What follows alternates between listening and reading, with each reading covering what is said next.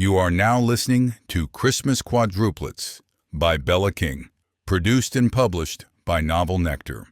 This Christmas, I'm on my professor's naughty list, and he's coming to collect. All I wanted for Christmas was a 4.0 GPA. Instead, I got the hottest Mafia boss ever, posing as a professor at my university. But Professor Makarov isn't just my grumpy new business 101 lecturer. He's the most dangerous man in the city. And after one very late night in his private office, I've made the mistake of discovering it. Suddenly, he's buying me things to keep me quiet, making my every fantasy come true, and fending off my toxic ex to protect me. I guess jealousy has its advantages. Makarov says I've landed myself on his naughty list, but he doesn't know everything. He doesn't know about the secret I carry, the one that started with a single, reckless night in his office, the one growing right under his watchful eyes, his heir, his legacy, his undoing. This Christmas, I'm on my professor's naughty list, and he's coming to collect. 1. Galena. The first rule of my new, meticulously structured life is that my alarm goes off at 6 a.m. Not 6:01, not 5:59. The second rule is that I'm out of bed before it can beep a second time. It's a system, a promise I made to myself. No more chaos, no more drama, no more letting someone else's moods dictate my mornings, like that a-hole Ryan. This morning, like every morning for the past year, I nail it. The floorboards are ice cold against my bare feet. A brutal but effective reminder that it's November in Boston and hesitation is for the weak. Outside my window, the sky is a deep purple, not quite ready to give into the day. The branches of the oak tree in our small courtyard are stark and black, but someone on the first floor has already wrapped the trunk in a string of tiny white Christmas lights, a defiant sparkle against the gloom. It's not even Thanksgiving, but this city seems to be in a collective rush toward festive cheer. I can't decide if it's hopeful or desperate. By 7, I'm showered, dressed in my usual uniform of dark jeans and a gray cashmere sweater, and mainlining coffee at the kitchen counter. My roommate, Sophie, is still a lump under her duvet, her snores a soft counterpoint to the hiss of the radiator. My plan is simple. Get to campus early, find a quiet corner in the library, and get a head start on the research proposal that's been hanging over my head like a guillotine. It's the first week of the new semester, a condensed, late fall term for a few specialized graduate programs, and my scholarship depends on keeping my grades pristine. Focus is not optional, it's survival, which is why, at precisely 8:55 a.m., I'm sitting in the third row of a cavernous lecture hall in Harrington University's oldest building. Notebook open, pen poised. The room smells like lemon-scented polish, old wood, and the damp wool of 100 coats. Through the tall arched windows, I can see a flurry of what might be the first snow of the season, delicate flakes melting against the ancient glass. The class is business strategy. The professor is a last-minute addition to the faculty, a visiting lecturer named Audric Makarov.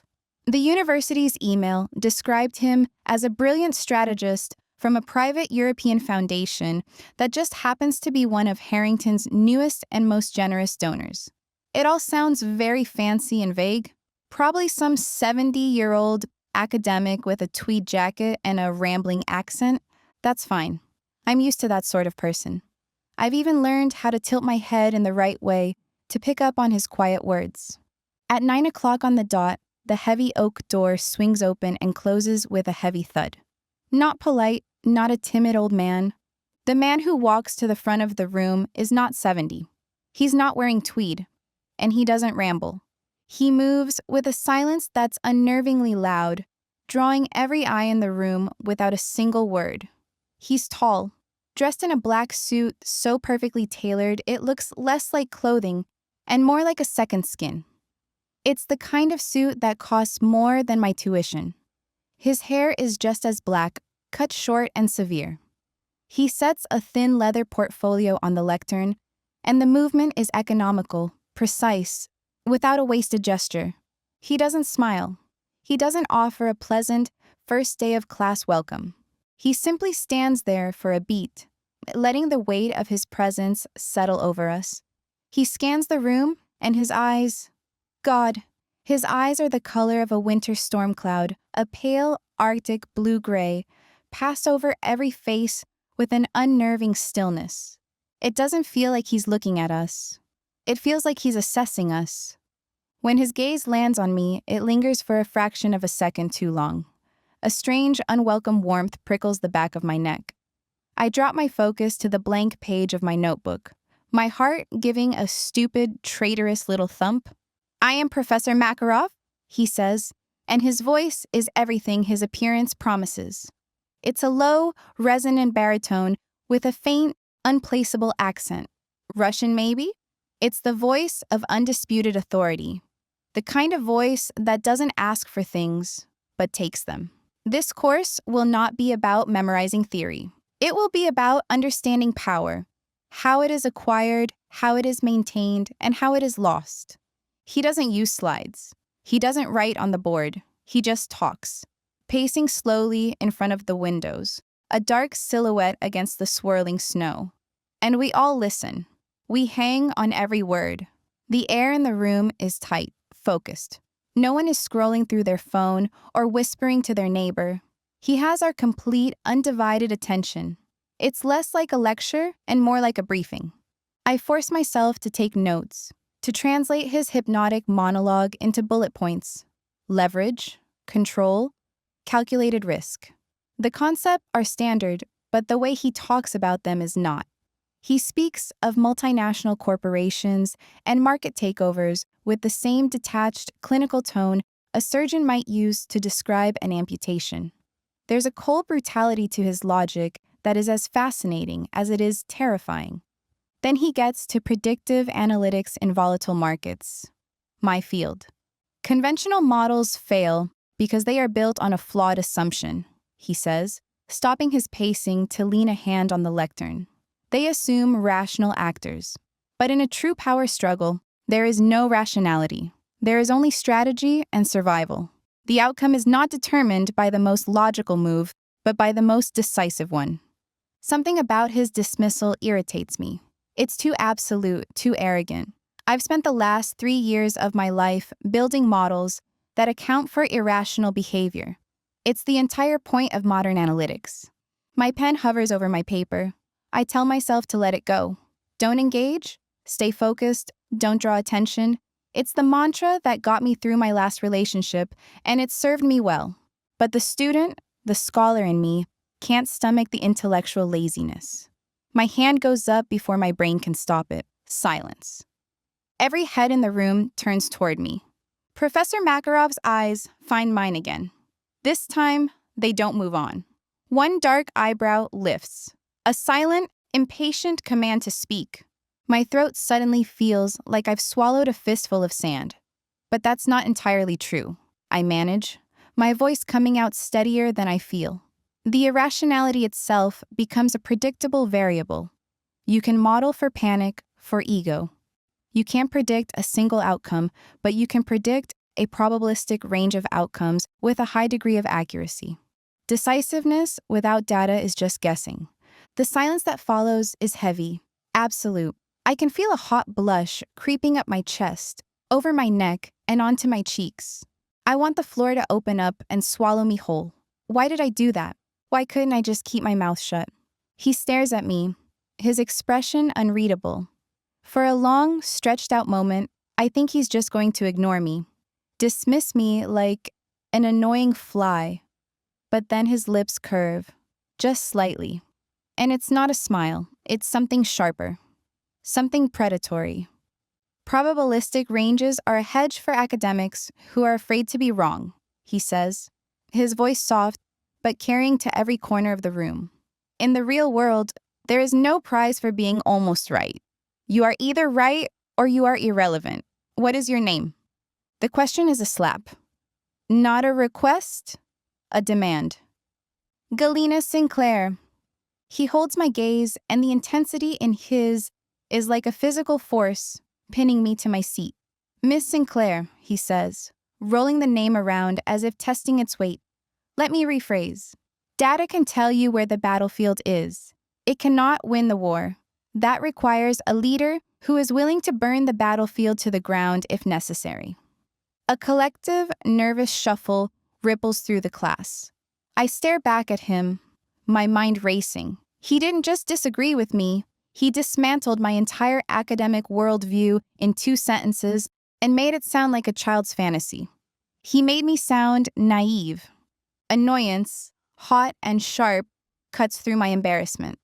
Or it requires a leader who knows how to win without destroying the assets they came to conquer, I retort, my voice sharper this time. The ghost of a smile on his lips widens by a millimeter. It doesn't touch his eyes. His eyes are glacial. A commendable, if idealistic, thought. He turns away from me, then, addressing the class as a whole as if our exchange never happened. Your primary assignment for this semester will be a full, strategic analysis of a hostile takeover. Details will be posted online. Read them, understand them. Do not email me with questions that are answered in the syllabus. The rest of the lecture passes in a blur. I try to focus, to take notes, but my mind is stuck on a loop, replaying our conversation. His condescending tone, the unnerving focus of his gaze, the way he'd made me the center of attention, only to dismiss me so completely. I feel exposed, singled out, and I hate it. I hate him for doing it, and I hate myself for caring so damn much. I can feel him watching me for the rest of the hour. I don't look up, but I know. It's a strange, prickling sensation on my skin, a weight in the air around me. He's carrying on with his lecture about supply chain dominance and strategic alliances, but I get the distinct impression that his words are still, somehow, directed at me. A lesson, a warning. When the clock finally hits 10:15, the collective sigh of relief in the room is audible. Students pack their bags, with a hurried rustle, eager to escape the suffocating tension he created. I shove my notebook into my backpack, my movements jerky, refusing to look toward the front of the room. I just want to get out. "Miss Sinclair?" His voice cuts through the noise, stopping me cold. I'm halfway up the aisle and I freeze, my back to him. Slowly, I turn. The room is almost empty now, except for a few stragglers. He's still standing behind the lectern, watching me with that same unnerving stillness. "Your point was not without merit," he says, his voice lower now, more intimate in the cavernous space. "It was simply too academic." He says the word like it's an insult, like it's a synonym for useless. "I'll try to be more imperfect next time, Professor," I say, the sarcasm a thin veil over my irritation. His eyes narrow almost imperceptibly. "I expect you will." And that's it. He gives me a curt, dismissive nod and turns his attention to the papers on his lectern. The conversation is over. I'm dismissed.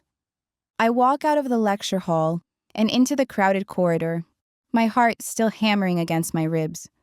I lean against the cold stone wall for a second, taking a deep breath of the hallway's less charged air. The sheer arrogance of the man, the way he carries himself, like he owns not just the room, but the entire university.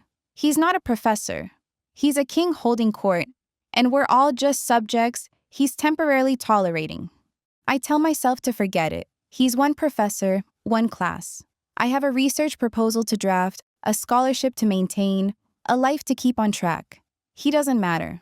But as I walk across the quad, the weak winter sun doing nothing to combat the biting wind, I can't shake the feeling of his eyes on me. I can still hear his voice, that low, controlled sound that seems to vibrate right through my bones. I've never met anyone like him. Nobody at all. Maybe that's a good thing, but it also makes him that much more distracting. That night, I sit at my desk, my laptop open to a fresh document titled Research Proposal and G. Sinclair. Outside, the city glitters with the first wave of Christmas lights, warm and inviting. Sophie is out with friends. And the apartment is quiet except for the hum of the fridge and the faint sound of a siren in the distance. This is my element: structure, quiet, focus.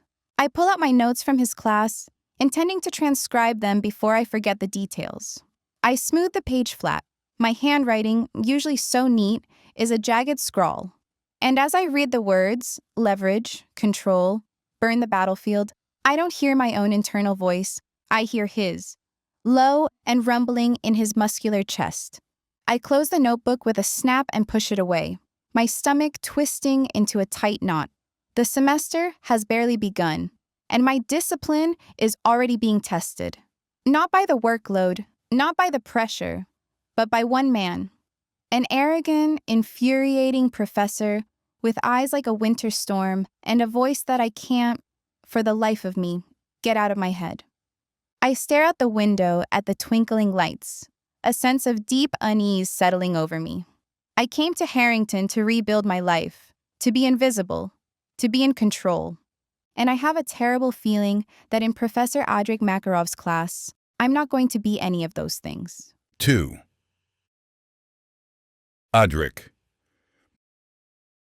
My university office is a sterile box of beige walls and cheap, functional furniture.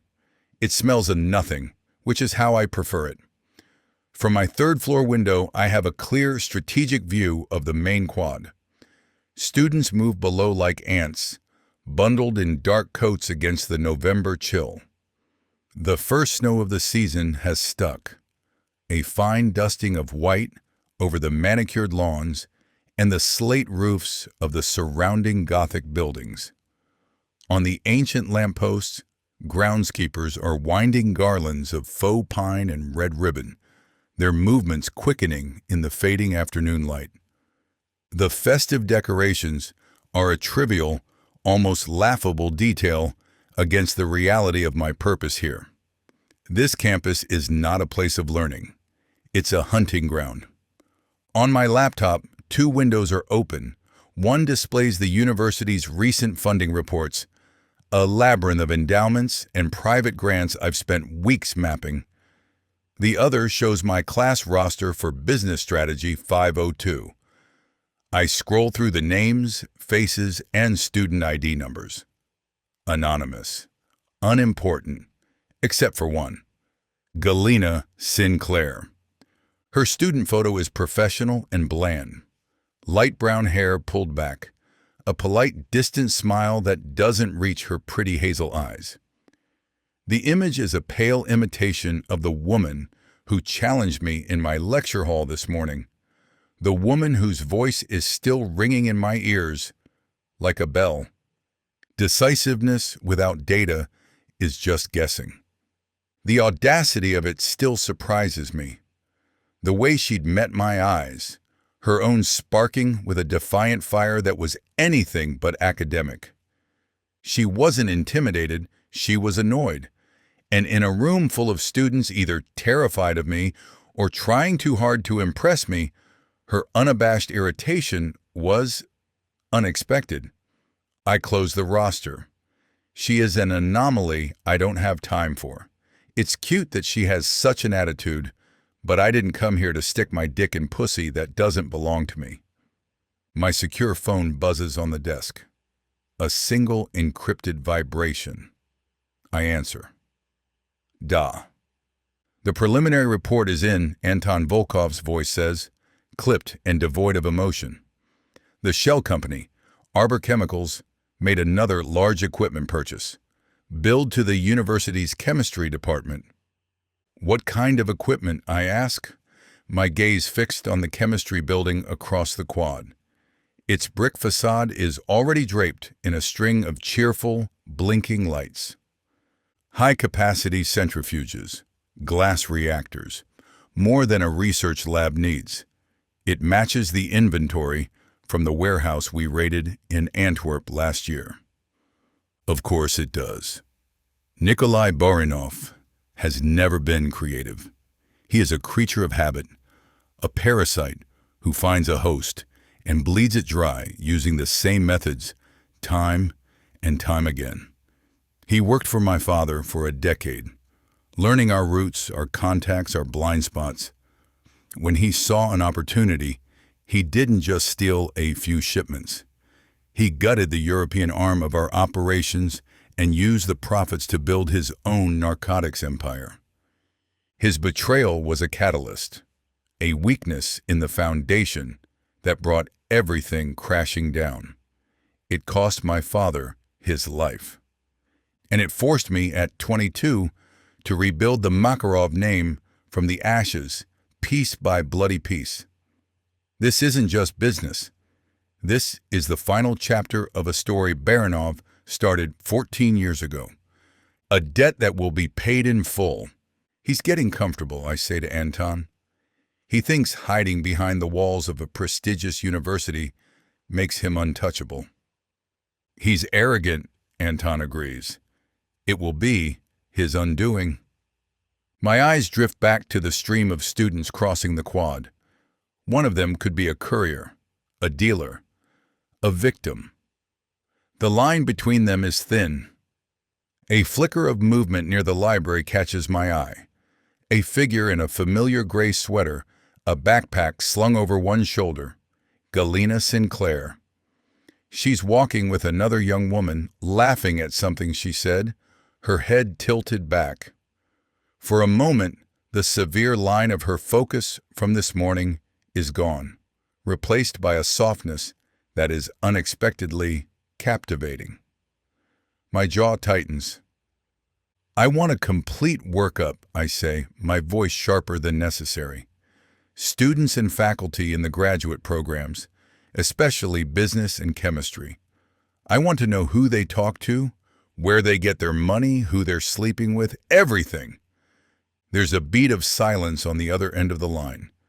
Anton is the only man alive who would dare to question my orders, even with silence.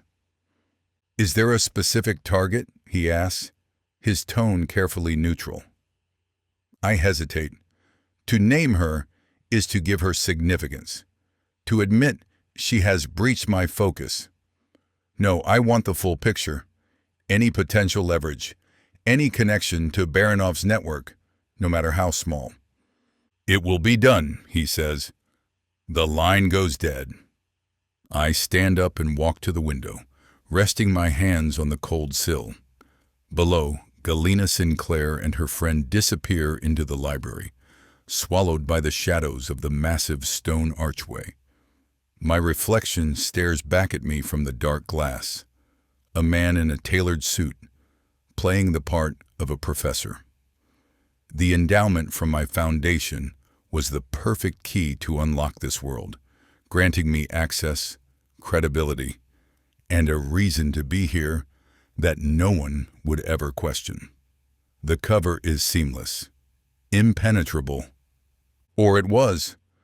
Her defiance this morning wasn't just a challenge to my authority in a classroom. It was a disruption to the cold, orderly machine of this operation. She pulled focus, my focus, and for the last 6 hours, a part of my mind that should have been dedicated to Baranov has been replaying the color of her eyes and the curve of her mouth as she argued with me. This is a weakness I cannot afford. In my world, attachments will drag you down. Emotions are weapons your enemies will use against you. I learned that lesson at my father's grave.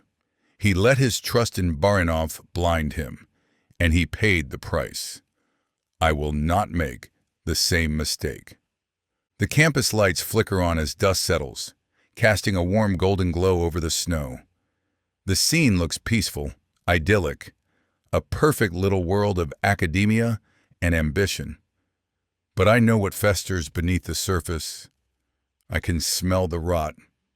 Baranov is here, poisoning everything he touches, and I am the only one who can cut him out. I turn away from the window, my decision made.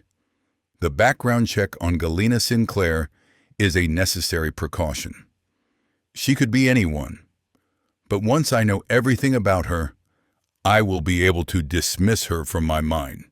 She will become just another name on a list, another face in a crowd. My role here is clear, my identity absolute. I am Adrik Makarov, and I am here to finish a war. Anything else, anyone else that gets in the way will be costly. A price I have no intention of paying. 3. Galena.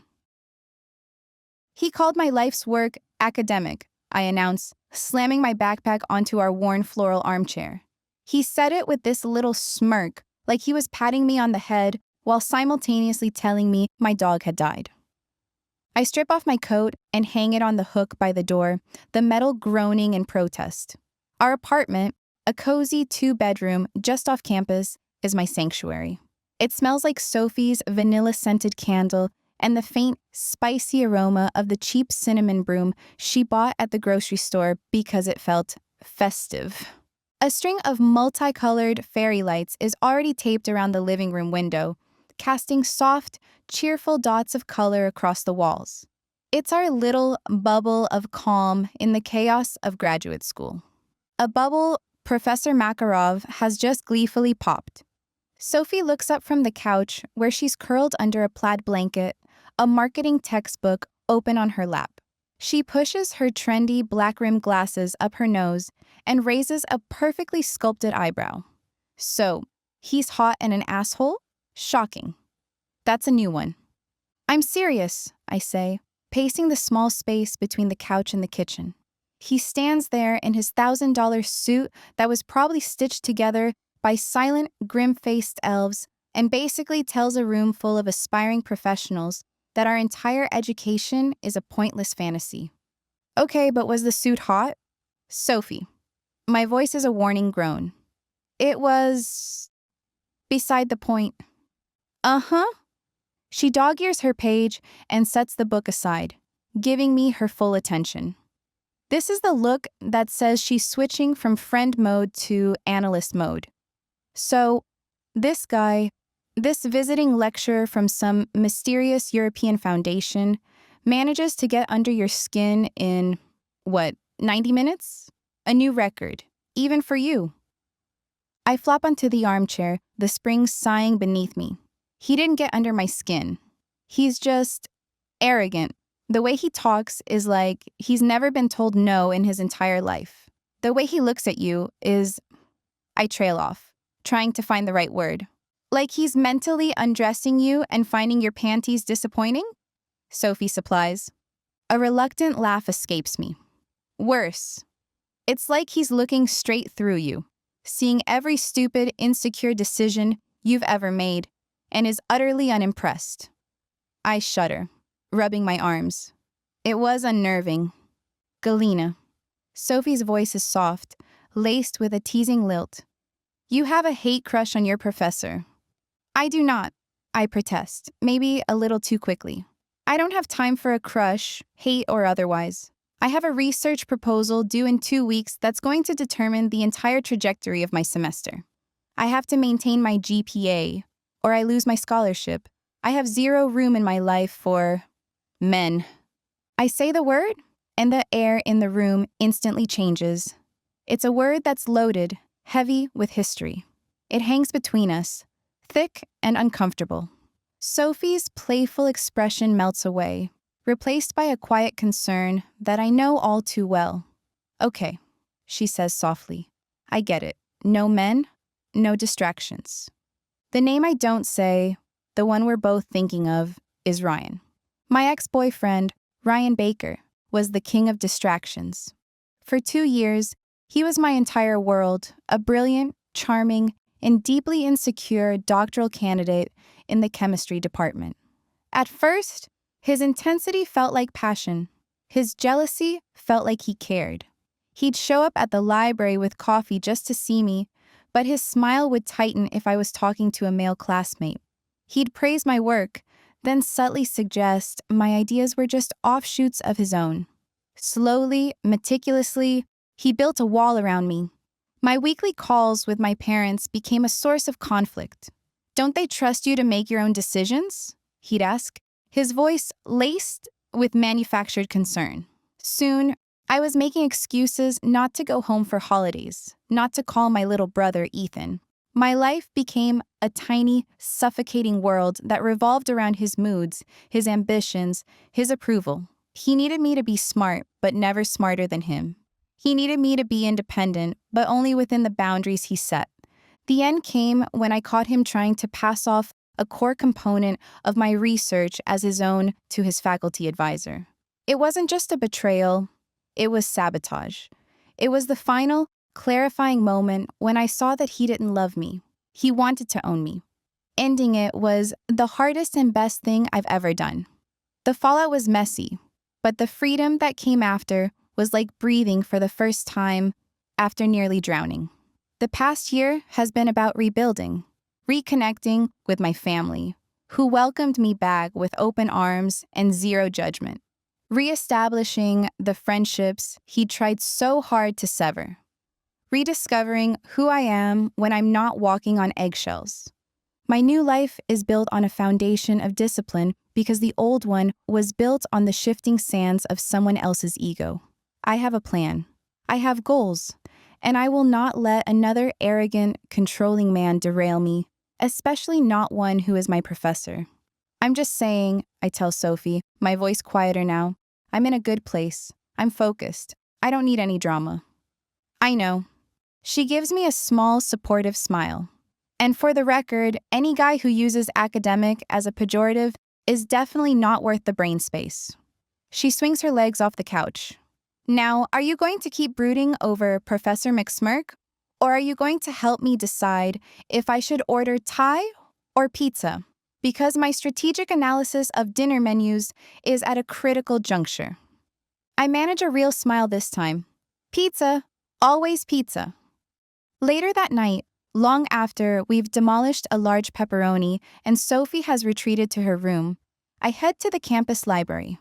The proposal isn't going to write itself, and the quiet, hallowed halls of the library at night are the only place I can truly concentrate. The walk is short, just a few blocks, but the air is sharp and bites at my cheeks.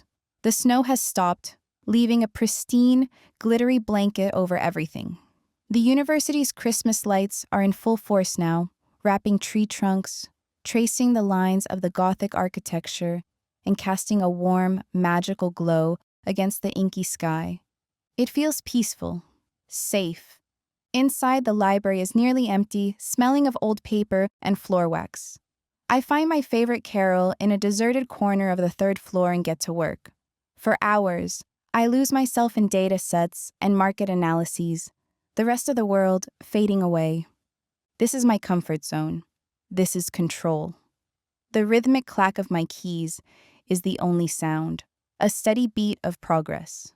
It's after midnight when I finally pack up, my brain buzzing with statistics and my eyes gritty with exhaustion. As I'm shrugging on my coat, my phone buzzes with a text from my mom. Just wanted to say, we're proud of you. Don't work too hard, love you. A warm feeling spreads through my chest.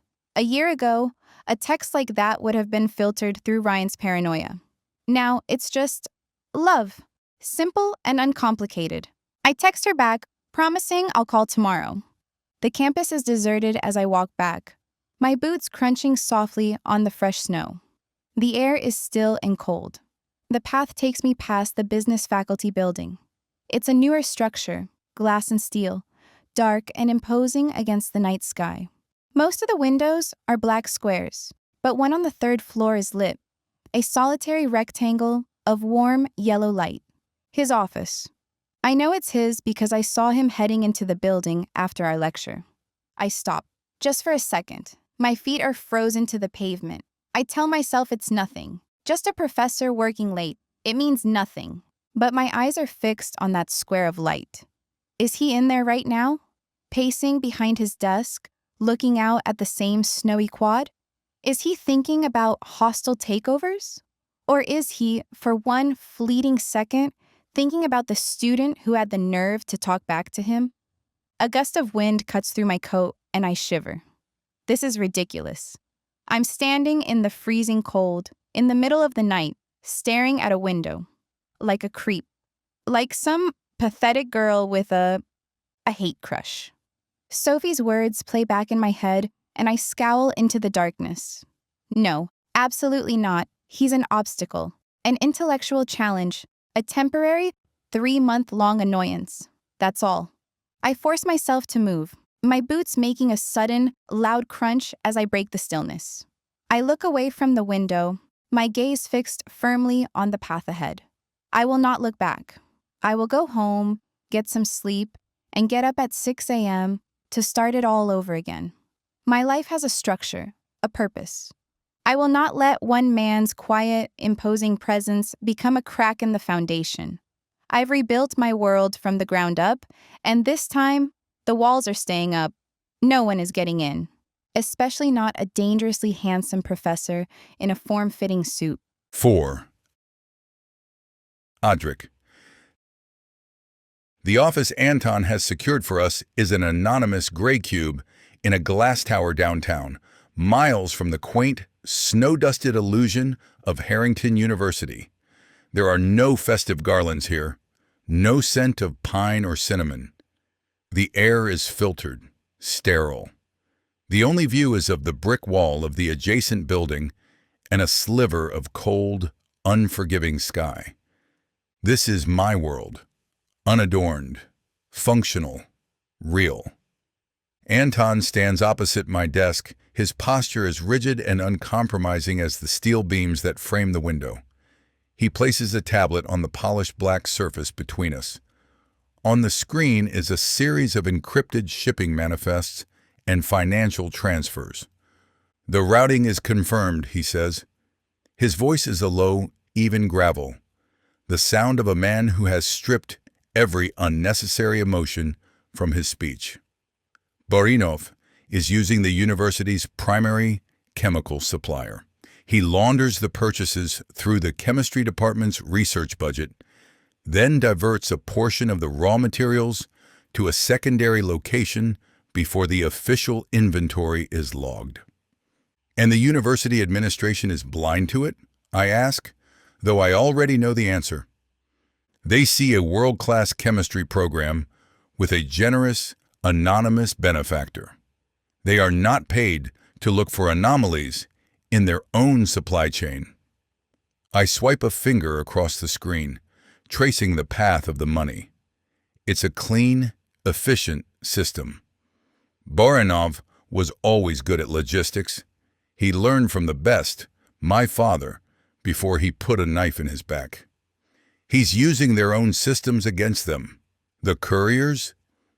University contracted, no direct ties to him.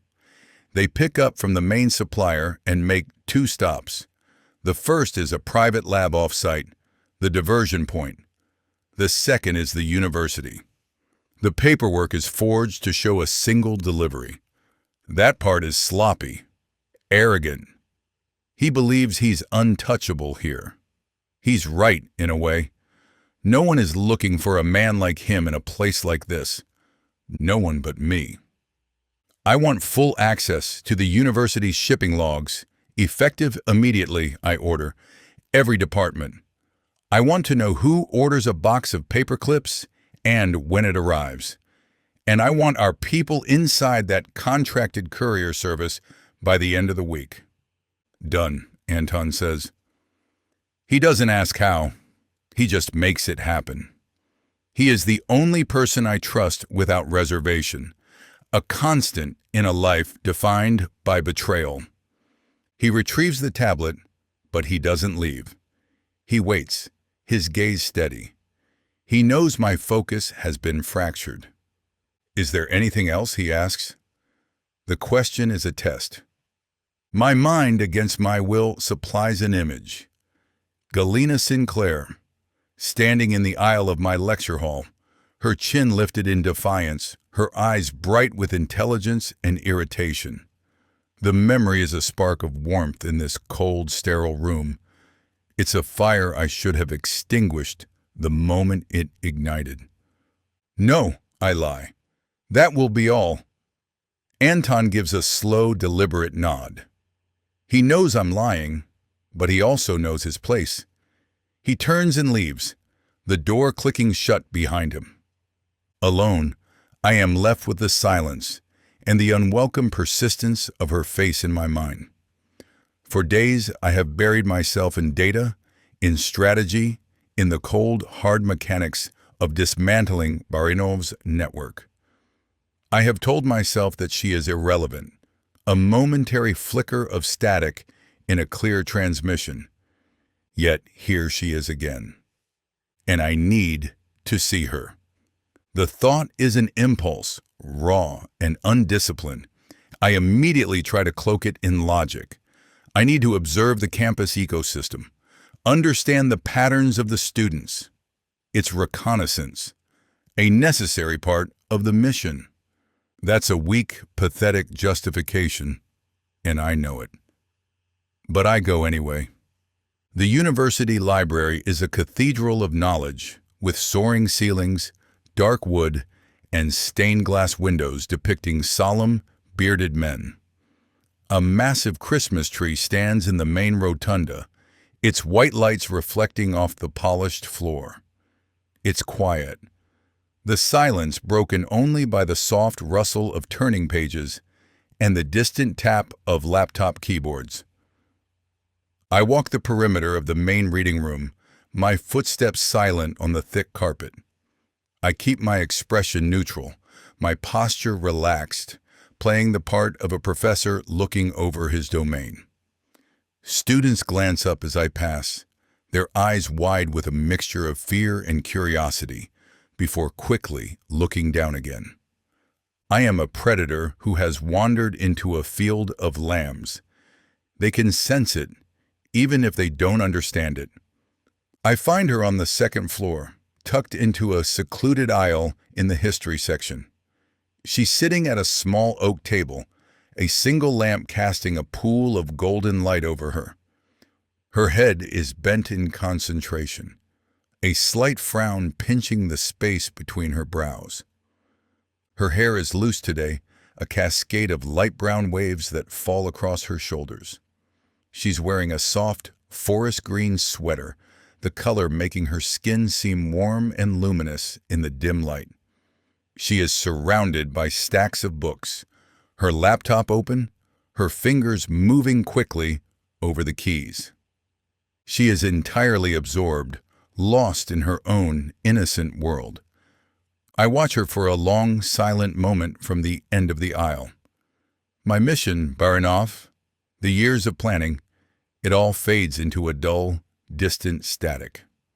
The only thing that feels real is the sight of her, the intense, focused energy she radiates.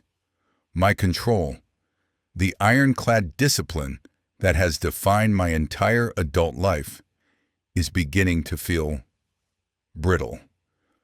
I force myself to move, to walk down the aisle as if I have a purpose here. My official reason is to check on student work, a plausible professorial task. As I draw closer, I can see the title of a book near her elbow, The Economic Collapse of Post-Soviet States. She doesn't notice me until I'm almost beside her table. I stop, pretending to scan the titles on the shelf. Out of the corner of my eye, I see her go still. Her typing ceases. She doesn't look at me, but I can feel her awareness. A sudden, sharp spike of tension in the quiet air. She reaches for a book on the top of a stack next to her without looking up. At the same moment, I reach for one on the shelf. Our paths intersect in the small space between us. The back of my hand brushes against hers. It's nothing. A flicker of contact. Less than a second. But a jolt, hot and electric, shoots up my arm. Her skin is impossibly soft, impossibly warm. The world narrows to that single point of contact. The scent of her, something clean and fresh and pretty, fills my senses. She flinches, snatching her hand back as if she's been burned. Her head jerks up, and her wide, startled hazel eyes meet mine. There's a deer in the headlights terror in them, quickly followed by a flash of that familiar, defiant anger. A faint pink blush spreads across her cheeks. My own body feels like it's been struck by lightning. My pulse, normally a slow, steady rhythm, is hammering against my ribs. I have been shot, stabbed, beaten to within an inch of my life. I have walked through fire and faced down men who would kill me without a second thought. Nothing has ever shaken me like this. This accidental, fleeting touch. I say nothing. I can't seem to make my voice work. I just stare at her, caught in the gravity of her gaze. She looks away first, her eyes dropping to her laptop screen. She tucks a strand of hair behind her ear, a nervous, jerky movement. She is trying to pretend, I'm not here, that nothing happened.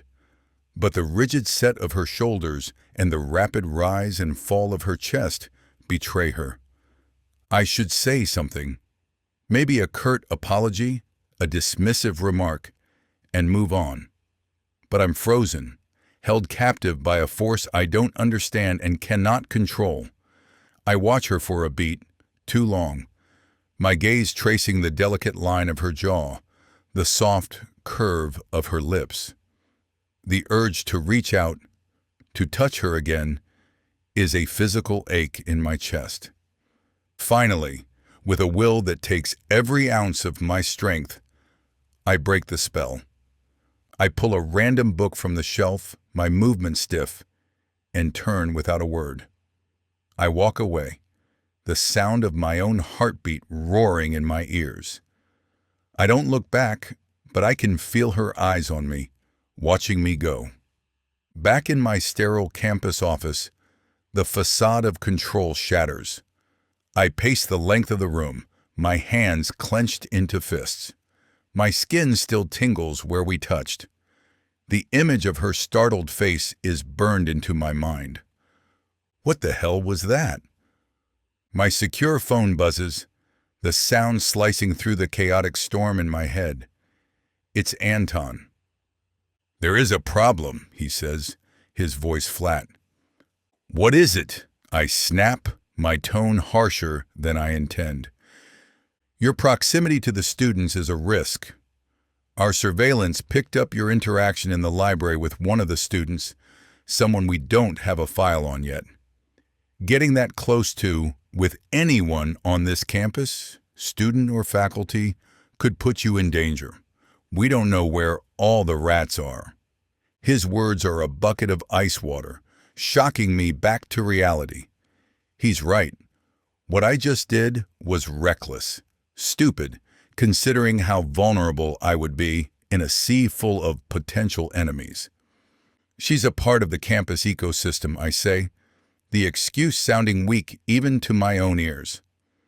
"I needed to observe her." "We can place a hit on her if you think she's trouble," Anton says, his voice unwavering. "Take her out quietly so you can focus."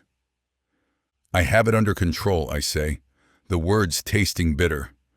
"Don't do anything rash." Anton is silent for a moment. "Affirmative," he says, and ends the call. The silence that follows is accusatory. I stand at the window, staring out at the campus as night falls. The Christmas lights on the quad blink on, casting a cheerful, festive glow that feels like a mockery. Later, I sit in the dark, the only light coming from the bank of monitors displaying the live feeds from the campus security cameras. I've had them routed to my office. I tell myself it's for security, for the mission. I find her easily. Camera 4 focused on the main library exit. At 12:17 a.m. she emerges, pulling her coat tight around her. She looks small and alone against the vast, dark backdrop of the stone building. Snow has begun to fall again, a gentle swirl of white flakes under the amber glow of the lampposts. I watch as she walks across the quad, her head down, her path cutting a fresh line through the pristine snow.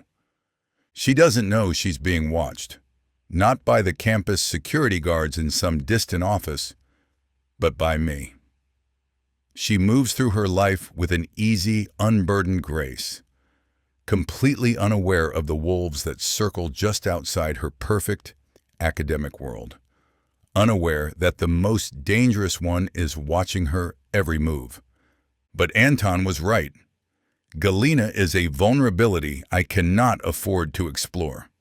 A risk to everything I've spent the last 14 years building, even if she's just an innocent little doe. But as I watch her disappear from the frame, a cold, hard certainty settles in my chest. It is no longer a matter of choice. My control is gone. My focus is her. She has become part of my mission. Feeling that perfect soft skin again. Having her in a way that would make even the most perverted among us blush. 5. Galina. For the next week, Professor Makarov's lecture hall becomes a masterclass in psychological warfare. Or maybe I'm just being dramatic. It's probably the latter. Still, the tension between us is a living, breathing entity in the room. It sits in the empty chair between me and the guy next to me, who seems to be perpetually vaping under his desk. Fruit vapors are annoying, but they're nothing compared to how Professor Makarov looks at me. I've implemented a strict new policy of avoidance. I find a seat in the back corner, keep my head down, and take meticulous, borderline obsessive notes. I don't raise my hand. I don't ask questions. I don't even make eye contact with the whiteboard, just in case it's secretly allied with him. My goal is to become as inanimate as the antique radiator that hisses against the far wall. But it doesn't work. I can feel him watching me. It's not a constant stare, but a series of targeted glances, like a sniper acquiring a target. I'll be trying to decipher a particularly dense diagram of supply chain logistics when the hair on the back of my neck will stand up. And I'll know. He's looking at me. His calm voice tightens almost imperceptibly whenever someone else asks a question I know I should have asked. It's like he's daring me to engage, to challenge him again. He wants me to break my self-imposed silence, and the fact that he wants it makes me even more determined not to. It has become a silent, ridiculous battle of wills, and I am losing spectacularly. My focus is shot. My notes are filled with doodles of angry-looking stick figures being thrown off cliffs. My life, once a well-oiled machine of discipline, now has a large Russian-accented wrench thrown directly into its gears. By Thursday evening, I'm at my breaking point. I've been staring at the guidelines for our final project for 3 hours, and one of the core requirements is so vaguely worded, it's either a typo or a Zen koan. I've read it 50 times. It makes no sense. I could email him, but I know exactly what the response would be. A curt, one-sentence reply that answers my question while somehow also insulting my intelligence. The only other option is to go to his office hours, which I have strategically avoided all week. I check the time. It's almost 8 p.m. His office hours officially ended 3 hours ago, but the light in his third-floor window is still on. I saw it on my way to the library, a solitary, glowing rectangle against the dark facade of the business building. I tell myself it's a bad idea. A terrible, horrible, no good, very bad idea. Going to his office, alone, at night, it's the opening scene of a horror movie, or a really questionable romance novel. But the project is 40% of my grade. My scholarship is hanging in the balance. My academic integrity is at stake. I am a serious student, and I need clarification. This isn't personal, it's practical. I repeat that last part to myself like a mantra as I pack my bag. This is practical. This is professional. This is not about his stupid, stormy gray eyes or the way his suit fits him like he was born in it. The campus is quiet, blanketed in a fresh layer of snow that muffles every sound. The Christmas lights, strung along the trees, cast long, dancing shadows on the path, making the familiar grounds feel strange and slightly menacing. The air is so cold it hurts to breathe. Each inhale, a sharp sting in my lungs. My boots crunch a lonely rhythm on the pristine, white ground. The business building is even quieter. The cheerful, bustling energy of the day has evaporated, leaving behind an echoing silence.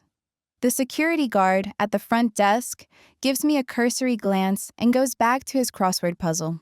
My footsteps are unnaturally loud on the polished floor of the main atrium, where a ridiculously large Christmas tree glitters, its cheerful ornaments seeming to watch me with 1,000 tiny, judgmental eyes. The elevator ride to the third floor feels like a slow, deliberate ascent into the lion's den. The hallway is dark, save for the emergency lights and a sliver of gold coming from under the door at the very end. 312. Professor Makarov. My heart is doing a frantic, staccato beat against my ribs. Practical, I remind myself, my hand feeling clammy as I raise it to knock. Professional. But before my knuckles can make contact with the wood, I hear his voice. It's low, and it's not the steady, authoritative tone of his lectures. This is something else entirely. Colder. Harder. He's speaking Russian. The words sharp and clipped, like pieces of chipped ice. The language is foreign, but the menace in it is universal. I freeze, my hand hovering in the air. I should leave. I should turn around, walk away, and pretend I never came here. This is a private conversation. It's none of my business. But I can't move. I'm rooted to the spot, my ear tipped just slightly toward the door, straining to make sense of the sounds. The cadence of his speech is brutal. A series of short, sharp commands. I don't understand the words, but I understand the tone. It's the sound of an order being given. An order that will not be questioned. Then, the language shifts. His voice drops even lower, the Russian giving way to chillingly perfect English. He is a liability, he says, and the words are so devoid of emotion, they make my blood run cold. The transaction is complete. Ensure he does not speak of it to anyone. Ever. There's a pause. I hold my breath. My entire body rigid, with a fear so profound, it feels like I'm encased in ice. Yes, he says into the silence. That is what I am saying. He is a loose end. Tie it. Oh my God. My mind struggles to process what I've just heard. Tie it. It's a euphemism, clean and corporate, for something ugly and final. He's ordering a man's death. He's sitting in his cozy university office, surrounded by academic journals and student papers, and calmly, coolly, arranging for someone to be killed. A wave of nausea and terror washes over me. My carefully constructed world, my world of data points and grade point averages, has just violently collided with a reality I never knew existed. The floor seems to tilt beneath my feet. I stumble back a step, my shoulder bumping into the wall. My laptop bag, heavy with books, slips from my grasp and hits the floor with a dull, sickening thud. The sound is a cannon blast in the dead silence of the hallway. The voice inside the office cuts off instantly. For a single, horrifying second, nothing happens. The silence is absolute, stretched thin and tight like a wire. Then, the door's wrenched open. Adrik Makarov fills the doorway, a dark, towering silhouette against the light from his office. The polite, distant mask of the professor is gone. Utterly and completely gone. The man standing before me is a stranger. His face is a granite mask of cold fury, his storm cloud eyes narrowed, sharp with a lethal intensity I've never seen before. This is not a teacher. This is a predator, a beast in the night. Before I can scream, before I can run, before I can even process the raw, animal fear that is screaming through my veins, his hand shoots out and clamps around my upper arm. His grip is like steel. He yanks me forward, pulling me over the threshold and into his office before I can make a sound. The heavy door slams shut behind us, the sound sealing my fate. The room is dark, lit only by the soft glow of a single desk lamp that casts long, menacing shadows across the walls. The air is thick with the scent of expensive cologne and something else, something dangerous and electric. He backs me against the closed door, his body caging me in. He's so close I can feel the heat radiating from him. I can see the faint, dark stubble along his jaw, the hard, unforgiving line of his mouth. "What did you hear?" he demands. His voice, a low, vicious snarl that is nothing like the smooth baritone from his lectures. My brain is a blank slate of pure terror. Words fail me. I can only shake my head, a pathetic, jerky movement. "Don't lie to me," he hisses, his fingers digging into my arm, a painful reminder of his strength. His face is inches from mine, his arctic eyes boring into me, searching for the truth. "I will ask you one more time. What did you hear?" "Nothing," I gasp, the word a thin, reedy squeak. I was just coming to ask a question about the project. I didn't hear anything." It's a weak, transparent lie, and we both know it. A muscle feathers in his jaw. For a terrifying moment, I think he's going to hurt me. I can see the violence simmering just beneath the surface of his icy control. My entire body is trembling, my heart hammering against my ribs so hard I'm surprised it doesn't break right through. Then, just as suddenly as it appeared, the fury in his eyes recedes, replaced by something colder, more calculating. He releases my arm, the sudden absence of his grip making me sway. He takes a step back, putting a sliver of distance between us, and runs a hand over his face. When he looks at me again, the predator is gone, and the cool, unreadable professor is back. But the shift is so quick, it's deeply unsettling. It's like watching a mask slide perfectly into place. He turns and walks to his desk, his movements once again fluid and economical. He opens a drawer, pulls out a thick, white envelope, and tosses it onto the polished wood surface. It lands with a soft, heavy thud. "This should be enough to ensure your silence," he says, his voice once again calm and controlled. "Take it. Forget you were here tonight. Forget whatever you think you heard. Go back to your studies, Miss Sinclair, and we will never speak of this again." I stare at the envelope. It's bulging with cash. So much fucking cash. He thinks he can buy me. He thinks my silence, my complicity, has a price tag. He thinks I'm a problem that money can solve. And in that moment, something inside me snaps. The terror is still there, a cold, hard knot in my stomach, but a new feeling rises to meet it. A hot, sharp spike of indignation, of rage. "No," I say, my voice trembling but clear. He looks up, one dark eyebrow raised in surprise. He wasn't expecting that. "I don't want your money," I say, finding a strength I didn't know I possessed. I meet his gaze, my chin lifted. "I didn't hear anything, and I won't say anything. Not because you're paying me, but because I don't want any part of whatever this is." I stare at him, my heart pounding, my words hanging in the tense, silent air between us. His expression is unreadable, but I see a flicker of something in those cold, gray eyes. Confusion? Disbelief? Whatever it is, my refusal has unsettled him. I have defied his expectations, broken from the script he had written for this encounter. For the second time since we met, I have managed to surprise him. He doesn't move.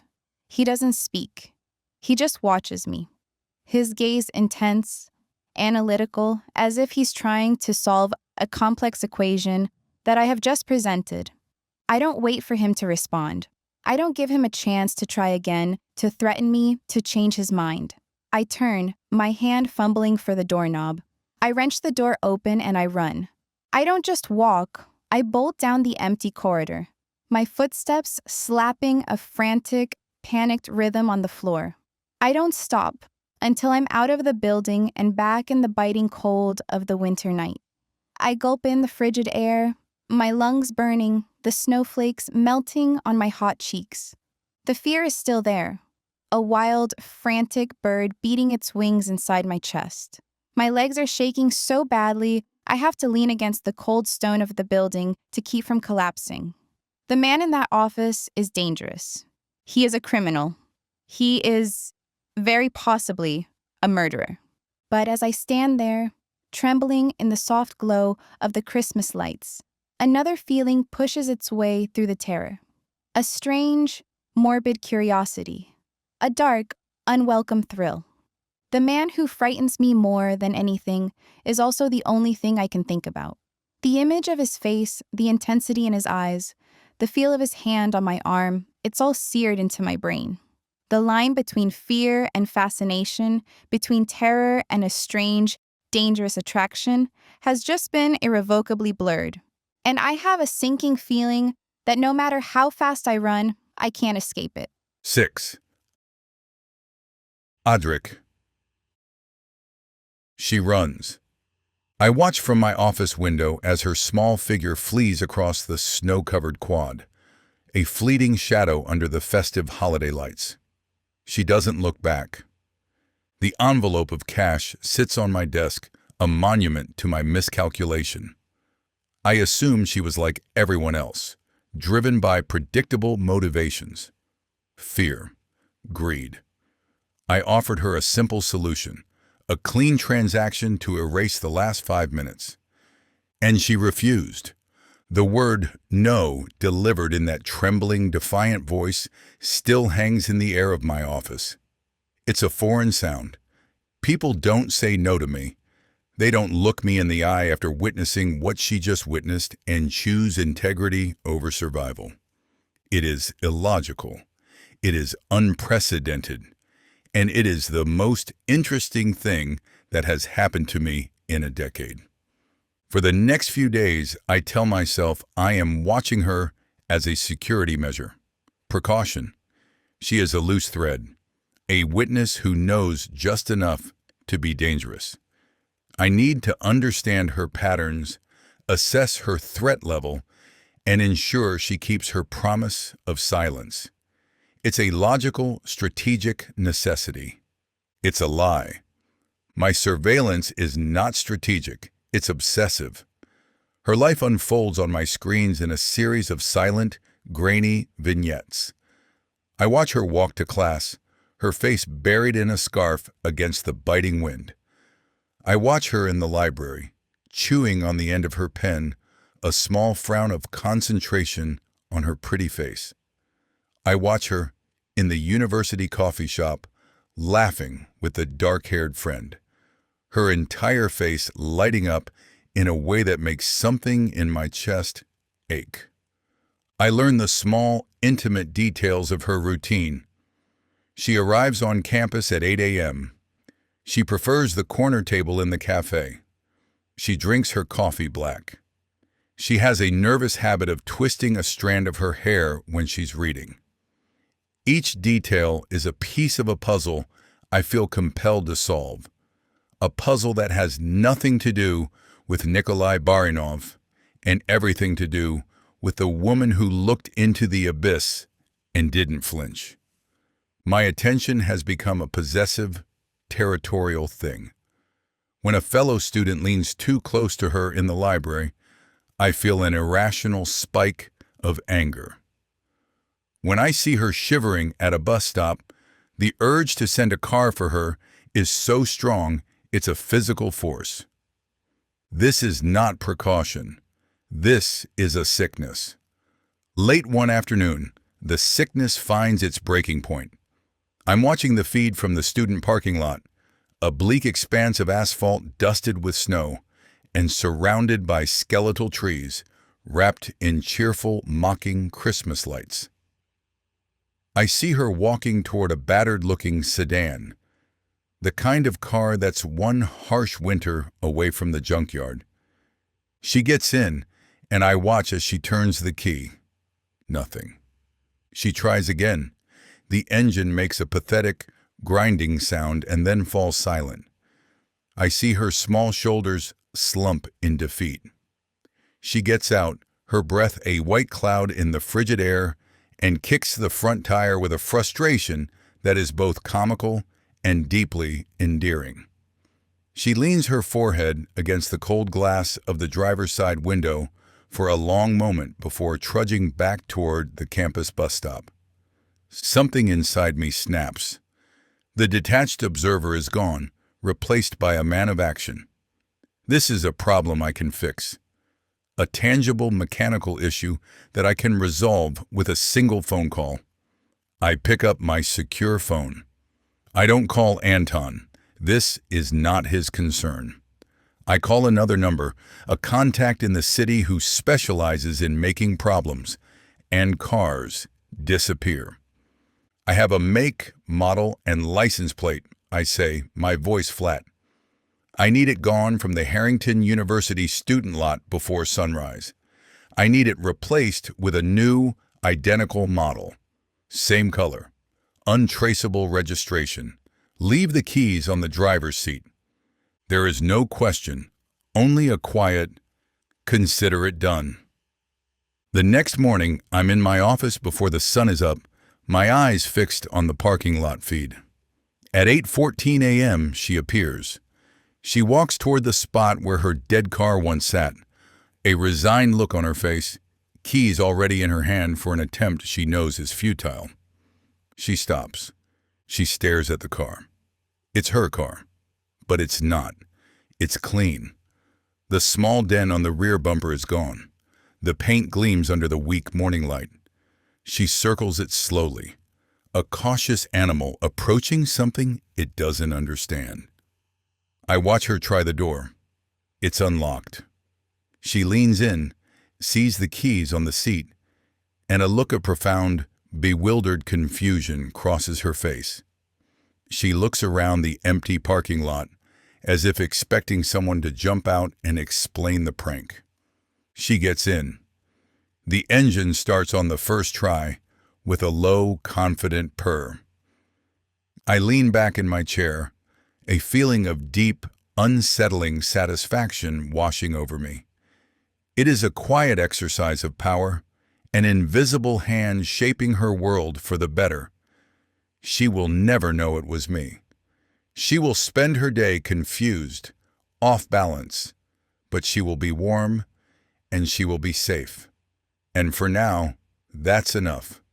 That evening, my satisfaction curdles into something dark and violent. I'm parked in the shadows across the street from her apartment building, a brick structure decorated with simple green wreaths on every door.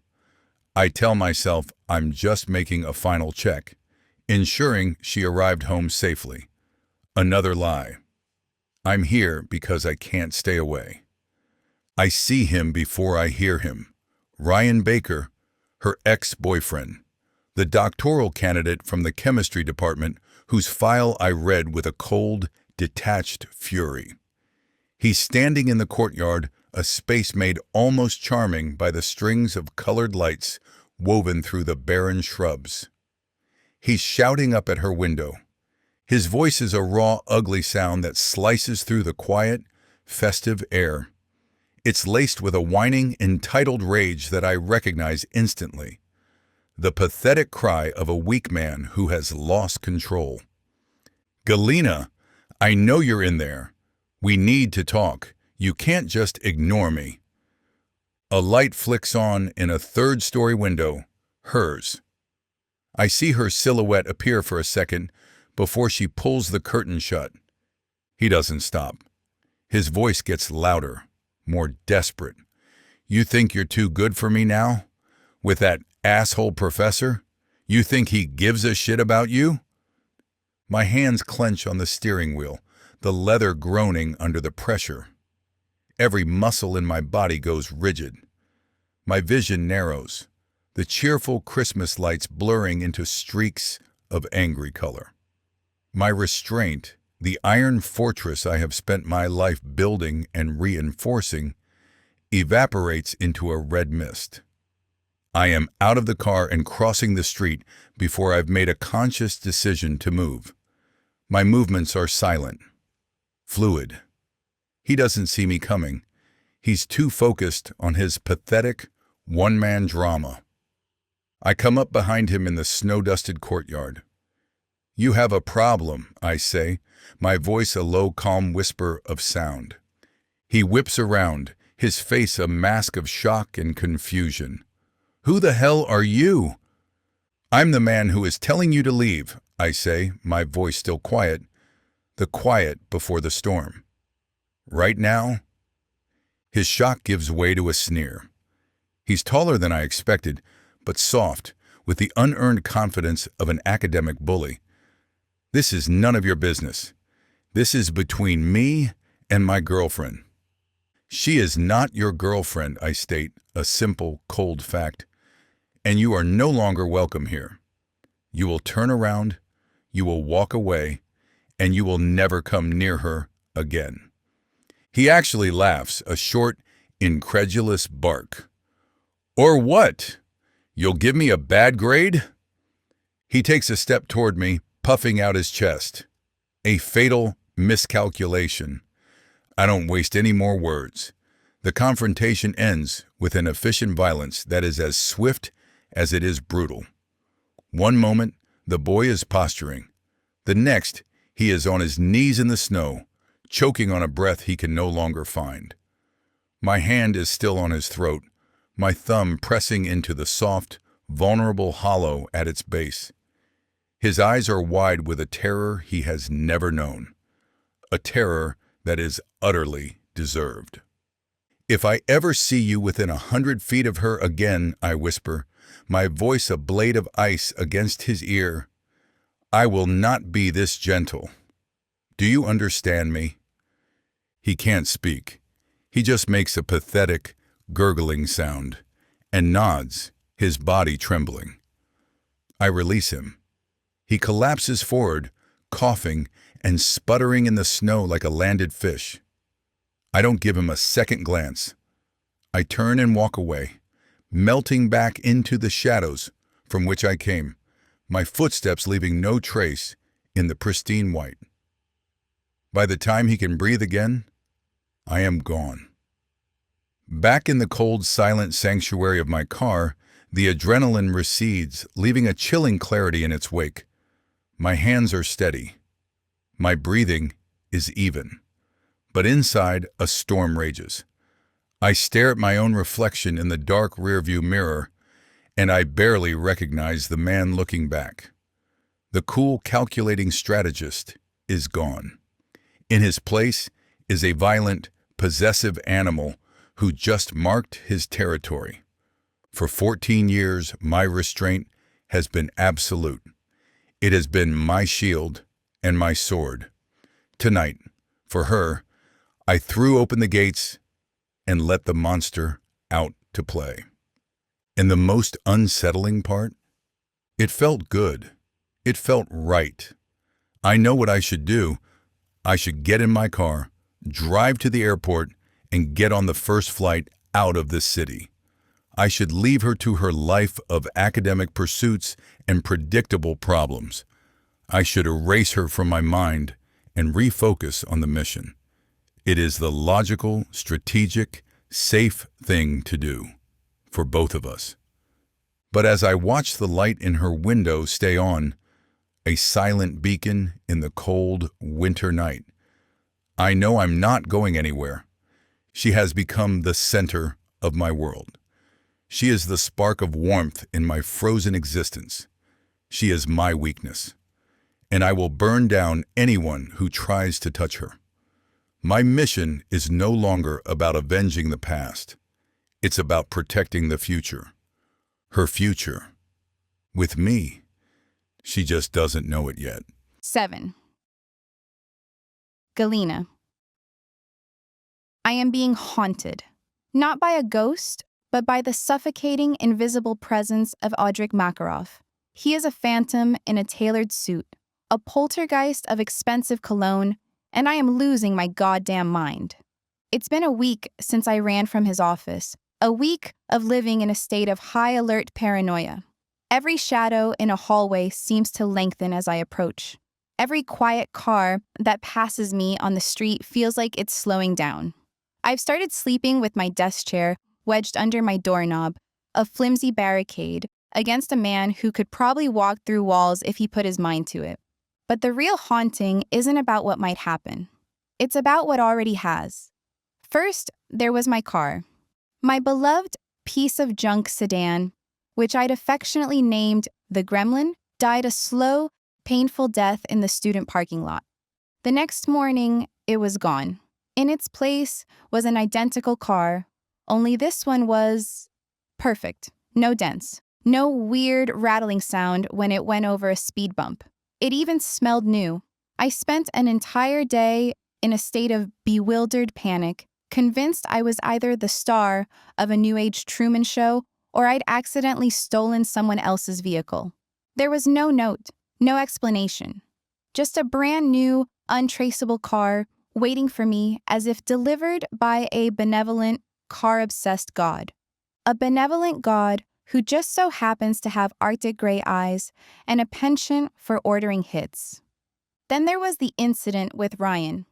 I was in my apartment when I heard him shouting in the courtyard. My blood ran cold. I peeked through the blinds just in time to see a dark figure materialize from the shadows and end the confrontation with a swift, brutal efficiency that left me breathless. I didn't see a face, but I didn't need to. I know how Audric Makarov moves. He doesn't waste energy. He just ends things. I can't eat. I can't sleep. I certainly can't focus on my research proposal. Every time I try to analyze a data set, my mind conjures the image of his face in the dark, the cold fury, the terrifying control. And now, these silent, unsettling interventions, he's not just watching me anymore. He's tidying up the messy corners of my life without my permission. He's a puppet master, pulling strings I didn't even know were attached to me, and I am suffocating under the weight of his silent, omniscient control. Tonight, it ends. I'm done being a pawn in his game. I'm done jumping at shadows and wondering if the new toaster Sophie bought is secretly a surveillance device. I am taking back my life. His last class of the day ends at 7. I wait until 7:30, giving the other students time to clear out. I march across the quad, my boots crunching on the packed snow with a righteous, determined rhythm.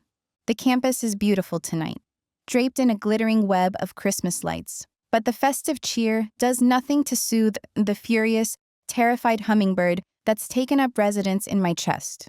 This time, I don't hesitate. I don't pause outside his door. I walk straight up to it and knock. 3 sharp, definitive raps that echo in the silent hallway. The door swings open almost immediately, as if he were expecting me.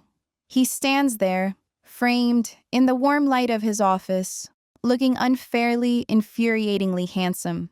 He shed his suit jacket, and his crisp white shirt is unbuttoned at the collar, the sleeves rolled up to his muscular forearms. He looks less like a professor and more like a predator in his den. "Miss Sinclair?" he says, his voice a low, calm rumble. There's no surprise in his eyes, only a quiet, unnerving watchfulness. "To what do I owe the pleasure?"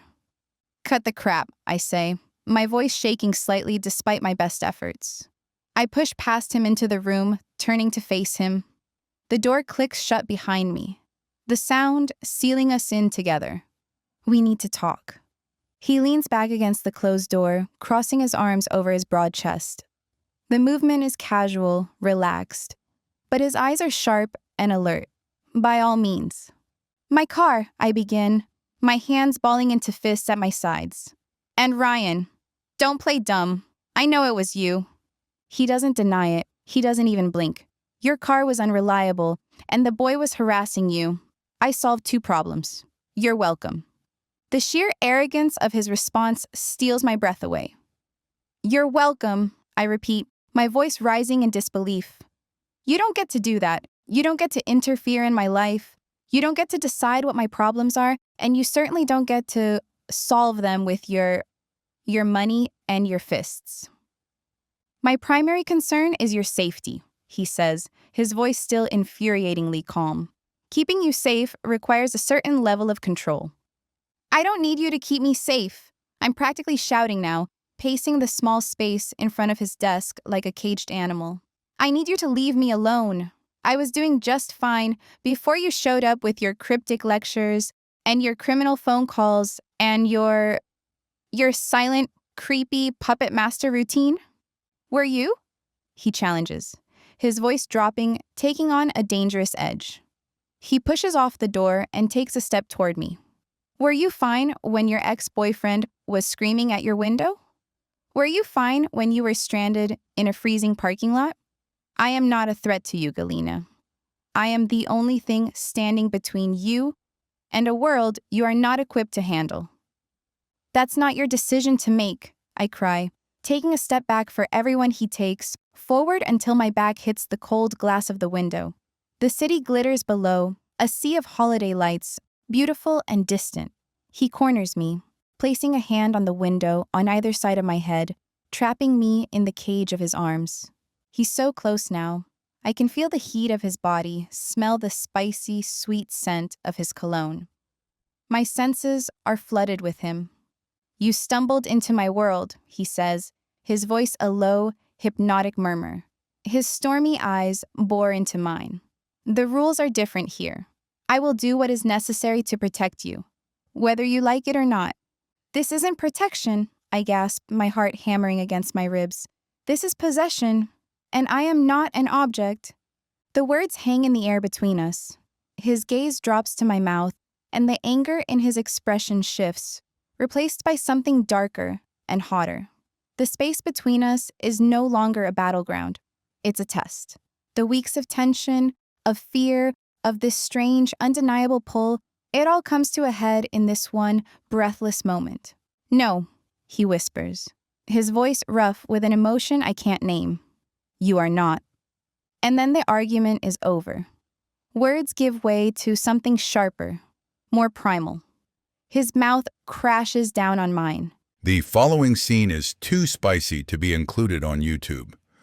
To listen to the full, unedited version, please go to bellakingbooks.com or follow the link in the description. Thank you. 8. Audiobook. Control is a muscle. For 2 weeks, I have been exercising it because without that control, I'm going to ruin everything I came here to do. All over that insanely sexy Galena. Jesus, a woman shouldn't be that attractive. It's more criminal than anything I've ever done. And yet, she's like an angel with how pure she is. Pale and sweet like that snow outside. But the incident in my office was a failure of my discipline. A temporary lapse in judgment brought on by a set of unprecedented variables. It was nothing but a hedonistic release. I repeat this to myself as I review the university's administrative reports. The words are a mantra, a shield against the memory of her taste, the feel of her skin, the sound of her breath hitching in the dark. The way I emptied everything I had inside of her. I bury myself in the mission ahead to forget about her. I spend my days in lectures, my voice a monotone drone of corporate theory, my expression a mask of academic detachment. I spend my nights in this sterile office, tracing the flow of Nikolai Barinov's poison through the veins of this institution. I work until my eyes burn, and the numbers on the screen blur into meaningless symbols. I am forcing the world back into its proper order.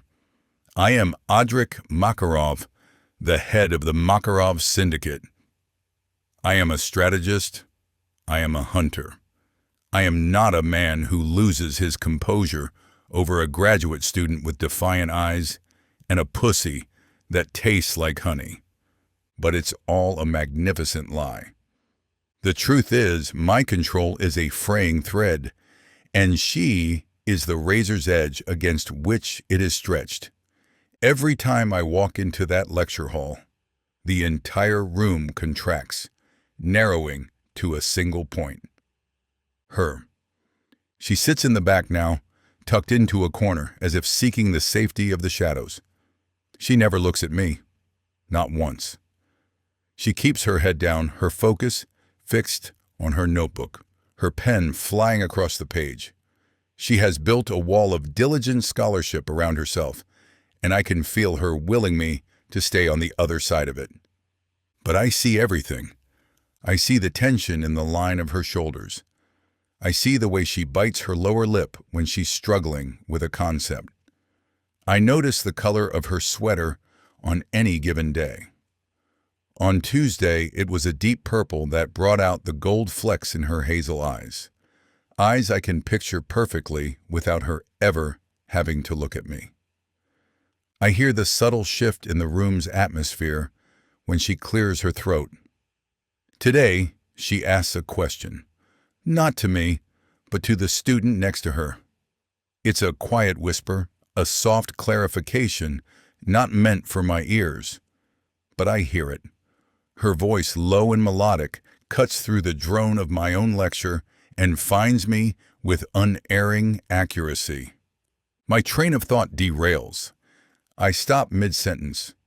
100 pairs of eyes are on me, waiting. The silence in the room is absolute, expectant. I have lost my place. Me. I, who can recall every detail of a decade-old transaction, cannot remember the next point on my own lecture outline. My gaze, of its own volition, slides to the back of the room and finds her. She is frozen, her head still bent toward her classmate, caught in the sudden, heavy silence. She knows. She knows she is the reason I have stopped speaking. Slowly, as if dreading what she will find, she lifts her head. Our eyes meet for the first time in 2 weeks. The world tilts on its axis. The air leaves my lungs in a silent rush. Her eyes are wide, a mixture of apprehension and a defiant spark that I now know is an inextricable part of her. A faint blush creeps up her neck, a telltale sign of her agitation. She is a book I am suddenly, desperately fluent in reading. I hold her gaze for a beat too long, a silent acknowledgement of the invisible war being waged between us. Then, with an effort that feels monumental, I tear my eyes away and find my place. I resume the lecture, my voice as calm and steady as ever. But inside, chaos reigns. The muscle of my control has just been torn. After hours, my office becomes my command center once more. The campus outside my window is a postcard of New England winter charm. A fresh blanket of snow covers everything, softening the hard edges of the Gothic architecture. The Christmas lights on the quad are a cheerful, almost aggressive blaze of color against the deep blue of twilight. It's a world of peace and festive warmth. It is a world I do not belong to. My secure phone rings, pulling me back to the cold reality of my own. It's Anton. "We're in," he says, his voice devoid of any preamble. "Our man started with the courier service this morning. He's confirmed the unscheduled stops. The diverted materials are being delivered to a decommissioned pharmaceutical lab in the warehouse district, owned by one of Baranov's shell corporations, I assume," I say, my eyes on the screen displaying a satellite image of the area. "Arbor Chemicals," Anton confirms. "The same name on the equipment purchases. He's not even trying to hide it." "Arrogance," I murmur, the word tasting like acid. I know that particular brand of hubris, the kind that comes from believing you are untouchable. Baranov thinks he's able to disappear in the smoke. It is my job to remind him that smoke can be blown away. What are the new transactions? He's using a new method to move the finished product. Small quantities, laundered through the university's hazardous waste disposal contracts. It's clever. No one questions a truck leaving a chemistry lab filled with sealed chemical drums. My focus sharpens. Trace the disposal routes. I want every stop mapped. I want to know where the product is being processed and packaged for the street. My concentration is returning, the cold, familiar logic of the mission a welcome balm on my frayed nerves. I can do this. I can compartmentalize. I can put her out of my mind. "It's already in progress," Anton says. Then there's a pause. I know what's coming. "The mission's integrity depends on you. The university's board is pleased with the foundation's endowment, and your academic cover is holding. As long as nothing gets messy on campus, I expect we're going to be able to pull this off." He doesn't say her name. He doesn't have to. He is a master of saying things without actually saying them. Maybe he knows how far I went with Galena. Probably not, but maybe. Things are squeaky clean on my end, I say, my voice flat and fake. Anton is silent for a moment, a silence that speaks volumes. Good, he says finally, because Baranov is very close now. I can taste victory. The only thing I can taste is Galena's pussy on my tongue, but I'll take that thought to the grave with me. I just smile and nod like Anton is in the room with me. We're almost there, but I'm patient. We'll get this done right, even if it takes longer. We end the call, and I stare at the phone in my hand for a moment before turning back to my laptop. I pull up the class roster and find her name, Galena Sinclair, and click on it.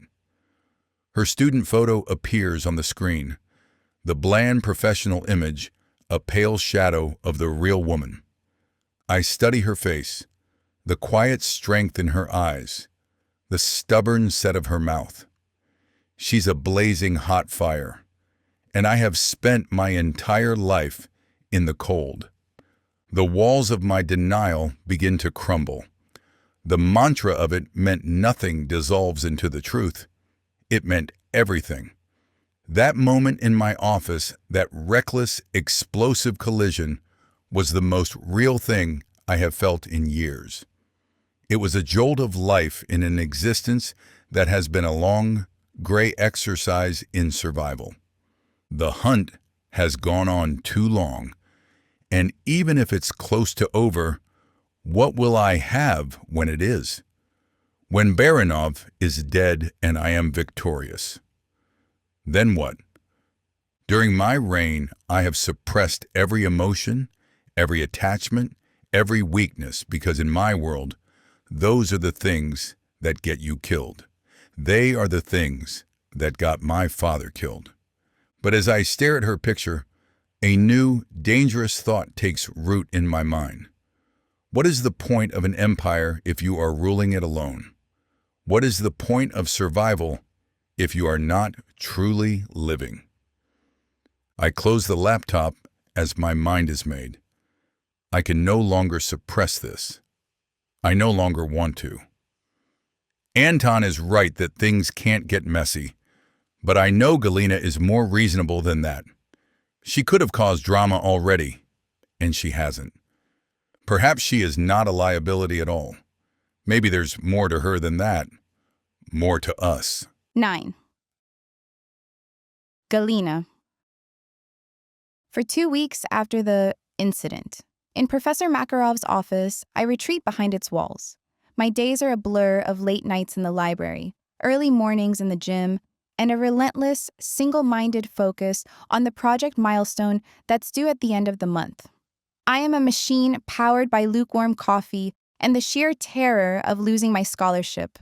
Avoidance has become my primary survival strategy. It's an art form I am perfecting. In Adrik Makarov's lecture hall, we have an unspoken treaty, a Cold War fought in the neutral territory of Business Strategy 502. I never look at him. I stare at my notebook with the intensity of a bomb disposal expert.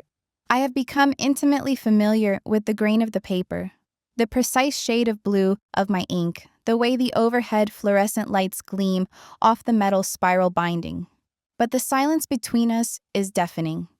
I can feel the weight of his presence, a magnetic pull I have to actively fight against. He'll be explaining a complex theory on market destabilization. His voice, a low, hypnotic rumble, and I'll feel a familiar prickle on the back of my neck. I know, without looking, that his Cold War has momentarily thawed, that his eyes are on me. The knowledge sends a jolt through my system, a distracting, unwelcome hum that disrupts my fragile focus for the rest of the hour. You look like you're trying to solve the JFK assassination with a spreadsheet, Sophie says one evening. She's perched on the edge of my desk, holding a steaming mug that smells of peppermint and chocolate. Outside our window, a light snow is falling, the flakes dancing in the orange glow of the streetlights. I rub my tired eyes. the words on my laptop screen blurring into an incomprehensible jumble. I'm fine, just stressed. This proposal's a beast. Uh-huh, she says, taking a slow sip. Her skepticism is a palpable force in the room. This beast wouldn't happen to be 6'3" with ridiculously good abs, would it? I have no idea what you're talking about, I lie, my eyes fixed firmly on the screen. Galina, you've been living off of stale granola bars and sheer willpower for 2 weeks. You jump every time the radiator makes a weird noise, and you have the permanently haunted look of someone who's seen a tax auditor eat a live puppy. She leans closer, her voice softening. Talk to me. What happened with Professor McCarty issues? I sigh, the fight going out of me. I can't tell her the truth. I can't tell her I stumbled upon his secret life as a white-collar mob boss. I can't tell her he offered me a thick envelope of hush money. And I certainly can't tell her that the encounter ended with me pinned against his desk in a fit of mutual, explosive insanity. And that he came inside of me. It's nothing, I say, which is the biggest lie of all. He's just an arrogant jerk, and I'm trying to fly under his radar. That's it. Fly under his radar? Sophie sets her mug down with a soft click. Galina, from what you've told me, the man has military-grade radar, and you are a giant, glowing blip right in the center of his screen. What really happened after you challenged him that first day? Nothing happened, I insist, pushing a loose strand of hair from my face. He's just intense. He watches me. It's like he's waiting for me to make a mistake. I feel like a bug under a microscope. Sophie gives me a long, searching look. She knows I'm holding back, but she doesn't push on that front. Instead, she finds a new angle of attack. Okay, she says slowly. So, you have a professor who's trying to intimidate you. Not exactly a new story. Just be careful. Your scholarship review is next month. Remember what happened to that guy in the classics department last year? Professor Albright took him apart in the review just because he didn't like his thesis topic. The review board is full of sharks, Galina. You can't afford to be distracted, especially not by some guy who gets off on being an intellectual bully. Her words land with the heavy thud of truth. My scholarship isn't just about money, it's my ticket out. It's the proof that I can stand on my own 2 feet, that I don't need anyone else's approval or support. It's the foundation of this new life I've built, away from whatever the fuck Adric is involved in. I know, I say, my voice quiet. I won't be. I'll be careful. I promise. I just need to get through this semester. Good. Sophie picks up her mug again, her tone brightening as she switches tracks. Because in 3 weeks, we'll be on break. I'll be home, dealing with my mother's insistence on putting up an inflatable Santa that's taller than our house, and you'll be in Seattle, enjoying some blissful, professor-free peace. Just focus on that. I turn back to my work, and Sophie, bless her, changes the subject completely. But her warning lingers in the air. I am distracted, I am unsettled, and every time I walk into that lecture hall, I feel like I'm walking into a minefield, trying to navigate a silent, invisible war while also pretending to care about my homework. The next day, walking across campus, I'm reminded that some wars are not so silent. The quad is postcard perfect. A fresh layer of snow sparkles on the ground, and the sound of a choir practicing Christmas carols drifts from the open doors of one of the buildings. Students are laughing, throwing snowballs, their breath pluming in the frigid air. It's a scene of idyllic collegiate bliss. Then I see him. Ryan Baker is standing outside the chemistry building, deep in conversation with a couple of other students. He's wearing a tweed blazer that's slightly too big for him, his blonde hair unkempt. He looks every bit the brilliant, slightly disheveled academic. But I see what others don't. I see the sour, resentful twist of his mouth, the entitled set of his shoulders. My stomach does a sickening little flip-flop. I haven't seen him up close since the night he was shouting in my courtyard. His reputation around the department, which was already shaky after our breakup, took a nosedive after that. People whisper about his temper, about his arrogance.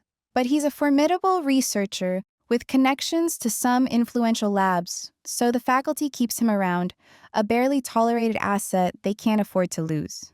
He turns his head, and his eyes, a flat, cold green, land on me. The charming academic facade drops for a split second. I see a flash of raw, undiluted resentment, a look that says he still believes I owe him something, that my success is somehow a personal betrayal to him. My heart starts to pound. I quickly look away, pulling my scarf tighter around my neck and picking up my pace. I feel his eyes on my back until I round the corner of the library, my entire body humming with a low-grade familiar dread. That night, I force myself to go to the annual university donor event. It's being held in the Grand Hall of the Museum of Fine Arts, and a professor in the business school offered extra credit to any graduate students who attended to observe philanthropic strategy in action. Mostly, it's an excuse to drink free, mediocre champagne and eat tiny, unidentifiable things off a tray. But I need the extra credit. I need the buffer. The hall is breathtaking. Gilded ceilings soar 3 stories high, and massive, floor-to-ceiling windows look out over the glittering Boston skyline. A string quartet is playing a classical arrangement of A Christmas Carol in one corner, their music a soft, elegant counterpoint to the low hum of 100 conversations. The air smells of money, pine from the enormous decorated trees, and expensive perfume. I feel like an imposter. I'm wearing the one nice black dress I own, a simple, classic sheath that suddenly feels painfully inadequate in a sea of designer gowns and custom-tailored tuxedos. I grab a glass of champagne from a passing waiter and find a quiet spot near a marble statue, trying my best to look like I belong here. I'm observing. I'm strategizing. I'm also hiding. Rococo period, a voice says beside me, making me jump. It's a 70-year-old alumnus, a man named Alistair, who has materialized at my elbow. He gestures with his champagne flute at my statue. Excessively ornamental, a reflection of a society with too much time on its hands, much like a fine timepiece. Right, I say, edging away slightly. Very ornamental. He doesn't take the hint. He leans closer, his breath smelling of gin. You see the man over there, by the fireplace? The one talking to the dean? That's a Patek Philippe he's wearing. A fine timepiece. A symbol of stability. A man who wears a Patek is a man who understands value. My eyes follow his gaze, and then my heart stops. It's him. Audric. He's standing across the room, near the massive stone fireplace, a flute of champagne in his hand. He's in a perfectly tailored black tuxedo that makes every other man in the room look like they're wearing a rental. He's not a professor playing a part anymore. This is the natural habitat of Audric Makarov. He is deep in conversation with a white-haired man I recognize as the dean of the university. His posture relaxed, his expression calm and commanding. He belongs here in a way I never will. He moves through this world of wealth and power with the same silent grace he moves through a lecture hall. He is the center of gravity in any room he enters. My heart gives a hard, painful thud against my ribs. My mouth goes dry. Part of me wants to turn and flee, to disappear into the crowd and run back to the safe, predictable world of my tiny apartment. But I am frozen. I can't move. I can't breathe. I can only watch him. As if he can feel my stare, he turns his head. His eyes scan the crowd with a cool, sweeping glance. For a heart-stopping second, I think he'll pass right over me, that I'll blend into the background like a piece of furniture. But he doesn't. His gaze finds mine. It locks. And the entire glittering, noisy room falls away. The sound of Alistair droning on about clockwork mechanisms beside me evaporates. The air crackles. The background noise of the party, the music, the laughter, it all fades. There is only the two of us, caught in a silent, violent collision across a crowded room. His expression doesn't change, but his eyes burn. There's a raw, possessive intensity in them that has nothing to do with school and everything to do with what happened on his desk 2 weeks ago. It's a look that stakes a claim, that reminds me of a secret that only the two of us share. He holds my gaze for an impossibly long time. It's not just a glance, it's a conversation, a challenge, a promise. A heat I thought I'd buried rushes to the surface, warming my cheeks, making my pulse hammer in my throat. My treaty of avoidance is shattered. My fortress walls have been breached. And as I stand there, pinned by the force of his stare, I have the sinking, terrifying feeling that the war I've been trying so hard to avoid has just been officially declared. 10. Audiobook. The university's donor gala is a performance, and I am playing my part. These events are a necessary evil, a gaudy ritual of mutual flattery where the wealthy congratulate themselves on their generosity and the university grovels with an appropriate degree of academic dignity. Tonight, my role is Professor Audiobook Makarov, the enigmatic visiting lecturer whose private foundation has recently become a significant benefactor. I smile when required. I nod at the appropriate times. I drink the mediocre champagne and pretend to be fascinated by conversations about estate planning and the dismal state of modern art. The grand hall of the museum is aggressively festive. A Christmas tree the size of a redwood dominates one end of the room, dripping with an obscene amount of crystal ornaments and white lights. The air is thick with the competing scents of pine, expensive perfume, and the cloying sweetness of whatever mulled wine they're serving. A string quartet saws its way through a joyless rendition of Carol of the Bells. It is a masterpiece of contrived holiday cheer, a beautiful, hollow spectacle. My presence here is not about maintaining my cover, not entirely. My focus is a man named Alistair Davison, a portly investment banker with a sweaty upper lip and a penchant for philanthropic photo opportunities. His name appeared on a financial transfer to one of Baranov's known shell corporations 2 weeks ago. The amount was small, likely a test. Tonight, I am here to observe him, to gauge his weaknesses, to determine if he is a willing participant or merely a pawn. I am deep in a conversation with the dean about the strategic benefits of endowed chairs when I see her. The world stops. It is not a slow cinematic halt. It is a sudden, violent cessation of movement, as if a switch has been flipped in my brain. The brightly lit, crowded room narrows to a single fixed point: Galena. She is standing near a marble statue of a headless nymph, trying to look invisible. She's wearing a simple black dress. It is devoid of sequins, of lace, of any of the desperate embellishments the other women in the room have employed. Her light brown hair is down, falling in the soft waves around her shoulders. She holds a champagne flute in one hand, her knuckles white, looking profoundly uncomfortable and utterly, breathtakingly beautiful. She is a splash of stark, unadorned reality in this gilded cage of artifice. And I am a starving man who has just been presented with a feast. The 2 weeks of our silent war evaporates. The discipline I have so brutally imposed on myself shatters into a million pieces.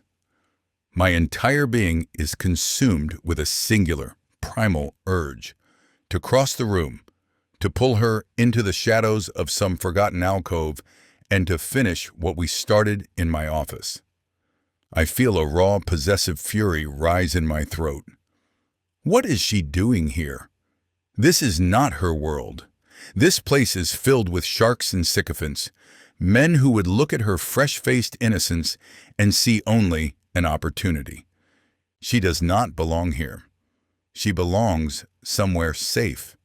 She belongs with me. The dean is still talking.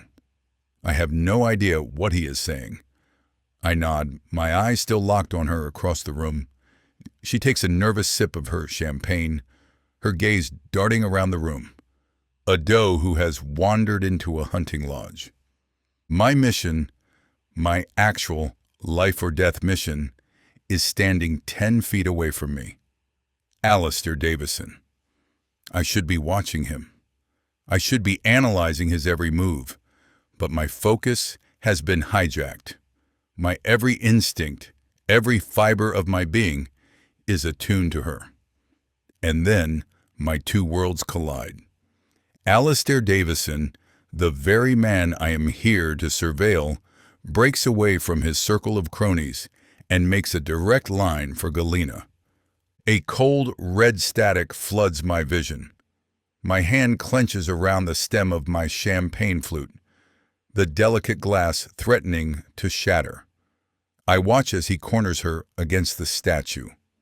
He is too close, invading her space with the entitled confidence of a man who has never been denied anything. He leans in, his voice a low, greasy murmur that I can't hear but can perfectly imagine. Her posture goes rigid. The polite, strained smile on her face freezes. She tries to take a step back, but he places a hand on her arm, a casual, proprietary gesture that makes me want to rip it from his body. The dean finally notices my attention is elsewhere. He follows my gaze. "Ah, Davison," he says with a chuckle. He does love to mentor the students. I turn my head and look at the dean. I give him a smile that is all teeth and no warmth. "Excuse me," I say, my voice a low, dangerous purr. I place my untouched champagne flute on the tray of a passing waiter and I begin to move. I don't storm across the room. I glide. Each step is deliberate, silent, a predator closing in on its prey. The crowd parts before me. People sense it, the shift in the atmosphere, the sudden drop in temperature. They see the look on my face and they get out of my way. Davison doesn't see me coming. He is too engrossed in his own sleazy performance. And with a bright young thing like you, the possibilities are endless, he is saying, as I come to a stop behind him. A private dinner, perhaps, to discuss your future prospects? Galena's eyes, wide with a trapped, desperate panic, flick over his shoulder and find mine. The relief that floods her face is so potent, it's a physical blow. The conversation is over, I say. My voice is quiet, conversational, but it cuts through the air like a shard of glass. Davison flinches, turning around. His piggy face registers surprise, then annoyance, then a flicker of fear as he takes in the look on my face. "Professor Makarov," he says, his voice losing some of its bluster. "Just having a little chat with the student help." The insult hangs in the air, ugly and dismissive. I ignore him. My eyes are on Galena. "Are you all right, Miss Sinclair?" I ask, my voice softening almost imperceptibly. She can only manage a small, jerky nod, her throat working. I shift my gaze back to Davison. The temperature in the immediate vicinity drops another 20 degrees. "She is one of my most promising students," I say, my voice a blade of ice. "And her prospects will be determined in a classroom, not over a private dinner. You will unhand her. Now." Davison's hand drops from her arm as if it's been scalded.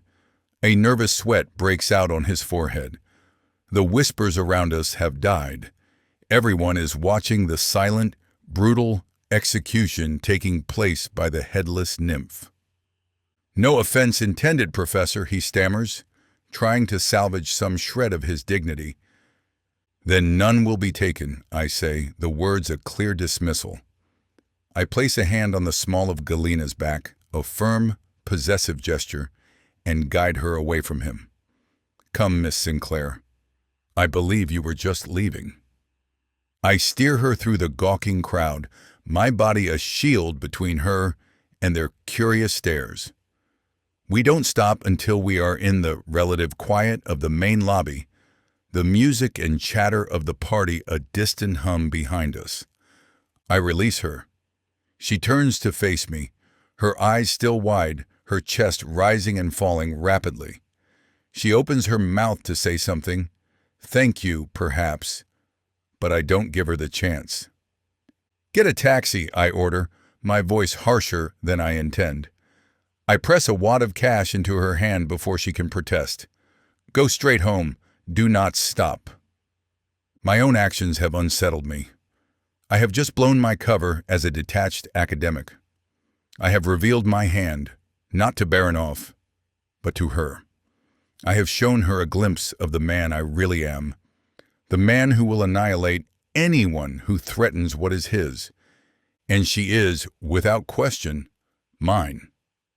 Before she can process, before she can react, I turn and walk away, melting back into the crowd of the gala, leaving her standing alone in the grand echoing lobby. The next day, I cannot work. The mission, the reports, the entire carefully constructed artifice of my life feels like a distant, irrelevant dream.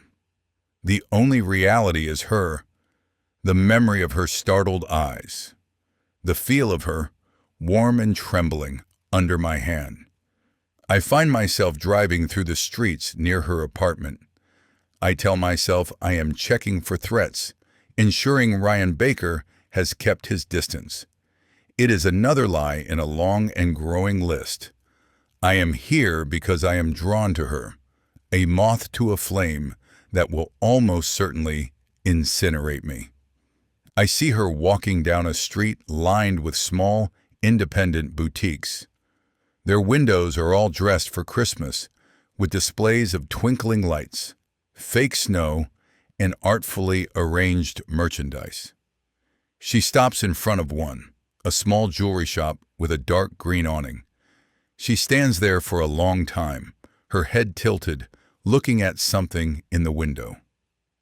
I park across the street, my engine silent. I watch her. From this distance, I can't see what has captured her attention, but I can see the look on her face. It is a soft, wistful expression, a quiet longing for something beautiful and unattainable. The impulse to go to her, to walk into that shop and buy her whatever she desires, is a physical force. It is a tidal wave of wanting to provide, to protect, to give. I grip the steering wheel, my knuckles white, and I fight it. To approach her now would be another mistake, another loss of control. It would be an admission of a truth I am not yet ready to speak aloud. So I stay in my car. I watch as she finally sighs, a small cloud of white in the cold air, and turns, continuing on her way. But I cannot let it go. As soon as she is out of sight, I retrieve my secure phone. I make another call to another contact, the kind of person who makes impossible things happen with quiet, untraceable efficiency.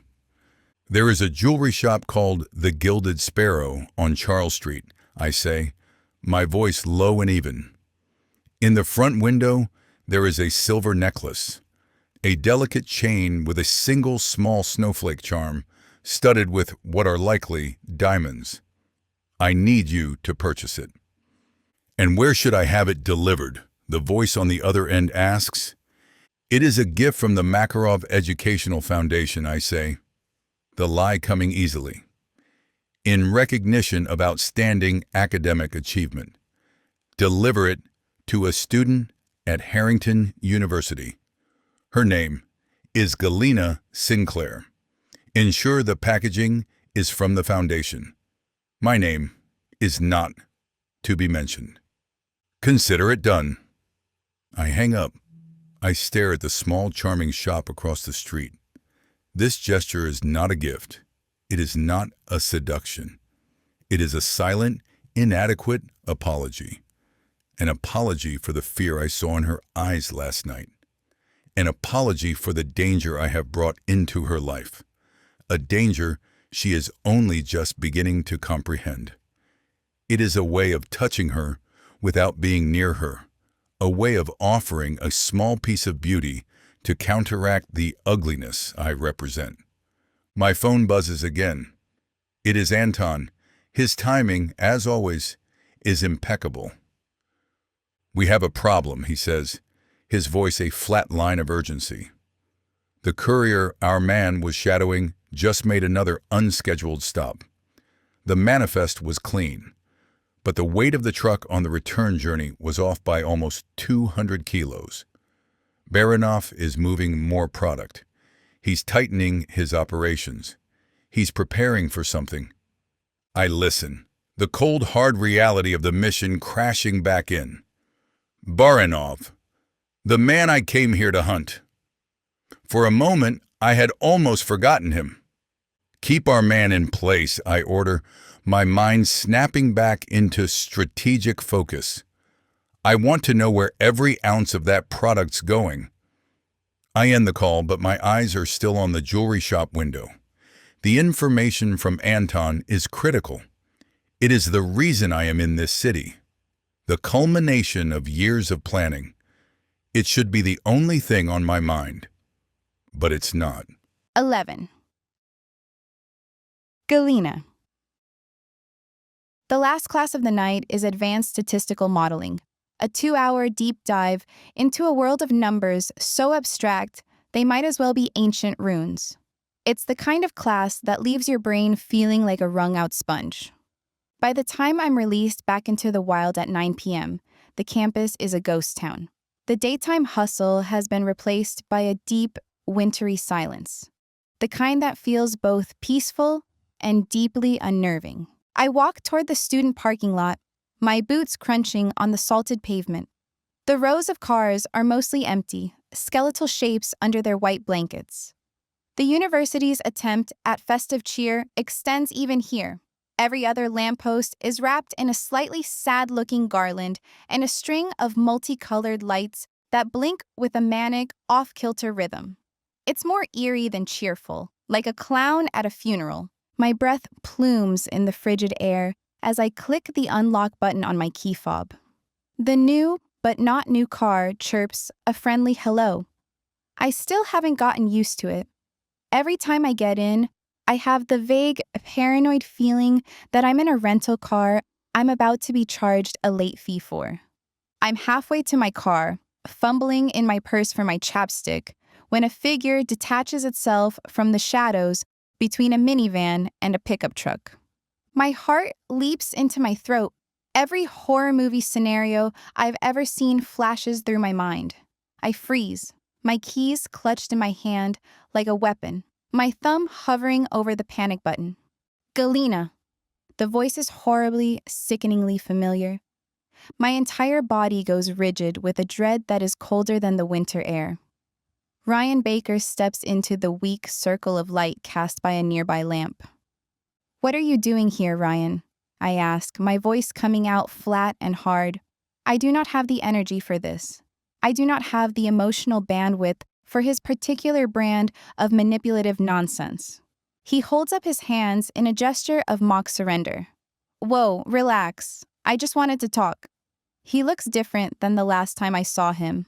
There's a new, frantic energy behind his eyes, a desperate edge that wasn't there before. His business casual attire is rumpled as if he's been sleeping in it. "We have nothing to talk about," I say, taking a step toward my car. My only goal is to get inside, lock the doors, and drive away. "Don't walk away from me," he snaps, the calm facade cracking instantly. He takes a quick step to block my path. I just want to understand. What's so special about him? "Who?" I ask, playing dumb, my heart starting to pound a frantic, heavy rhythm against my ribs. "Don't be stupid," he sneers. "Professor Makarov, the guy you've attached yourself to like some kind of designer leech. What is it? The money?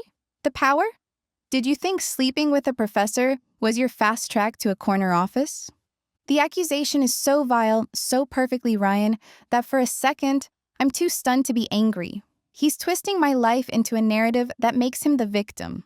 A story where I'm a calculating, social climbing shrew. It's what he does best. You don't know what you're talking about, I say, my voice low and shaking with a fury I'm trying desperately to control. Now get out of my way. I try to sidestep him, but he's faster. He grabs my arm, his fingers digging into the thick fabric of my coat, his grip surprisingly strong. I'm not done talking to you. Panic, sharp and blinding, flashes through me. It's the same move, the same entitled grab for control that I thought I'd escaped. Let go of me, Ryan, I warn, my voice dangerously quiet. Not until you tell me, he insists, his face contorted in an ugly mask of jealousy and rage. What does he have that I don't? I gave you everything. Before the situation can escalate any further, before the scream that's building in my throat can escape, a new voice cuts through the cold, still air. She told you to let go. The voice is a low, calm whisper, but it carries the weight of a death sentence. Ryan and I both freeze. Audric Makarov materializes from the darkness behind Ryan's shoulder, as if summoned from the very shadows themselves. He moves with a silence that is utterly terrifying. One moment, we were alone. The next, he is simply there. He's wearing a long black overcoat that makes him look like a creature of the night. His face a stark, pale mask of fury. His gray eyes glinting like chips of ice under the blinking Christmas lights. Ryan releases my arm as if he's been electrocuted. He stumbles back a step, his face paling. This is a private conversation, he manages to stammer, his bravado crumbling into dust. This is over, Audric says, his gaze fixed on Ryan, his voice flat and devoid of any emotion. It's that lack of emotion that is so terrifying. He doesn't look angry. He looks almost bored, like he's about to swat a fly. He takes a slow, deliberate step forward. You will leave this parking lot. You will not speak to her again. You will not look at her again. You will pretend she does not exist. Is that clear? For a moment, Ryan's pathetic, wounded pride overrides his survival instinct. You can't tell me what to do, he snarls, taking a clumsy, posturing step toward Audric. Audric doesn't even seem to move. It's a blur of motion, a swift, brutal ballet of violence. There's a sharp, sickening crack as his fist connects with Ryan's jaw. Ryan stumbles backward, a look of pure shock on his face, before Audric's hand clamps onto the front of his tweed blazer, yanking him forward and slamming him against the side of the minivan. The vehicle rocks with the impact. Ryan's head hits the metal with a dull thud. He slides down the side of the van, landing in a crumpled, humiliated heap on the snowy pavement. He's not unconscious, just dazed, a thin trickle of blood running from the corner of his mouth. Audric stands over him, not even breathing hard. He calmly adjusts the cuff of his shirt, his expression as unreadable as ever. I believe I made myself clear, he says, his voice still unnervingly quiet. Then he turns, his icy gaze finding mine. My entire body is trembling. Adrenaline and terror are singing a high, frantic song in my veins. He walks toward me, his attention now completely focused on me. And for a split second, the fear I felt for Ryan transfers to him. He is a beautiful, terrifying force of nature, and he is coming for me. He stops in front of me, his expression unreadable.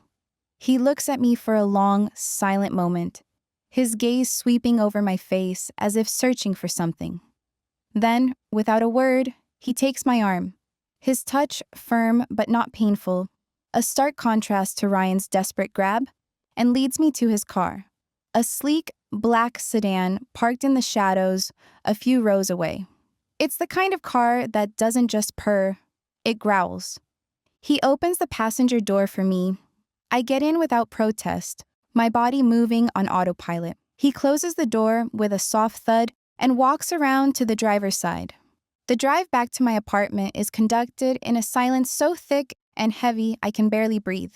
The only sound is the soft swish of the wipers against the windshield, clearing away the gently falling snow. He says nothing. I say nothing.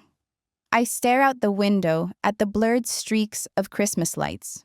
My mind a chaotic swirl of fear and a strange, bewildering gratitude. I sneak a glance at him. He's driving with one hand, his gaze fixed on the road.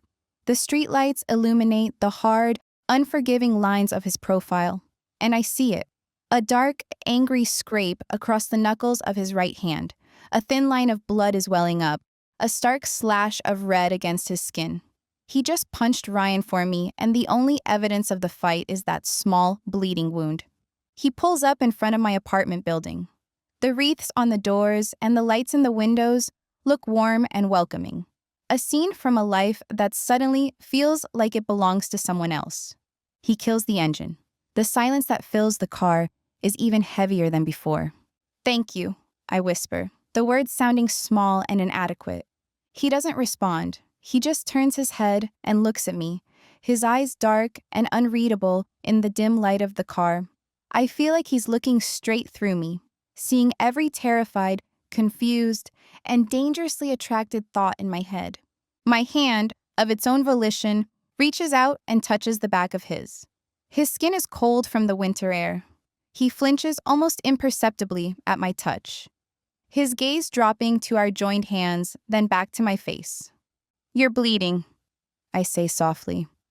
Without another word, I get out of the car. I don't wait for him. I walk up the steps to my apartment and unlock the door, leaving it open behind me. I walk in, turn on a lamp, and wait, my heart pounding a slow, heavy rhythm in my chest. I don't know if he will follow. A moment later, his tall frame fills the doorway. He steps inside, closing the door behind him, and the small, cozy space of my apartment is suddenly alive with his presence.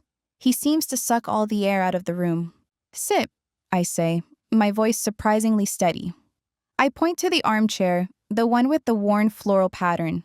To my shock, he does. He sits. His large frame looking almost out of place in the slightly shabby chair. He looks like a king who has accidentally wandered into a peasant's cottage. I go to the bathroom and come back with the first aid kit. I kneel on the floor in front of him, my hands trembling slightly as I open the plastic box. I take his hand in mine. His hands are large, powerful, the faint white lines of old scars crisscrossing his knuckles. The skin is calloused. This is not the hand of an academic. This is the hand of a man who fights. I gently clean the wound with an antiseptic wipe. The smell is sharp, sterile. He doesn't move, doesn't make a sound, but I can feel the tension in his muscles, a coiled spring of power held in check. His gaze is fixed on my face, so intense it feels like a physical touch. The adrenaline from the parking lot has faded, leaving behind a bone-deep exhaustion and something else, something heavy and inevitable. The fear is still there, a low energy beneath the surface, but it's tangled up with a fierce, undeniable pull that I can't ignore. He is my danger and safety all rolled into one terrifying, beautiful package. I finish cleaning the cut and carefully bandage his knuckles. My fingers linger on his skin for a moment too long. The room is so quiet, so still. I look up, my eyes meeting his. The space between us is a taut wire of pure, undiluted want. The gratitude for the rescue, the terror of the violence, the weeks of simmering tension. A new wave of emotion has built up to a peak, and it's about to come crashing down in a frothy white mess. Audric leans forward, and his other hand comes up to cut my jaw, his thumb stroking a gentle, soothing path along my cheekbone. It is the most tender gesture I have ever received from him, and it undoes me completely. His mouth finds mine. This kiss is nothing like the angry, desperate collision in his office. This is slow, deliberate, a question and an answer all in one. It's a kiss that speaks of a deeper, more profound hunger. It is the taste of possession, of a claim being made, and I surrender to it without a fight. The following scene is too spicy to be included on YouTube. To listen to the full, unedited version, please go to bellakingbooks.com or follow the link in the description. Thank you. 12. Audiobook. I leave her apartment just before dawn, melting back into the pre-dawn gray of the city. The world is cold, silent, and unforgiving. But I'm not. For the first time in my life, I'm carrying a warmth that's not my own. My car slices through the empty, snow-dusted streets, away from the quiet, residential charm of her neighborhood and toward the cold, steel and glass heart of downtown. I'm transitioning between worlds, shedding the skin of the man who just made love to Miss Sinclair and donning the familiar, heavy mantle of the Bratva. The two can't coexist. One must always be a shadow in the other's world.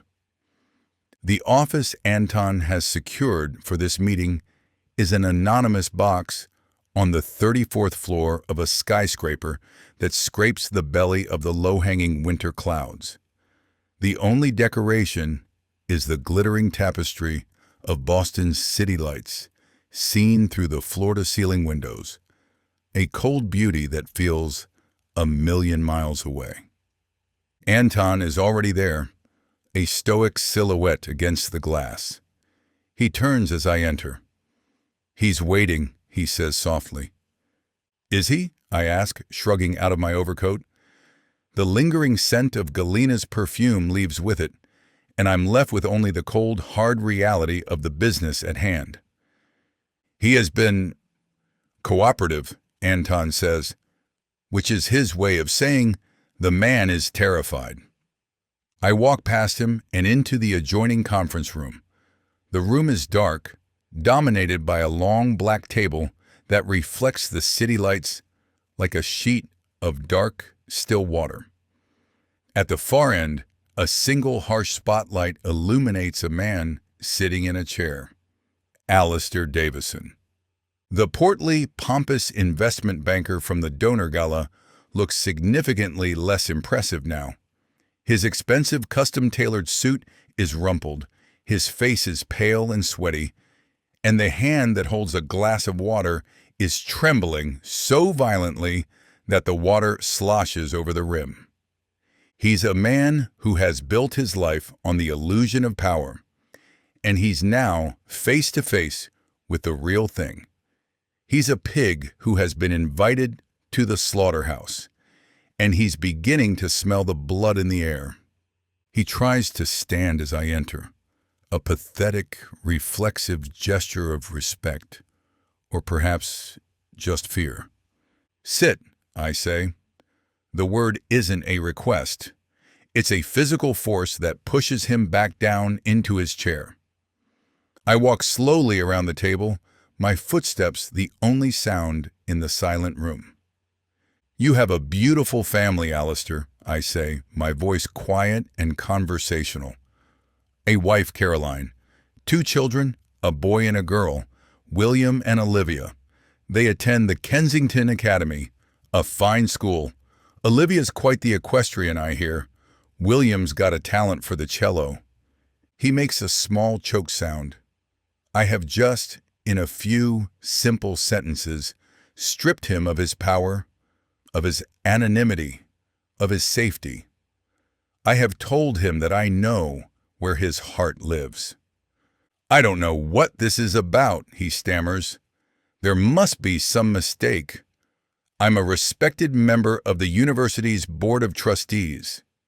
"You're a money launderer," I correct, my voice still unnervingly calm. "And you're not a very good one." His face, already pale, drains of all remaining color. I don't... "Do not insult my intelligence," I snap, the quiet calm in my voice giving way to a sharpness that threatens to cut him open. "The transfer you made 2 weeks ago to the Arbor Chemicals account. It was a test, a small amount, to see if the channels were secure. a prelude to a much larger, more lucrative partnership with a man named Nikolai Barinov. His composure shatters completely. He begins to babble, the words tumbling out of him in a desperate, panicked flood. He approached me. I didn't seek him out. He knew about some indiscretions in my portfolio. He had leverage. He said it was a simple one-time transaction, a way to move some capital through the university's endowment fund without raising any flags. He said it was clean. There's no such thing as clean money in our world, Alistair, I say, pushing off the window and walking toward him. I pull up a chair and sit opposite him, the vast, empty table stretching between us like a battlefield. There's only blood, and you have just dipped your well-manicured hands in it. "I'll give it back," he says, his voice cracking. "Whatever you want. I'll reverse the transaction. It isn't about the money," I say, cutting him off. "The money is an insult. It's about the principle. You chose to do business with my enemy, and you chose to conduct that business in a place that I consider my territory." I pause, letting the weight of my words settle over him. "And then, you made another, far more serious mistake. You put your hands on a woman who is under my protection." A flicker of confused recognition dawns in his terrified eyes. The student from the gala. He finally understands that this is not just business. This is personal. "I need to know everything Barinov told you," I say, my voice dropping, becoming a low, hypnotic purr. Every word, every plan, every name. "I don't know anything," he insists, his eyes wide with a desperate, pleading terror. "I swear. We only met twice." He spoke of expanding his operations, of wanting to establish a more legitimate foothold in the city. He said the university was the perfect cover. And he mentioned, Davies hesitates, swallowing hard. He mentioned that he found the students to be a particularly useful resource. He said they were ambitious and often in need of money. He said they were easy to control. Barinov is recruiting. The rot is not just outside the walls. It is inside. It could be in Galina's classes, in her study groups. It could be anywhere. "Did he give you any names?" I ask, slamming my palms down on the table. "No," he says, shaking his head frantically. "No, I swear. He was very discreet. I got the sense that he enjoyed having secrets, that it was part of the game for him." I stare at him for a long, silent moment, weighing his words, judging the tenor of his fear. He's telling the truth. He's a pawn, a useful idiot, not a player. But even pawns can be dangerous. They can be unpredictable, and I have no room for unpredictability in my world. Not anymore. "You've been a great help, Alistair," I say, my voice returning to its quiet, conversational tone. The shift seems to terrify him more than my anger did. I pull out my phone. He flinches, his eyes darting to Anton, who has remained a silent, motionless statue by the door. He thinks I'm about to order his death. He's thinking too small. Death is a messy, final solution, and I prefer a cleaner approach. I dial a number from memory and put the phone on the speaker, placing it on the polished black surface of the table between us. The phone rings twice, a cheerful electronic sound that breaks through the tension in the room.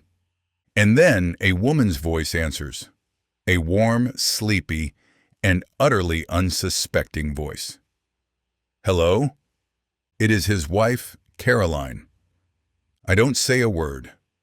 I simply meet Davy's terrified, uncomprehending gaze across the table, and I allow myself a small, cold smile. Then I hang up. The silence that follows is absolute, deafening. Davies is staring at the phone as if it is a venomous snake. His face has gone from pale to a pasty, sickly gray. The realization of what I have just done, of the message I have just sent, is dawning on him with the slow dawning horror of a man watching his own home burn to the ground. You're going to resign from the university's board, effective immediately, I say. You're going to sell your house. You're going to take your beautiful, unsuspecting family, and you're going to disappear. You will go somewhere quiet, somewhere far away from Boston, somewhere I will not have to think about you. You will forget the name Nikolai Barinov. You will forget the name Audric Makarov. And you will forget the face of a young woman in a black dress at a donor gala. You will erase this entire chapter of your life. And in return, your family will continue to sleep soundly in their beds. Am I clear? He can only nod, his body trembling, tears of pure abject terror streaming down his face. He's a broken man. I stand. The business of the night is concluded. Anton will show you out, I say, and I turn and walk away, not giving him a second glance. 13. Audric. The Commonwealth Club is a tomb where Boston's old money comes to quietly decompose. A fire crackles in a cavernous stone hearth, its flames throwing dancing shadows across the dark paneled walls. The only concession to the season is a discreet, tasteful arrangement of evergreen boughs and white holly on the mantelpiece. It is a place of power, of secrets, a quiet, neutral ground where men like me can meet without drawing attention. I am sitting in a deep leather armchair, a glass of untouched whiskey sweating on the small table beside me. Across from me, Anton Volkov sits ramrod straight. I doubt he ever relaxes. He's speaking, delivering a concise, analytical report on Baranov's latest movements. I'm listening, but I am not entirely here. My mind is a traitor. It has deserted its post, fleeing back to the warm, vanilla-scented chaos of Galina's apartment. I am cataloging the memory of the past few days with a precision that borders on self-torture. The feel of her body, pliant and warm, on my lap. The surprisingly fierce way she kissed me. The way she felt on the inside. The quiet, focused intensity in her eyes as she cleaned the blood from my knuckles. Her touch gentle, almost reverent. I told myself it was a weakness. A catastrophic loss of control. A breach in the fortress I have spent my life constructing. And it was. But the memory of it doesn't bring the familiar bitter taste of regret. Instead, it steadies me. It is a point of brilliant, searing color in my otherwise gray existence. It is a flame I can feel even from a distance, a warmth that has seeped into my bones. The shipments are moving through the university's contracted couriers as we suspected, Anton is saying, his voice a low, even drone that pulls me back to the present. The manifest for the latest shipment was clean, but our asset confirmed a weight discrepancy on the return journey. Barinov is moving significant product. I force my attention back to the mission, to the cold, hard lines of strategy and retaliation. Where is it going? The routes are circuitous, but they all lead back to the same distribution hubs we identified last month. He's not expanding his network. He's reinforcing it, stockpiling. He's preparing for a disruption. He's preparing for me, I correct, a cold satisfaction settling in my chest. Maybe he even knows I'm hunting him at this point. I pick up a small sterile wipe from the table and begin to methodically disinfect the still raw scrape on my knuckles. The skin is broken, angry looking. The sharp chemical sting of the antiseptic grounds me, a welcome pain that cuts through the phantom warmth of her touch. The ex-boyfriend, I say, my voice flat as I examine my hand. Has he made any further contact? No, Anton replies, his expression unreadable. He knows exactly who I'm talking about without my having to elaborate. Our surveillance shows he has not left his apartment since the incident. Keep the surveillance tight, I order. I want to know if he so much as Googles her name. I say nothing more. I don't mention Galena. I don't have to. Anton is a master of reading the spaces between words, of understanding the unspoken command. He knows she is off limits. He knows she is to be protected. And he knows better than to question why. He simply nods. It's done. I finish cleaning the wound, the small violent act a stark reminder of the night that has so thoroughly undone me. I lost control. I unleashed a brutality I normally reserve for my enemies on a pathetic, jealous child. I broke my own rules, and I would do it again in a heartbeat. The thought is both terrifying and liberating. For days after our meeting, I keep my distance from Galena, but she understands the song and dance now. I see her move through her world, a world of books and lectures and quiet determination. She looks tired. There are faint lavender shadows under her eyes, and I know I am the cause. The knowledge is a lead weight in my gut. I brought chaos to her orderly life. I exposed her to a darkness she should never have known. My protection has become a cage, and my presence a threat. I can't leave her like that, vulnerable, unprepared. The decision forms sharp and clear. If she is to be in my world, she will not be a pawn. She will be a queen. She will know how to defend her own life. My private range is a state-of-the-art facility buried in 100 acres of dense woodland an hour outside the city. It is a place of concrete and steel, a modern-day fortress that smells of cordite and cold, damp earth. The drive out is silent, the world outside the car a blur of snow-covered pines and a stark, white sky. Galena sits in the passenger seat, her hands clasped tightly in her lap. She hasn't said a word since I appeared at her door and told her, not asked her, to come with me. She is wearing jeans and a thick, dark green sweater, her hair pulled back in a simple ponytail. She looks small and out of place against the brutalist architecture of the range as we walk inside. "What is this place?" she asks, her voice a soft whisper. The walls are lined with an arsenal of weapons that could arm a small militia. "This is where you learn to defend yourself," I say, my voice unnaturally loud in the silence. I select a Glock 19 from its cradle. It's simple and reliable, without a safety switch or anything that would distract a beginner from the task of aiming and shooting. I hand it to her. Her hands are trembling as she takes it. The black polymer, a stark contrast to her pale skin.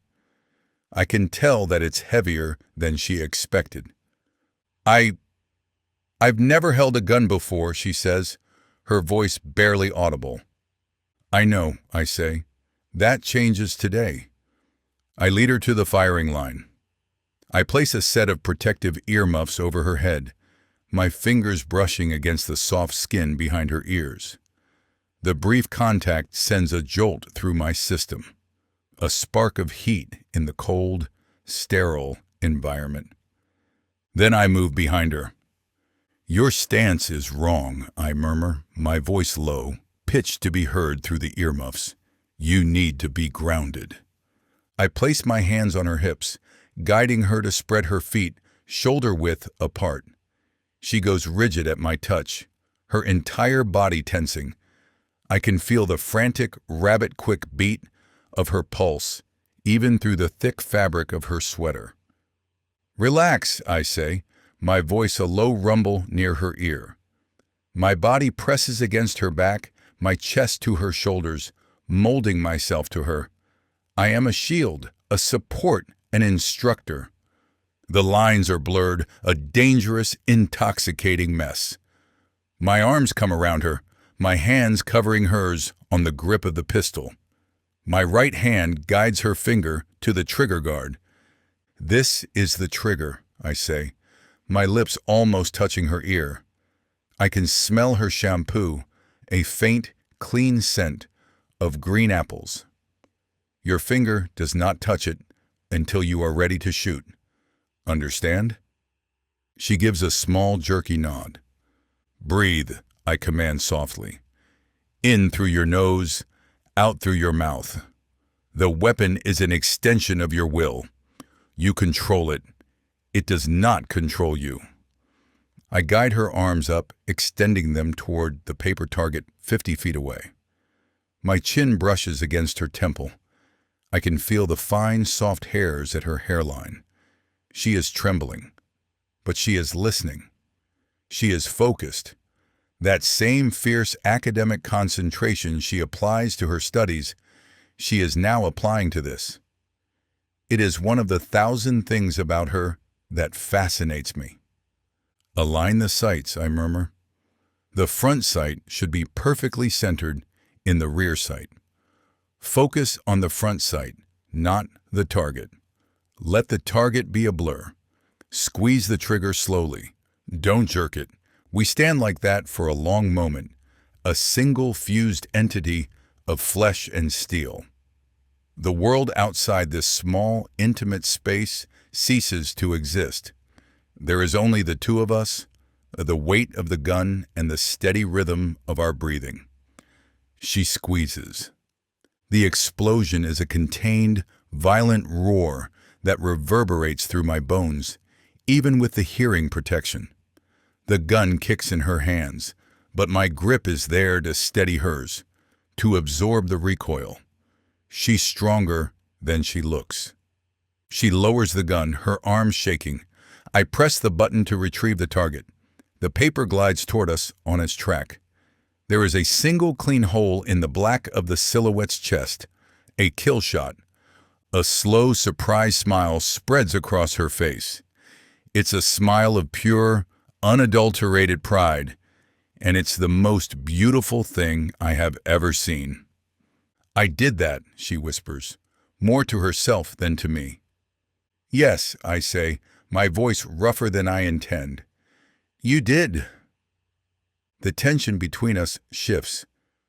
The fear has been replaced by a surge of adrenaline, of newfound power. She looks at me, her eyes shining with a fierce, bright light. She is not the frightened student from the parking lot anymore. She is a woman who has just discovered a new, dangerous facet of her own strength. And it's intoxicating. We spend another hour like that. I am the instructor. She is the student. But with every shot, with every quiet command and shared breath, the line between us dissolves. The pretext of self-defense becomes a thin, transparent veil over the raw, undeniable truth. I did not bring her here just to teach her how to shoot. I brought her here to be close to her, to have her in my world, to see if she would break. But she doesn't break. She thrives. Later, as I'm breaking down the weapon to clean it, my arm brushes against a sharp, exposed piece of metal on the edge of the workbench. A thin, hot line of pain slices across my forearm. "Shit," I hiss, pulling my arm back. A long, shallow graze is welling up with blood, a bright red line against my skin. "What is it? What happened?" Galena is at my side in an instant, her face etched with concern. She sees the blood. Her brief, triumphant confidence is immediately replaced by a focused, practical worry. "Let me see." Before I can protest, she takes my arm, her touch surprisingly firm. She examines the cut, her brow furrowed. That needs to be cleaned. Where's the first aid kit? It's nothing, I say, trying to pull my arm back. The last thing I want is to appear weak in front of her, especially not here, in the heart of my own power. Don't be an idiot, she says, her voice sharp with an authority that is both surprising and deeply compelling. She finds the red first aid box on the wall and brings it to the bench. Sit. I'm a man who commands armies. I have brought kings and governments to their knees. And I find myself sitting on the edge of the workbench, utterly, completely obedient to her command. She works quietly as she cleans the wound. The sting of the antiseptic is nothing compared to the jolt of her fingers against my skin. It's not a sensual touch. It's a gesture of pure caring, of nurturing in a way I've never experienced. I feel guilty for even experiencing it. She doesn't seem to notice the effect she's having on me. She is completely absorbed in her task, her head bent, a stray strand of hair falling across her cheek. I watch her, my own breath caught in my chest. I watch the way the light catches the soft curve of her jaw, the way her lashes cast shadows on her cheeks. For the first time in my adult life, I willingly, completely let my guard down. I let her see the man beneath the armor, the man who is tired of the cold, who is bleeding from 1,000 wounds far deeper than this one. The man who is, for reasons he cannot begin to comprehend, utterly captivated by her. She finishes taping a bandage over the cut and looks up, her work complete. Her hazel eyes, so close to mine, are clear and serious. There, she says softly. That should do it. The world shrinks to the few inches of space between our faces. All I have to do is lean forward. All I have to do is close the distance for another kiss. But I don't, because what I feel for her in this moment is something more than lust, something more than possession. It is a quiet, terrifying, and profoundly unfamiliar emotion. It is a feeling of peace. 14. Galena. The human body is a traitor. For 8 weeks, mine has been staging a quiet, systematic rebellion. It started subtly, a bone-deep exhaustion that no amount of coffee could penetrate. I'd wake up after 8 hours of sleep feeling like I'd just run a marathon.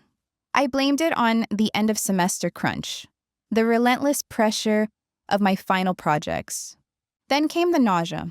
It would roll in most mornings, a queasy, unwelcome tide that made the thought of my usual black coffee and toast stomach-churning. I blamed it on a bad batch of takeout sushi. But the excuses are getting flimsier. The evidence is mounting. My favorite jeans are suddenly a little too snug around the waist. My sense of smell has become a bizarre superpower. I can identify the brand of Sophie's shampoo from the other side of the apartment. And yesterday, during a lecture on risk assessment, the scent of the guy next to me's microwaved, popcorn-scented vape juice nearly made me lose my very meager breakfast right there in the back row. Audric is always around, but he's often wrapped up in work I don't want anything to do with. There have been moments, though, where he took a break from whatever he's focused on to come and see me in private. Our connection is a secret, a fragile, dangerous thing we are building in the shadows, and it is as addictive as it is terrifying. But even the thrill of our secret can't explain away the relentless fatigue and constant queasiness. I am a machine running on fumes, and the engine is starting to sputter. "You look like death warmed over," Sophie announces, planting her hands on her hips. She's standing in the doorway of my bedroom, a formidable silhouette against the morning light. And not in a cool, gothic, tragic heroine kind of way, more in a "did you just crawl out of a sewer grate?" kind of way. I groan, pulling my pillow over my head. It's 7 a.m. Sarcasm isn't legal until at least 8. "It's 9:30, she corrects, her voice devoid of sympathy. And you've been in that bed for the last 10 hours. I heard you come in last night, and you sounded like a zombie who'd lost a fight with a lawnmower. She's not wrong. I spent 6 straight hours in the library trying to wrangle a particularly vicious dataset into submission. And by the time I got home, my brain had officially signed off for the day. I'm just tired. I mumble into my pillow. You're always tired, she says, walking into the room and yanking the pillow off my head. You're pale. You've got dark circles under your eyes that are starting to look like they're applying for their own zip code, and yesterday you almost threw up because I peeled an orange. Galina, this isn't just end of semester stress. I sit up, my head swimming for a second. I'm fine. No, she says, her voice softening, the bossiness replaced by a genuine, unwavering concern that is so quintessentially her. You're not fine. Something is wrong. I made you an appointment. I stare at her. You what? Campus clinic. 11 a.m. today, she says, crossing her arms. You're going, even if I have to drag you there by your hair. She gives me a look that says she is not bluffing. Just go. Rule things out. Please. For me. The fight drains out of me. She's right. This isn't normal. The gnawing suspicion that I've been ruthlessly suppressing for weeks claws its way to the surface. It's a terrifying, exhilarating, world-altering possibility that I haven't allowed myself to truly consider. Until now. I get up and get dressed, bundling up in simple clothes that are easy to take off. I don't want to be seen, so I wrap my head up in a scarf, rush outside quickly, and get lost in a crowd of students before breaking free and hurrying to my appointment. The campus health clinic is a sterile place that smells faintly like bleach. The chairs in the waiting room are a particularly depressing shade of washed-out blue. And the only reading material is a stack of pamphlets about the dangers of binge drinking and a 2-year-old copy of a magazine about yachting. A sad little Christmas tree with about 4 ornaments on it sits in the corner. The little blinking lights become annoying after a minute or so.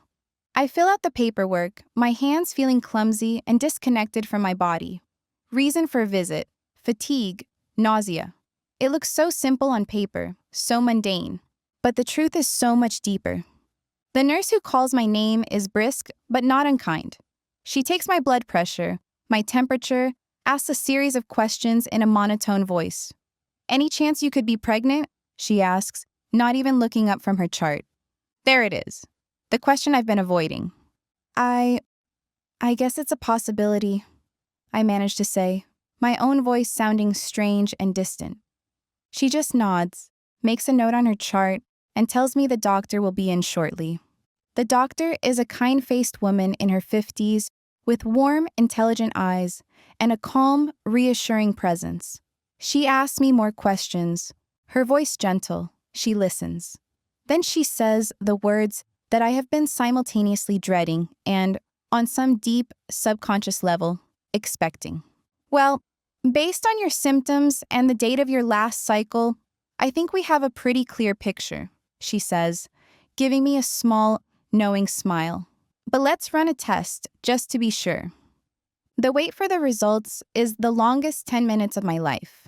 I sit on the edge of the crinkly paper on the exam table, my hands clenched in my lap. I stare at a brightly colored poster on the wall detailing the importance of a balanced diet. The smiling cartoon broccoli seems to be laughing at the mess I've gotten myself in. But I'm not laughing. Instead, my mind is a frantic storm. A baby. Audric's baby. A tiny secret life that has taken root inside me. A life that ties me to him in a way that is more permanent than any promise, more binding than any vow. How can I possibly be a mother? I'm a graduate student living off of student loans and ramen noodles. I'm a woman who is sleeping with a man who is almost certainly a member of the Russian Mafia, though up until this point, I've tried to ignore it. This is not a stable environment for a houseplant, let alone a human child. But then, beneath the frantic, screaming panic, another feeling begins to surface. A strange, quiet, and utterly profound sense of calm. A rightness. A feeling of something slotting into place, A piece of my life I didn't even know was missing. When the doctor comes back into the room, I already know. I can see it in her eyes. She closes the door softly behind her and pulls up a stool. "Well, Galina," she says, her voice gentle. "Congratulations. You're pregnant." The words don't feel like a shock like I'm expecting. But how can they be shocking when I'm expecting them? I'm calm, actually, but I wonder how long that will last. The doctor continues talking, her voice a calm and soothing. She's explaining next steps, outlining a schedule for prenatal checkups, talking about vitamins and nutrition. I nod and listen, but my mind is somewhere else. I am picturing a tiny heartbeat, a life that is half me, half him, a fusion of my quiet determination and his fierce, stormy intensity. The panic is gone, replaced by a fierce, primal wave of protectiveness so strong it takes my breath away. This is my baby, and I will do anything to keep it safe. I walk back to my apartment in a daze. The world looks different, sharper, more vibrant. The snow-covered branches of the trees seem to be etched in sharper detail against the pale gray sky. The familiar sound of the bells from the campus clock tower chiming the hour sounds clearer. Sophie is waiting for me on the couch, pretending to read, but actually vibrating with nervous energy. She looks up the second I walk in the door, her eyes wide with 1,000 questions. I don't say anything. I just walk over, sit down next to her, and burst into tears. They are not tears of sadness, or fear, or even joy. I just need some kind of emotional release, and this is the first time I'm able to get it. Sophie is on her feet in an instant, her arms wrapping around me. "Oh, honey, what is it? What did they say?" I pull back, wiping my eyes with the back of my hand. I take a deep, shaky breath. "I'm pregnant," I whisper, the words feeling both terrifying and completely real now that I've said them aloud. Sophie stares at me, her mouth opening and closing silently for a few seconds. Her face cycles through a series of emotions: shock, disbelief, confusion, and then a deep, unwavering compassion. "Oh, Galina," she breathes, sitting back down and taking my hands in hers. Her grip is warm and steady. Are you okay?" I nod, a watery, hiccuping sound escaping my throat. "I think so. I'm scared, and I'm happy? I don't know. My brain feels like it's been put in a blender." "Okay," she says, her voice taking on a practical, no-nonsense tone that is exactly what I need right now. "Okay, we can do this. First things first. Is it his?" She doesn't have to say his name. I just nod again, unable to speak. She lets out a long, slow breath. "Right. Of course it is. Does he know?" "No," I say quickly. And I'm not ready to tell him yet. "Galina?" she begins, a warning note in her voice. "I know," I cut her off. "I know he has a right to know, but I need a minute. I need to get my head around this first. I need to finish the semester. I just want a little bit of time where this is mine, and not ours. Does that make any sense?" She studies my face for a long moment, then nods slowly. "Okay, a minute, but not forever. This is a lot, and you shouldn't have to do it alone."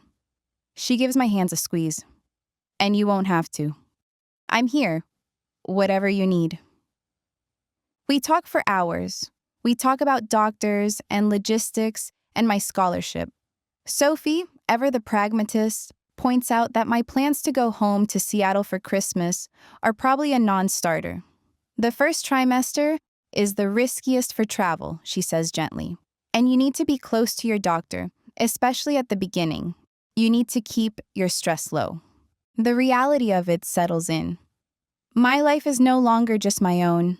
Every decision, from what I eat for breakfast to whether or not I can fly across the country, is now filtered through the lens of this new, tiny life. That night, as if summoned by my chaotic thoughts, there's a soft knock on the door. My heart leaps into my throat. Sophie gives me a questioning look. The knock comes again, firmer this time, more authoritative.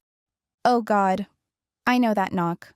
Sophie is on her feet, her expression shifting from concerned best friend to fierce, protective mama bear. "Who is it?" she calls out, her voice sharp. "It's Adric Makarov." His voice rumbles from the other side of the door, a low, familiar sound that sends a fresh wave of panic through me. "I was hoping to speak with Galina." Sophie looks at me, her eyes wide. "What do you want to do?" Her expression screams. My mind is a frantic, chaotic mess. I can't see him. Not now. Not when the news is so fresh, so raw.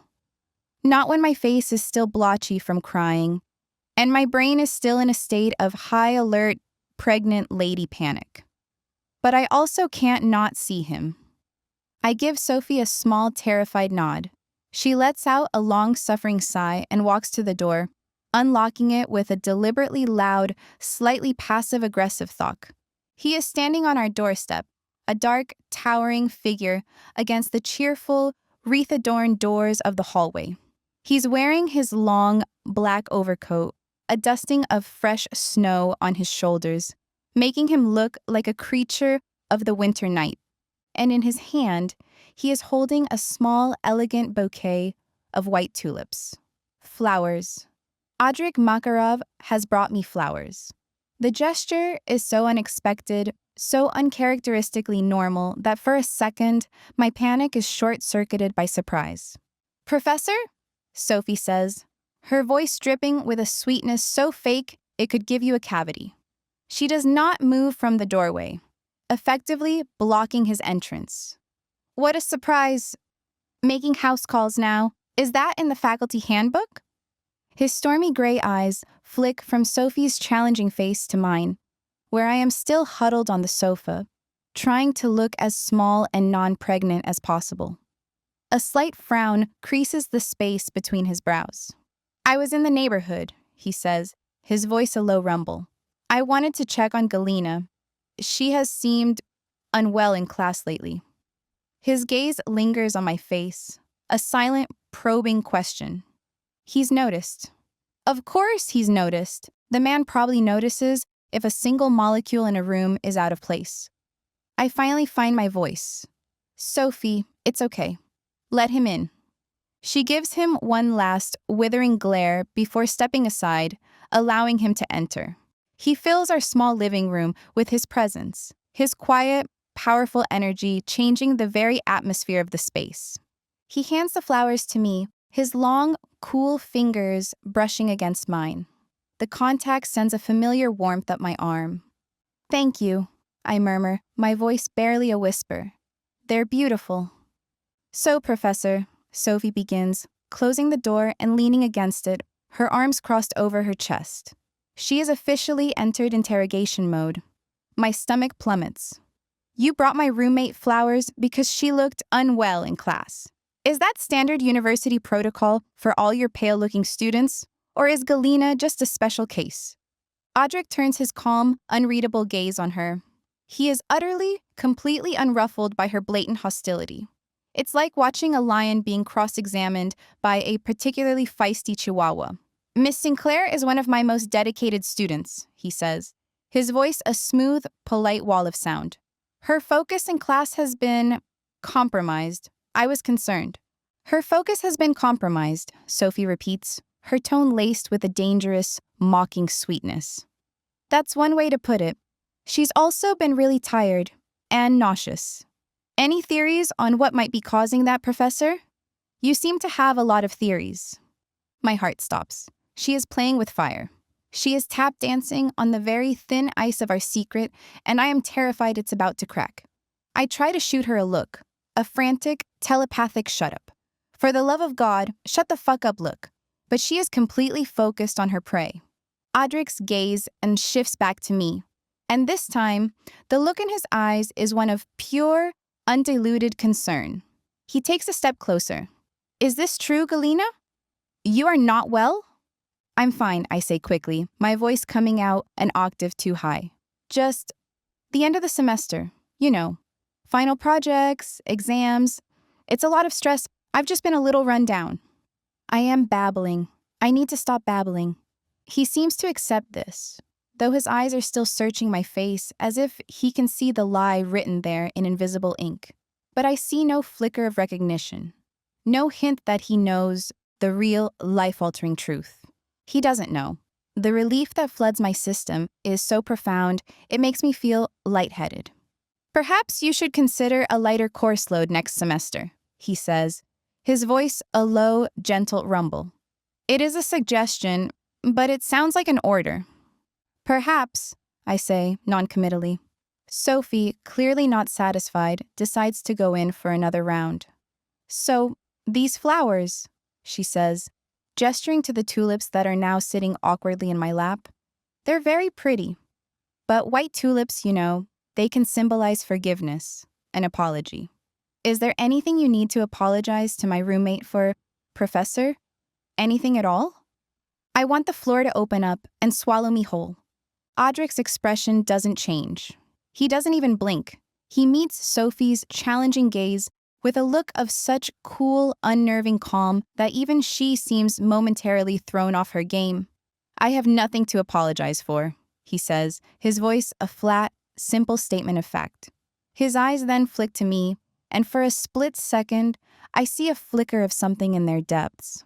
A silent, secret message that is meant only for me.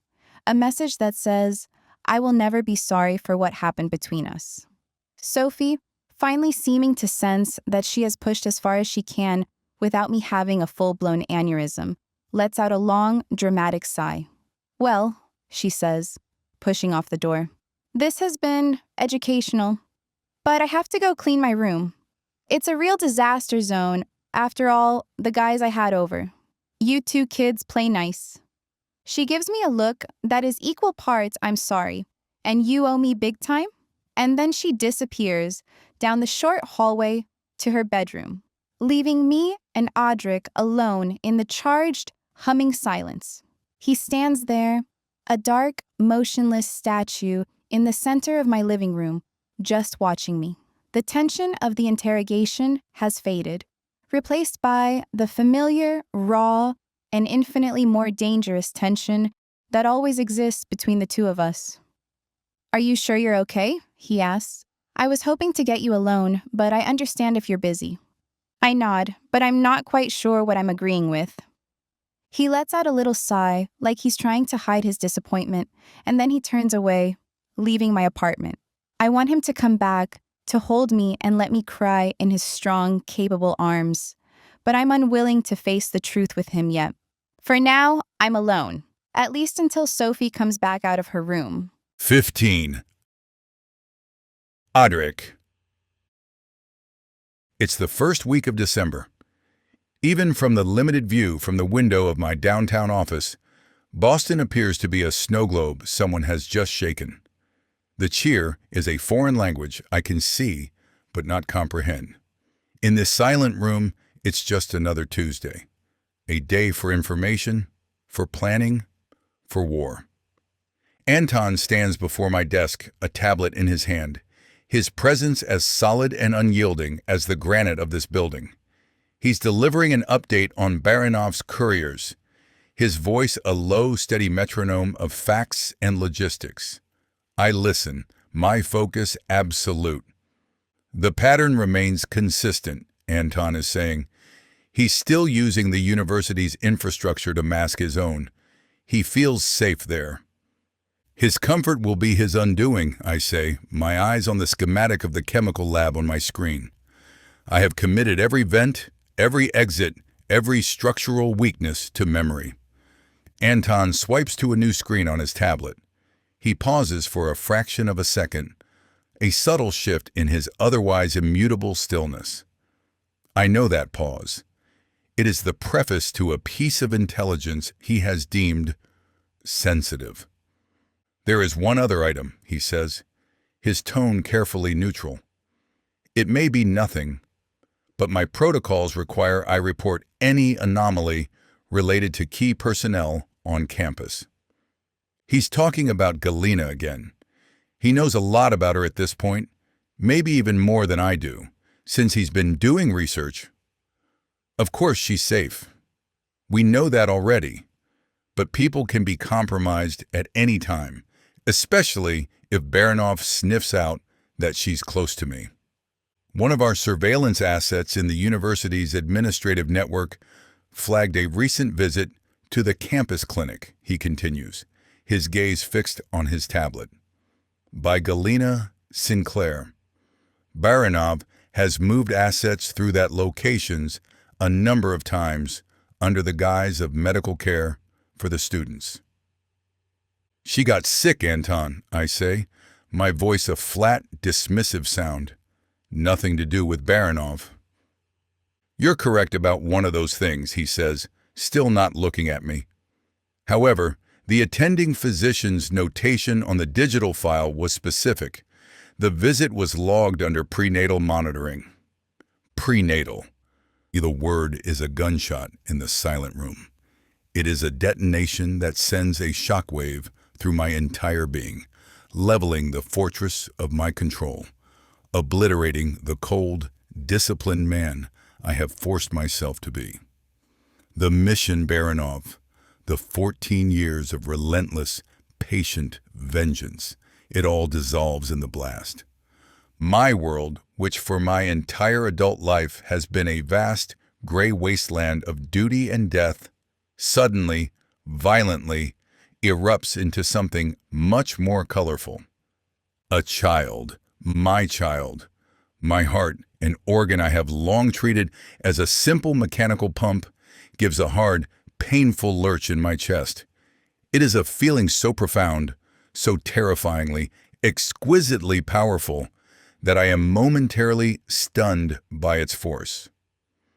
It's the feeling of a tectonic plate shifting deep beneath the Earth's surface, a fundamental realignment of my entire universe. I see Galina's face in my mind, her beautiful eyes and her pouty lips, the surprising fierce warmth of her body against mine. And now, I see something else. I see her belly swollen with my child, the heir of the Russian Mafia. Our child, a wave of possessiveness so savage it is almost physically painful, washes over me. A primal territorial instinct I didn't know I possessed rears its head, roaring to life. It is a feeling of wanting to encircle her with my arms, to lock her away in a tower of steel and concrete, to stand as a living shield between her and the entire goddamn world. Anton is still standing there, his silence a quiet, patient question. He is waiting for my reaction, for my orders. He is a loyal soldier awaiting the command of his general. He has no idea the general has just been completely, irrevocably gutted. I force myself to breathe. In, out. I school my features, locking down the violent storm of emotion that is raging inside me. I can't show him this. I can't show anyone this raw, gaping vulnerability. Thank you for the information, Anton, I say, my voice a miracle of calm, detached authority. I turn my chair slightly, my gaze fixed on the snowy city below, a deliberate, dismissive gesture. That will be all. He hesitates for a second, then gives a single sharp nod. Of course. He turns and leaves, the door closing softly. The moment I'm alone, the facade shatters. I launch myself out of the chair, my body humming with a wild, violent energy I cannot contain. I rush to the window, my hands clenched into fists at my sides, my knuckles white. A child. Galina is carrying my child. She's walking around with my entire world held safe inside her body, and she is utterly, completely unaware of the wolves that circle her. Baranov, the pathetic, volatile ex-boyfriend, the 1,000 unseen threats of a world she was never meant to be a part of. The thought of any harm coming to her, to them, is a physical agony. It is a hot, sharp blade twisting in my gut. My protectiveness, which has been a simmering, obsessive fire for weeks, now erupts into a raging, all-consuming inferno. I need to go to her. I need to see her. I need to put my hands on her, to feel the life that is growing inside her, to brand her with my presence, to make sure she understands that she is mine, that they are mine, and that I will burn the entire world to the ground to keep them safe. The drive to her apartment is a blur. I don't remember the traffic, the turns, the traffic lights. My mind is a chaotic storm, my hands gripping the steering wheel with a force that makes the leather groan. The city's Christmas lights streak past the windows, a dizzying, frantic kaleidoscope of color that mirrors the turmoil inside me. I see families on the sidewalks, parents holding the hands of small bundled children, their faces bright with holiday wonder. A scene from a life I never thought I would have, a life I never allowed myself to want. I don't go to her door.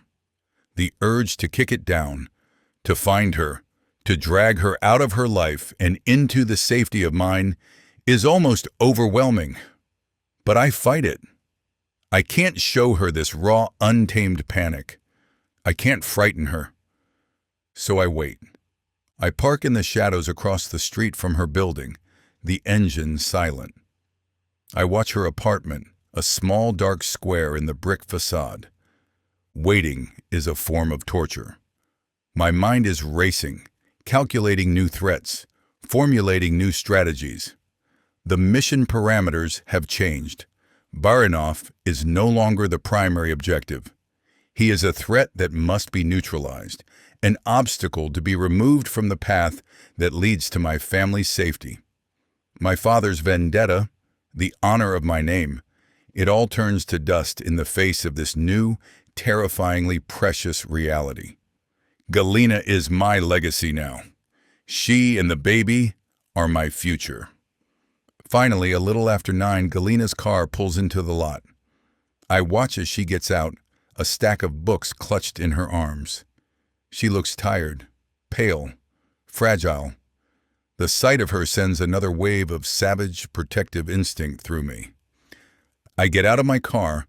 I move across the asphalt, my footsteps silent on the snow. She sees me when she's halfway to her building and she stops, her body going still. Her eyes are wide in the dim light. I stop a few feet from her. I don't know what I'm going to say. My carefully laid plans have been obliterated. I am operating on pure, raw instinct. The semester is almost over, I say, my voice a low, rough sound. It is a stupid, meaningless observation.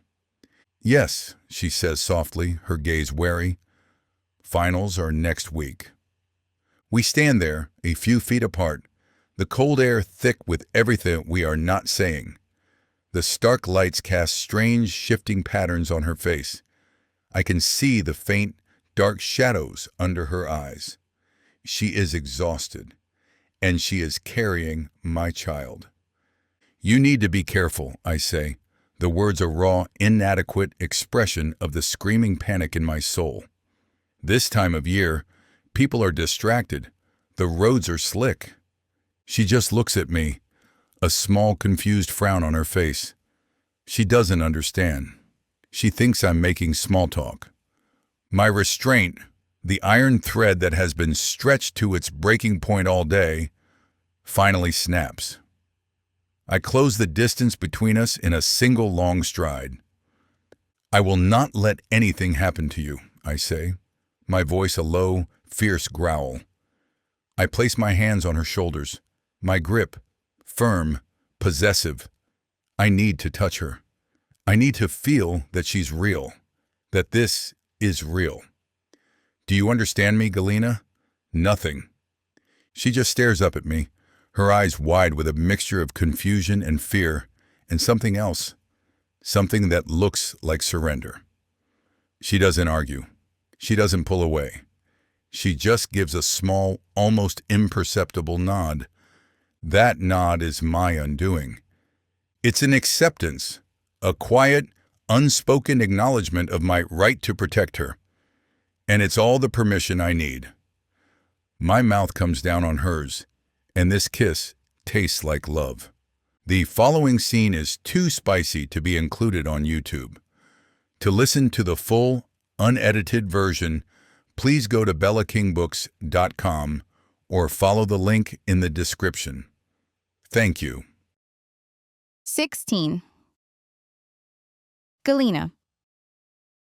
The last final exam of the semester feels less like an academic assessment and more like the final scene of a disaster movie. The hero, that's me, stumbles out of the wreckage, dazed and covered in the metaphorical soot of statistical analysis, blinking in the pale, indifferent light of a world that has kept spinning without her. The campus is already empty. The usual thrum of 1,000 anxious, over-caffeinated students has been replaced by a deep, hollow silence. The exodus was swift and brutal. Within hours of the last exam, the dorms emptied, the quads went quiet, and the university settled into its long winter nap. All that's left are the festive decorations, a glittering facade on a deserted stage. The garlands on the lampposts look a little lonely now. The giant, perfectly decorated tree in the atrium standing sentinel over an empty hall. It's beautiful, but it's the poignant, slightly melancholic beauty of a party after all the guests have gone home. All the guests except me and Sophie. We are the last two survivors, holed up in our favorite corner of the library, finishing the final updates on our research projects before the university officially closes its doors for the holidays. Our only companion is a perpetually stressed-looking librarian who keeps glaring at us over the top of her spectacles. Her silent, passive-aggressive sighs, a clear indication that she would very much like to go home to her cats. And done, Sophie declares, snapping her laptop shut with a flourish. She stretches her arms over her head, a long, satisfying groan escaping her lips. I am officially on vacation. My brain has clocked out. If anyone asks me to analyze a marketing demographic in the next 2 weeks, I will bite them. I manage a weak smile, my own fingers still moving sluggishly over my keyboard. Just 5 more minutes. I have to re-reference this last dataset, or it's going to haunt my dreams. Sophie starts shoving her books and notebooks into her oversized tote bag with the cheerful energy of a prisoner on the verge of parole. Okay, but make it snappy. My flight to San Francisco leaves in a couple of days, and I still have to pack an entire semester's worth of poor life choices into one suitcase. She pauses, her expression softening. You're all packed for Seattle, right? Your flight is tomorrow afternoon? The question, so simple and innocent, lands like a punch to the gut. I freeze, my fingers hovering over the keys. The screen in front of me blurs. In my mind's eye, I am suddenly, vividly, somewhere else. I'm in my parents' living room in Seattle.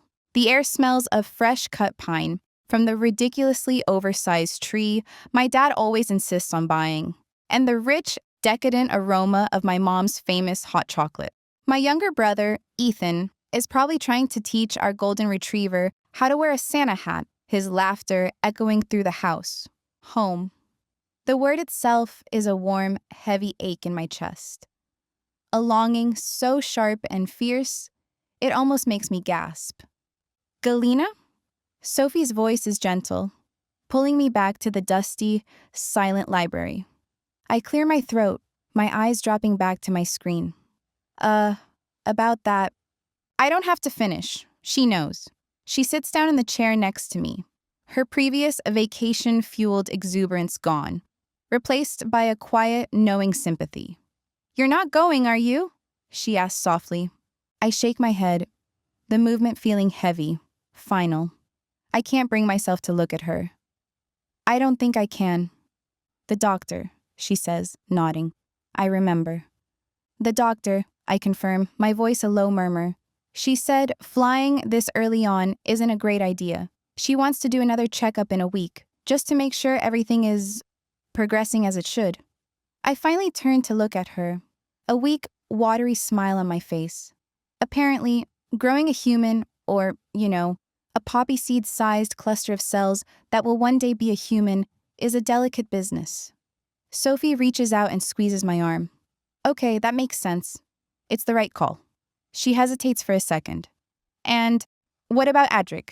Does he know you were planning to be gone for 2 weeks? I've seen you out together lately. You know. She winks, and I roll my eyes. Still. I think of the fierce, possessive way he kissed me in the parking lot, the low, guttural promise in his voice.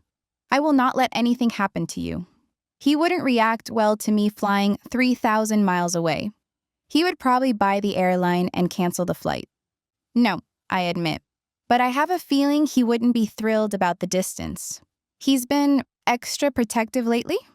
Extra protective is one way to put it, Sophie says dryly. He looks at you like you're a priceless diamond, and the rest of the world is a band of jewel thieves. She sighs, her expression a mixture of concern and resignation.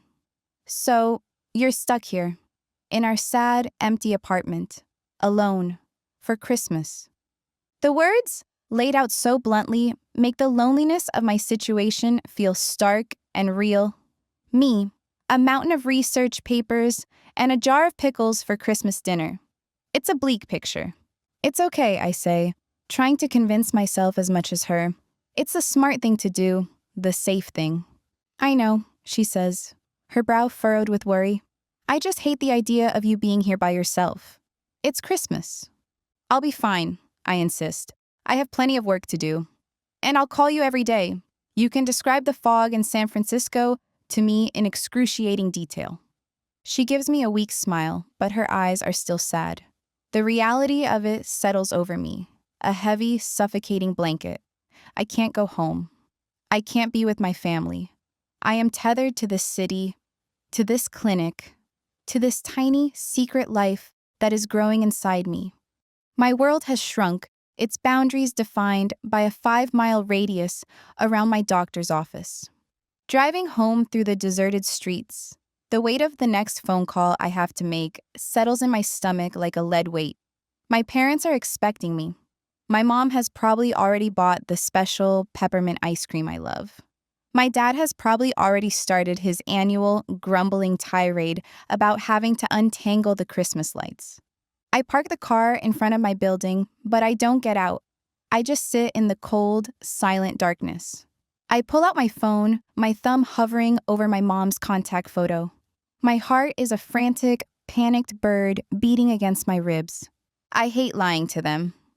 After the years of distance that Ryan created, our connection is still a fragile, precious thing I have worked hard to rebuild. But what's the alternative? Hi, Mom and Dad. Surprise, I can't come home for Christmas because I'm secretly pregnant with the baby of my enigmatic, probably a mob boss Russian professor. How's the weather in Seattle? Yeah, not an option. So, I will lie. A small, protective lie.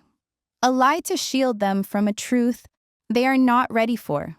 A truth I'm barely ready for myself. I take a deep, shaky breath and press the call button.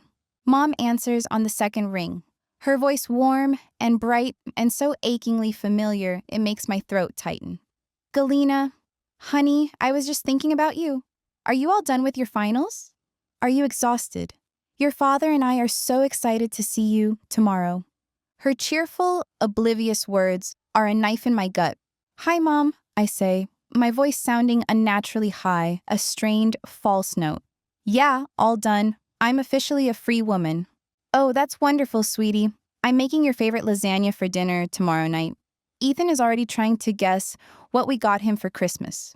He's pretending to be too cool for it, but I can tell he's excited. I close my eyes, picturing it all. The warmth of the kitchen, the smell of the lasagna, the sound of my brother's laughter, the sheer, uncomplicated happiness of it. Actually, Mom, I begin, forcing the words out, each one feeling like a betrayal. Something's come up. Something good. Really good. Oh? I can hear the curiosity in her voice. What is it? Here it comes. The point of no return. Well, I say, staring out at the falling snow. One of my professors, he's the head of this major European foundation, he offered me a spot in a special winter internship program. It's a huge opportunity, a chance to work on a major strategic analysis project, really hands-on stuff. It would be an incredible addition to my resume. The lie flows out of me, smooth and detailed and utterly, convincingly false. I almost believe it myself. Oh, Galena, honey, that's amazing. Her voice is a burst of pure, undiluted pride. A winter internship. David, come listen to this. Galena got a special internship. I can hear my dad's muffled voice in the background. The only thing is, I continue, my stomach twisting into a tight, painful knot. It starts right away. I have to stay here, in Boston, through the holidays. The silence on the other end of the line is a gaping, echoing chasm. Her pride instantly evaporates, replaced by a quiet, profound disappointment that is 1,000 times worse than any anger. Oh, she says finally, her voice small. You're not coming home for Christmas. I'm so sorry, Mom, I whisper. A tear I didn't know was there slipping down my cheek. I really wanted to, but it's too big of an opportunity to pass up. No, of course, she says, her voice regaining some of its forced brightness. We understand. Of course, you have to do it. We're so proud of you. Right, David? We're proud. I can hear the unshed tears in her voice, and it breaks my heart. We'll miss you. That's all. I'll miss you guys too, I say, my own voice thick with emotion. So much. We'll FaceTime on Christmas morning, okay? Okay, sweetie, she says. We'll do that. You work hard, okay? And be sure to eat something besides ramen noodles. I will, Mom. I love you. We love you too, honey. So much. The line goes dead. I drop the phone onto the passenger seat and let out a long, shuddering breath.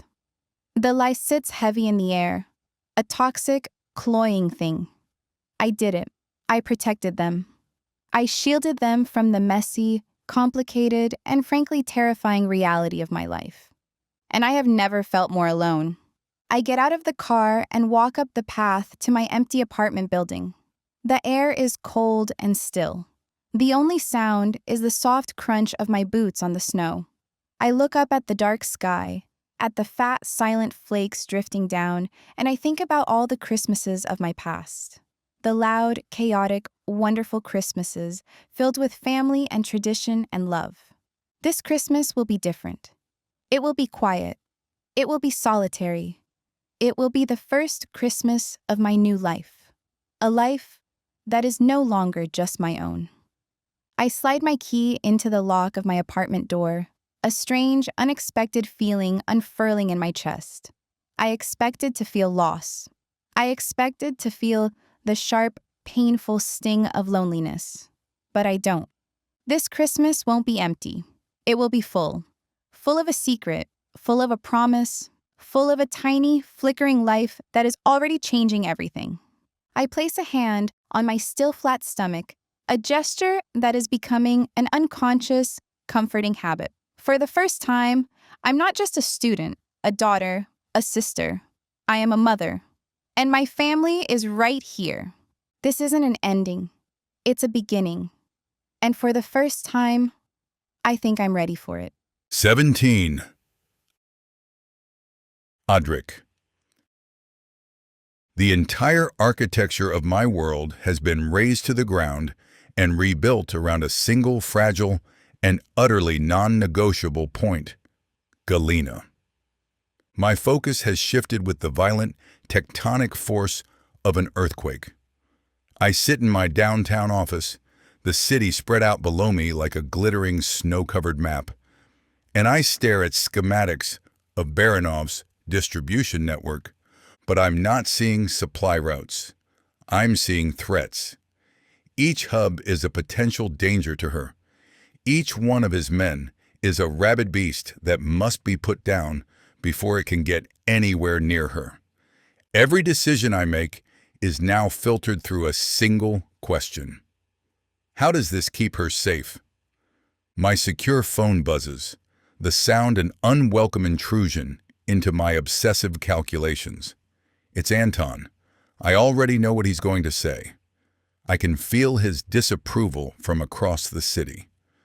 We need to talk, he says. No preamble, no deference. This is his 5-alarm fire voice. I'm listening, I say. My own voice a flat, calm sea over a raging storm. The surveillance on the Sinclair woman's apartment building is too overt, he says, his words clipped and precise. We have 3 teams in rotation. The neighbors are starting to notice. A local patrol car has circled the block twice in the last hour, taking note of our vehicles. It's sloppy, Audric. It draws attention. I lean back in my chair, my gaze fixed on the festive, indifferent lights of the city. He's right, of course. From a tactical standpoint, it's amateurish.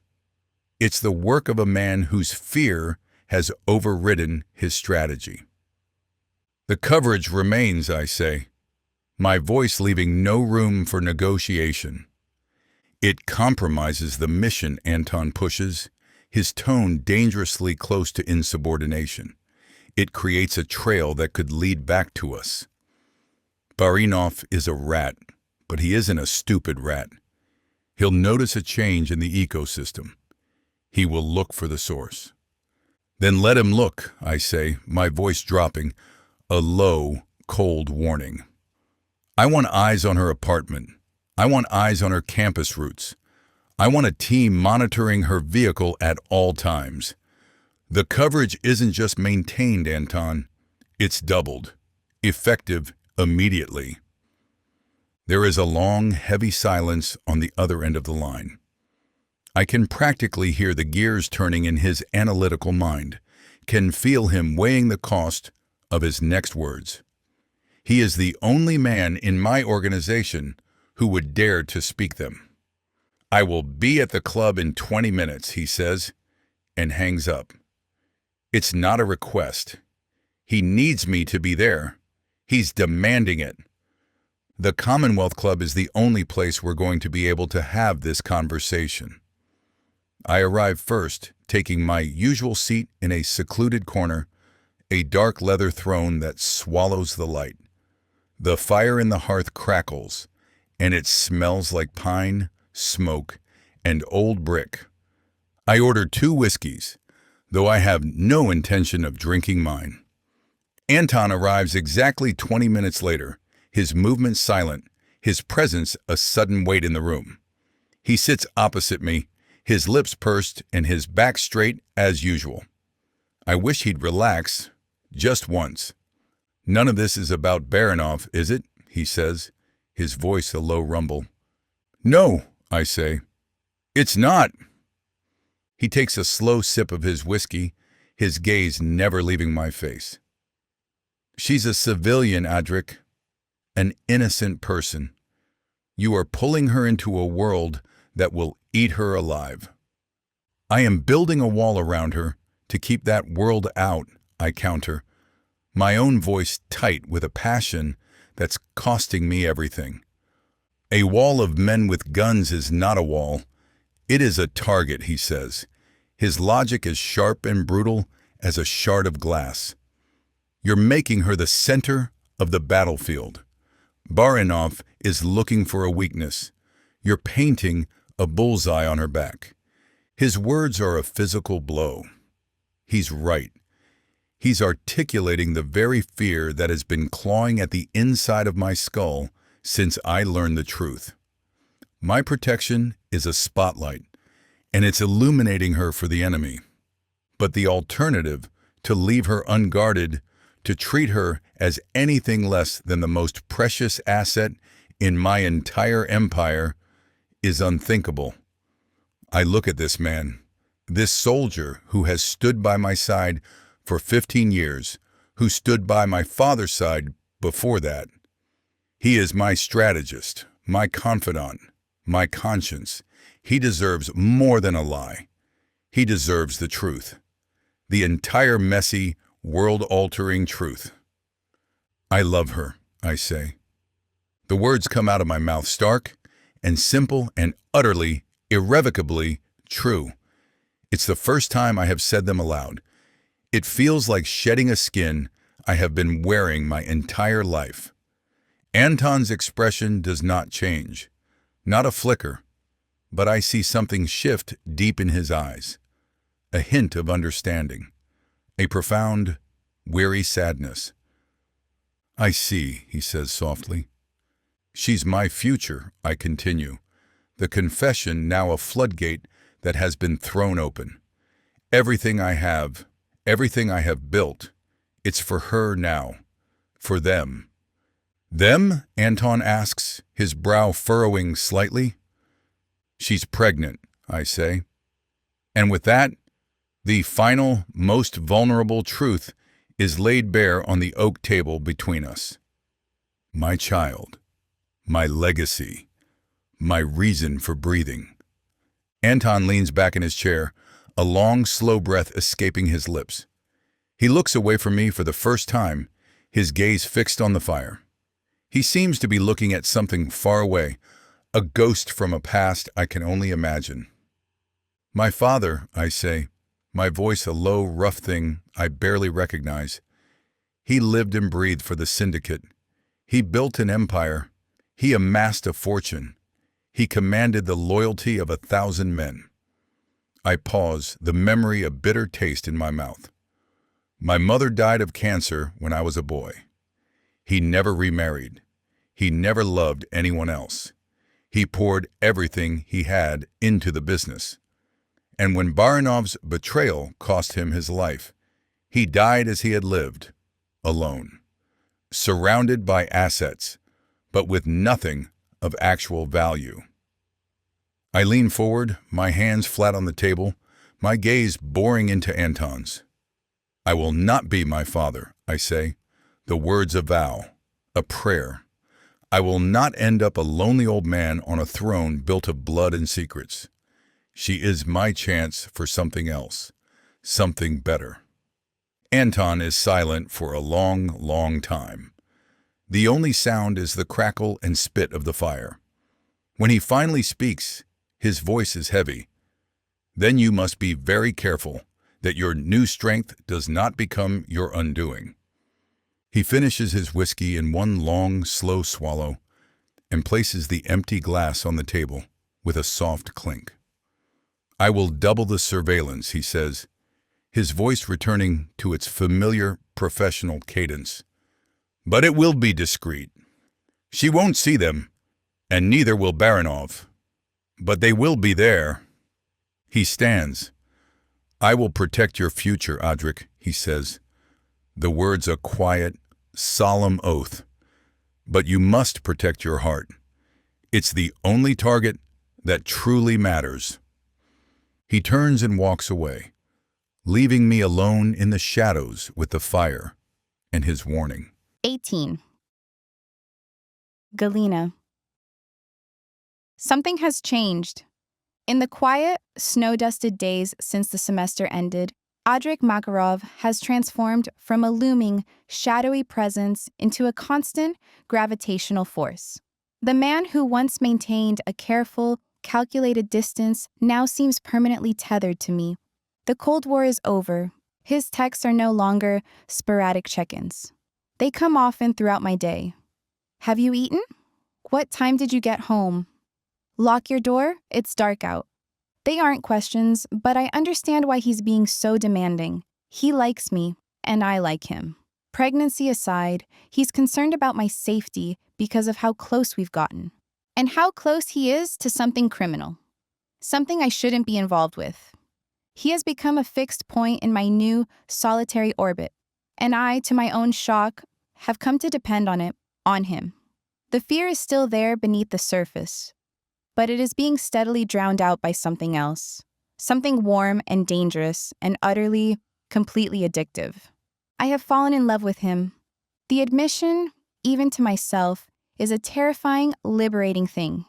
It is a leap of faith off a very high cliff, and I have no idea what's at the bottom. Maybe a bunch of spikes. So, you're in love with a potential Russian mob boss who communicates primarily through intense staring and the occasional act of brutal vigilante justice. Sophie summarizes, her voice flat and sarcastic. Oh, and you're fucking him out in the open now. She's sitting on the floor of her bedroom, surrounded by an explosion of clothes, shoes, and half-empty tubes of mascara. Her suitcase lies open like a patient etherized upon a table, and she is failing spectacularly at the art of packing. She's had days to prepare, but she's still not ready. Her flight home to San Francisco leaves in 6 hours. When you say it like that, it sounds so unreasonable, I say, leaning against the door frame, a mug of tea warming my hands. Because it is unreasonable, Galena, she exclaims, throwing a pair of jeans into the suitcase with unnecessary force. This isn't a rom-com. I don't even know what this is. A John Wick movie with more angst and better tailoring? She stops packing and turns to face me. Her expression a mixture of deep affection and profound exasperation. I love you. You know I do. And because I love you, I have to say it. This is insane. You can't build a life with a man like that. I think I can, I say, the words quiet but firm. I know what I saw in his office. I know he's dangerous. But when he's with me, he's different. He's gentle. He's protective. He makes me feel safer than I have ever felt in my entire life. Of course he makes you feel safe, she says, standing up and pacing the small strip of floor not covered in clothing. That's his whole thing. Control. Power. He keeps you safe by building a cage around you. Is that what you want? A life in a beautiful, safe cage? Her words are a direct hit, landing squarely on the small growing seed of doubt in my own heart. Because she's right. His protection is beginning to feel less like a shield and more like a net, its invisible threads tightening around me every day. It started subtly, the feeling of being watched. I would be walking home from the library, and I'd notice the same dark sedan parked halfway down the block, a man in the driver's seat pretending to read a newspaper. Or I'd be sitting in a coffee shop, and I'd catch a glimpse of a man at a corner table, his face hidden behind a laptop. But his eyes, for a split second, fixed on me in his reflection in the window.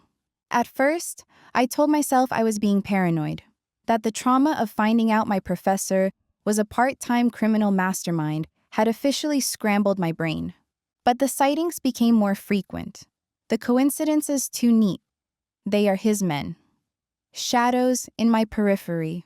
Silent, ever-present sentinels.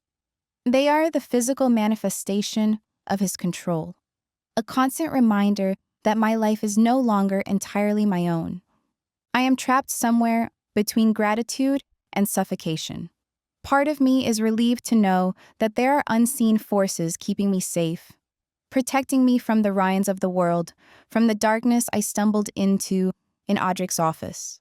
But another, fiercer part of me, the part that fought so hard to reclaim my independence, chafes against the invisible restraints. I feel like a rare, precious object that he has locked away in a high-security vault for safekeeping. I am grateful for the vault, but I am terrified of forgetting what the sun feels like. He loves me, Sophie, I say, my voice a low, desperate plea for her to understand. I know he does. I can see it in the way he looks at me. And I love him. Maybe love is enough to make it work. Maybe he can leave that world behind. Sophie stops pacing and looks at me, her eyes full of a sad, gentle pity. Oh, Galena, she says softly, men like that don't leave their world behind. They just expand it to include you. She walks over and takes the mug from my hands, setting it on her dresser. She takes my hands in hers. You have to be so careful. Power and danger can't coexist with peace. You can't have both. Sooner or later, you're going to have to choose. Her warning hangs in the air between us, heavy and prophetic. I know she's right. I know this fragile, secret bubble of happiness I'm living in is not sustainable. But the thought of choosing, of walking away from him, is a physical pain, a tearing sensation in the center of my chest. I choose him, I whisper, the words feeling like a vow. I think I already have. Sophie just sighs and pulls me into a hug. Then I will pray that I am wrong, she murmurs into my hair, and I will have my phone on 24/7. You call me for anything at all. Got it? Got it, I say, my voice muffled against her shoulder. An hour later, I'm waving goodbye as her taxi pulls away from the curb, its wheels slushing through the gray, week-old snow.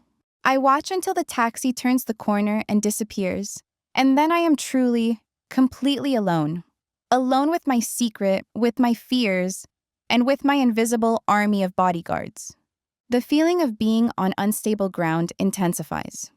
The apartment, usually a cozy sanctuary, feels empty without Sophie's chaotic, vibrant energy filling the space.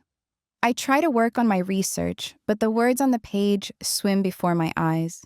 My mind is a battlefield. My fierce, desperate love for Audric warring with the cold, hard logic of Sophie's warnings. I wrap myself in a blanket and sit on the couch, staring out the window at the snow beginning to fall again. The city is quiet, hushed under the fresh white blanket. From my window, I can see the man on the park bench across the street. He's been there for 3 hours. He is reading the same page of his newspaper. He's one of Audric's men. He's here to protect me, and his presence makes me feel like a prisoner in my own home. Is this my life now? A life of looking over my shoulder, of wondering which strangers are just strangers and which ones are part of his shadow army. A life where the man I love is both my greatest protector and the source of my greatest fear. The doubt is a bitter, metallic taste in my mouth. It is the taste of fear. But then my phone buzzes on the coffee table. A text from Audric. I'm on my way. Don't eat dinner. And just like that, the fear recedes. It is replaced by a warm, fluttering anticipation, a traitorous, joyful leap in my chest. He is coming. The king of this dark, dangerous world is coming to my tiny, humble castle. And my foolish, foolish heart doesn't care about the shadows he brings with him. It only cares about him. I get up and start tidying the apartment, my earlier anxieties forgotten. I light the vanilla-scented candle. I put on a quiet, festive playlist of instrumental Christmas music. I am nesting. I am preparing the cave for the return of the beautiful, terrifying dragon. As I'm fluffing the pillows on the couch, my hand unconsciously drifts to my stomach. A secret pulse of warmth spreads through me, a silent, powerful reminder of the other life that is now inextricably tangled with mine. A life that makes everything more complicated, and yet, somehow, simpler. I am standing on unstable ground. Yes. I am walking a tightrope between a world of love and a world of danger. But I am not just walking for myself anymore. I look out the window at the grim man on the park bench. He is still there, a silent, unmoving guardian. I feel grateful this time that I'm being watched over. Maybe this will just take some getting used to. Maybe it won't be the worst thing in the world. 19. Audric. Dinner sounds amazing after the week I've had, but as I'm about to leave my office, my secure phone buzzes. It's Anton. His timing is, as always, impeccable. Report, I say, my voice a flat, clipped thing. Barinov's shipments have gone quiet, Anton says, his voice low and steady. Too quiet. Our contact inside the courier service reports that all pending orders through the university's chemical supply have been either canceled or indefinitely postponed. I lean forward, my focus sharpening, dinner with Galina momentarily banished by the cold, familiar thrill of the hunt. He knows we're watching. He's pulling out. It's the logical assumption, Anton agrees. He's changing his methods, but we found something else. Something significant. I can hear the subtle shift in his tone. He has found a critical piece. The ex-boyfriend, Anton continues. Ryan Baker. We cross-referenced his university financial records with the access logs for the chemistry department's secure storage. He's been receiving a series of monthly payments. The deposits correspond directly with dates of several large-scale orders of precursor chemicals, orders that were later reported as clerical errors. and written off the books. A cold black fury begins to smolder in the pit of my stomach. He's not just an ex-boyfriend anymore, I say, the words a low, vicious growl. He's a key part of the operation. He's the man on the inside. It would appear so, Anton confirms. He's been using his academic credentials and his access to the labs to facilitate Baranov's supply chain from within the university itself. Ryan Baker, the pathetic, whining boy who dared to lay his hands on my precious Galena, the sniveling coward I dismissed as a simple, jealous ex. He's not just a nuisance. He's a snake, and he has been hiding in her garden this entire time. The thought of how close he has been to her, of the danger he represents, is a white-hot poker twisting in my gut. Verify it, I order, my voice a blade of ice. I want irrefutable proof. I want to know every transaction, every meeting, every single breath he takes. Do it quietly, no ripples in the water. Understood. And Anton, I add, my voice dropping even lower. She is not to know, not a word. This information does not exist outside of this phone call. Is that clear? Adric, he begins, and I can hear the warning in his voice, the counsel of a loyal soldier advising his king against a potentially dangerous move. Is that clear? I repeat, my voice leaving no room for debate. I will not have her burdened with this. I will not have her looking over her shoulder, terrified of a man from her past. This is my battle to fight. My job is to be her shield, and a shield doesn't tell the person behind it about the arrows it deflects. It simply stops them. There is a beat of silence. Crystal, Anton says finally, and the line goes dead. The drive to her apartment is a reckless, high-speed blur through a city dressed in its holiday finest. All I can think about is how I should have killed Ryan when I had the chance. Now he's a threat bigger than anything I've witnessed before. He's probably the one who told Baranov about me. He's the reason my mission could fail. I hate to admit it, but this wouldn't have happened had I not gotten tangled up in Galena. When I arrive at her apartment and she opens the door, the relief that floods my system is so potent, it almost brings me to my knees. She's everything good and pure about this world. She is wearing a soft, oversized gray sweater that slips off one shoulder and a pair of dark leggings. Her hair is a messy knot on top of her head, and her feet are bare. She looks soft and warm and so achingly beautiful, it's like a punch to the gut. Her small apartment glows behind her, warm and inviting, a stark contrast to the cold and snow. And I see something cute over her shoulder in the corner of her living room. A small, slightly lopsided Christmas tree. It's not a grand, perfectly coiffed fir like the one at the museum gala. It is a humble, charmingly imperfect thing, probably purchased from a corner lot. It's decorated with a string of simple, multicolored lights that blink with a cheerful, steady rhythm, and a handful of mismatched ornaments that look like they have been collected over a lifetime. Cute. Adric, she says, her voice a soft whisper. I missed you. I missed you too, which is why I brought dinner, I say, the words feeling clumsy and inadequate on my tongue. I hold up the bag of takeout from the best Italian restaurant in the city. She lets me in, a small, shy smile on her face. The apartment smells of her, of vanilla and clean laundry, and something faintly of pine from the small tree. It's really cozy, and I'm starting to hate being anywhere but here with her. We talk. We sit on her worn floral sofa, the containers of expensive pasta on the coffee table between us, and we talk about nothing. She tells me about her final exams, about the relief of the semester being over. I tell her about my teaching, about the administrative duties of wrapping up a course.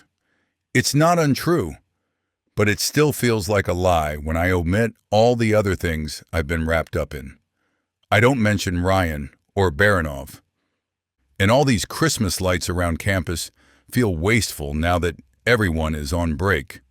They'll close the library, but they won't turn off all the damn lights. I feel like that would cost more, she says, shaking her head. I chuckle. But think how depressing it would be if you went there to grab something and it was pitch black. My office is still open, you know. I wouldn't want you to be sad during the holidays, she says with a cute little pout. That's why I'm here with you. I smile, and it's a real smile. She tilts her head to the side, studying my face. Don't you have a family, though? No, I reply, almost too quickly. My parents both already passed, and I don't have any siblings. Do you? You're here all alone. She shifts a little, clearly uncomfortable, but I'm not sure if it's about my response or about my subsequent question. My parents thought I was coming home, and so did my brother, but it felt safer to be here. Does that make sense? I shrug. I'm not sure it does, but I'm happy that she's here with me, even if it's selfish to keep her away from her family. Anyway, I'm glad you came over. The food was amazing, and lately I've been super hungry. Her eyes glimmer as she says that, and I know the reason. She doesn't know that I know. But I know. We are both pretending. Pretending that we are just a professor and a student. Pretending that the air between us is not crackling with the raw, electric current of everything that has happened, of everything we are. The pretense can only last so long. The space between us on the sofa begins to feel smaller, the air thicker. The quiet, instrumental Christmas music playing softly from a small speaker in the corner seems to fade into the background. The rhythm of our breathing is the only sound that matters. I lean forward, closing the distance between us, my hand finding the curve of her cheek. Her skin is warm under my palm, soft as silk, and her eyes, those wide, trusting eyes, meet mine with a mixture of anticipation and something deeper, something that tugs at the frayed edges of my control. Galena, I murmur, my voice rough with the weight of everything I'm not saying. She doesn't pull away. Instead, she leans into my touch, her lips parting on a soft sigh. That's all the invitation I need. The following scene is too spicy to be included on YouTube. To listen to the full, unedited version, please go to bellakingbooks.com or follow the link in the description. Thank you. 20. Galena. Peace is a fragile, beautiful thing, like a soap bubble. For a few days after my last night with Audric, I float inside it. The world outside is a muted, distant blur. The oppressive loneliness of my empty apartment transforms into a quiet, contented solitude. The constant anxiety in my veins is replaced by a hopeful warmth. I'm in love, and I'm carrying his child. It's a terrifying, magnificent secret that I hold close to my heart, a secret sun that warms me from the inside out. But soap bubbles are, by their very nature, designed to pop. The first sign that something is wrong is the distance. It is not a sudden, dramatic withdrawal, but a slow, subtle cooling. A creeping frost on the edges of our fragile new world. His texts become shorter, more perfunctory. His calls, once a nightly ritual, become sporadic. His voice strained, his attention clearly elsewhere. When he does come to see me, he is a ghost in his own skin. He is physically present, his large, solid frame filling my small living room, but his mind is 1,000 miles away. He stares into the blinking lights of my small Christmas tree, his jaw tight, his stormy eyes clouded with a darkness I can't penetrate. What's wrong with him? I have no idea, but I don't like what I'm seeing. I try to reach him. I make him dinner. I ask about his day. I try to coax him back to me with light, playful conversation, flirting, and sometimes teasing him. But it's like talking to a man on the other side of a thick plate of glass. He's there, but he is unreachable. The second sign something is horribly wrong is the fear. It returns, not as a sudden, sharp spike, but as a slow, seeping dread. The invisible army of his men, the black shapes who are beginning to feel like a comforting, protective presence, now feel like prison guards. Audric is slipping away from me. I can feel him pulling back, retreating into that cold, secret world of his, the one he has so fiercely guarded, and he is taking my fragile, soap bubble peace with him. He's hiding something, I say to Sophie, my voice a low, miserable murmur. I am huddled on my sofa, a blanket wrapped around my shoulders, my phone pressed to my ear. The apartment is dark, save for the lights of the Christmas tree.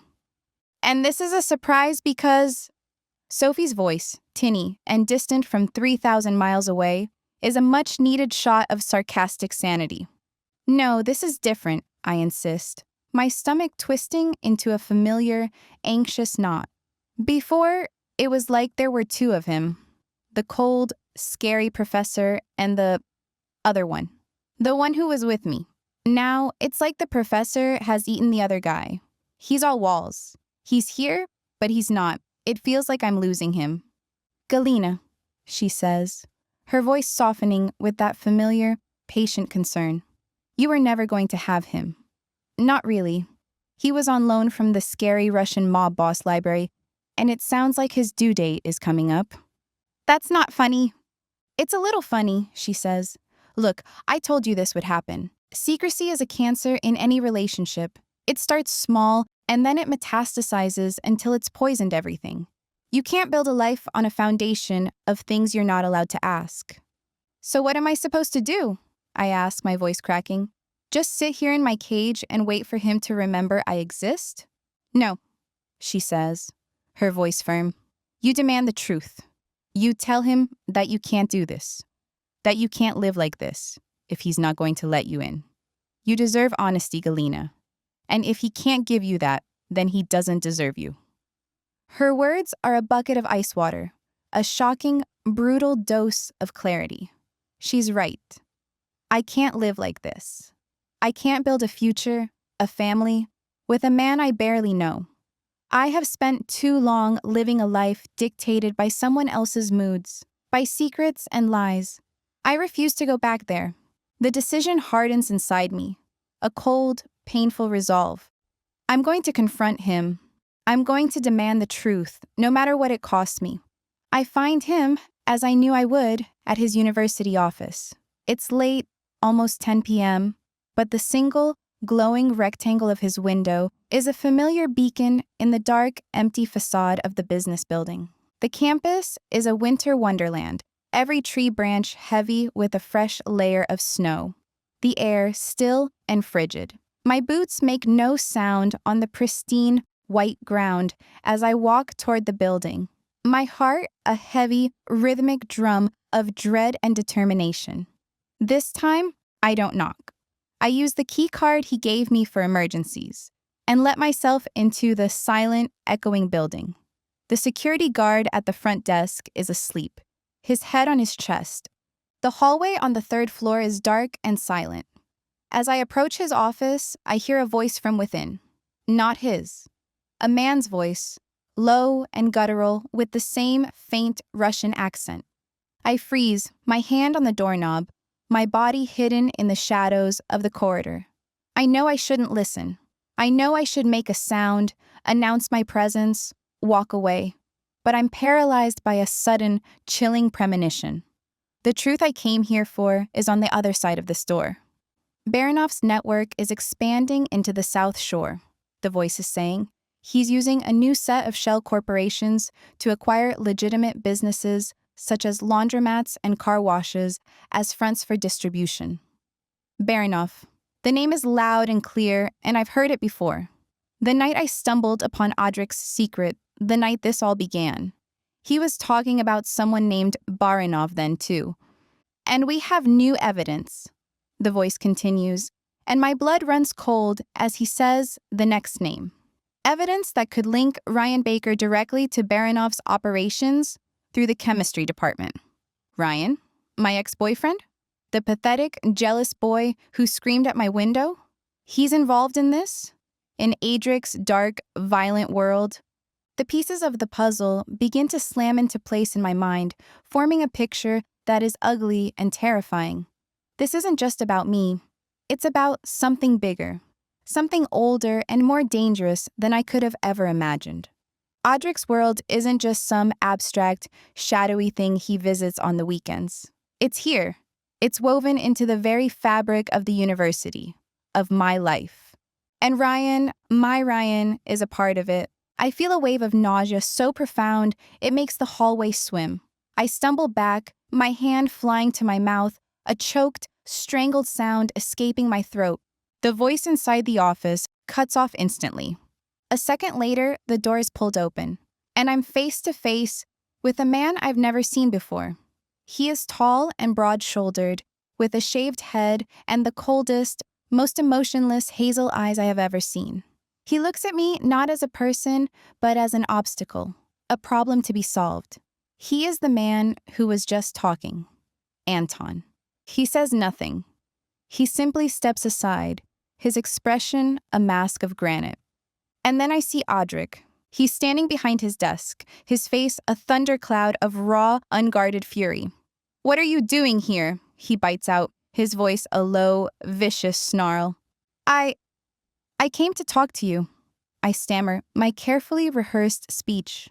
My brave demands for honesty, all dissolving into a pathetic, trembling whisper. "Audric, what's going on? Who is Baranov? And what does Ryan have to do with any of this?" He looks at me, and in his eyes, I see a door slamming shut and a deadbolt sliding into place. The fury is gone, replaced by a cold, impenetrable wall of ice. He is shutting me out. Right here, right now. He's making a choice. And he isn't choosing me. "This does not concern you," he says, his voice flat, final. "Not concern me?" I cry, a hysterical, desperate laugh bubbling up in my throat. "My ex-boyfriend is apparently involved in your criminal enterprise. You have men following my every move. This very much concerns me. Audric, I love you. We are building a life together. You can't just shut me out. You have to talk to me." I take a step toward him, my hand outstretched, a plea. "There is no we in this," he says, his voice like the crack of a glacier. "This is my world, not yours. You were never meant to be a part of it, and I shouldn't have brought you anywhere close to this." His words are a physical blow. They hit me with the force of a punch to the gut, knocking the air from my lungs, shattering the fragile, soap bubble world I have been living in. There is no we. "So that's it?" I whisper, the fight draining out of me, replaced by a cold, hollow despair. "You're just going to hide behind your secrets? You're going to let that world of yours be more important than us? Than our future?" I look at him, my heart breaking, praying for him to say something, anything, to deny it, to pull me into his arms and tell me that I'm wrong, that we can fix this. But he just stands there, a cold, remote statue of a man, his face a mask of stone. He has made his decision. "I'm pregnant, Audric," I say, the words a last, desperate nuclear option. It's the one truth I have, the one unbreakable bond that connects us. I'm laying my final card on the table. His expression does not change, not a flicker of surprise, not a hint of emotion. He just stares at me with those cold, dead eyes. And I realize, with a sickening, soul-crushing certainty, that he already knew. He knew. And he still chose his secrets. He still chose his darkness. When the baby is born, I say, my voice a dead, flat thing I don't recognize, You're going to leave this life behind. You're going to be a father, a real father. Not this. I gesture vaguely around the office at the invisible blood and secrets that stain its walls. You will give up this syndicate, this mafia world for us. It is an ultimatum, a final, desperate plea for him to choose a different path, to choose me. He looks at me, and for the first time, I see a flicker of something in his eyes, a deep, profound pain. But his words are as unyielding as granite. I can't do that, he says softly. A sob, hot and ragged, rips through my chest. The pain is a physical entity, a living thing with claws and teeth that is tearing me apart from the inside out. I can't breathe. I can't be in this room with him for one more second. I have no interest in talking to you any further tonight, I say, the words a stilted, formal dismissal, a pathetic attempt to reclaim some shred of my dignity. I turn, my movements stiff, robotic. I walk past the silent, hulking man by the door. I walk out of the office. I walk down the long, dark, silent hallway. He doesn't stop me. He doesn't call my name. He just lets me go. And that is what breaks my heart more than anything. When I am out of his sight, when I am safely ensconced in the cold, anonymous darkness of the elevator, the facade of my composure shatters. The sobs come, huge, racking, agonizing things that tear themselves from my throat. I slide down the wall of the elevator, my body trembling, and I cry. I cry for the beautiful, fragile love I thought we had. I cry for the future I had dared to imagine. I cry for the man I've lost. And I cry for the children who will now be born into a world where their father has chosen the evil world of crime over them. The dream is over. The soap bubble has popped. And I'm left alone in the wreckage, with a broken heart and a secret that's no longer a joy, but a burden. 21. Audric. She's gone. She's gone, and it's my fucking fault. Anton is still by the door, a silent, granite statue of a man. He hasn't moved or spoken. He has simply borne witness to the most brutal act of self-sabotage I've ever committed. The words I spoke hang in the air, toxic and radioactive. There is no we in this. This is my world, not yours. Each word was a lie. Each word was a shield meant to protect her. In each word was a shard of glass I had to swallow to say. The look in her eyes when I said it, that look will haunt me until the day I die. It was the sound of a heart breaking, and I was the one holding the hammer. Her last desperate ultimatum echoes in the silence. When the baby is born, you're going to leave this life behind. Her final plea, her final offer of a future I have no right to even dream of. And my answer, I can't do that. It was the only answer I could give. Not because I wouldn't burn my entire empire to the ground for a single day of bliss with her, but because you can't simply walk away from a world like mine. The horror follows you.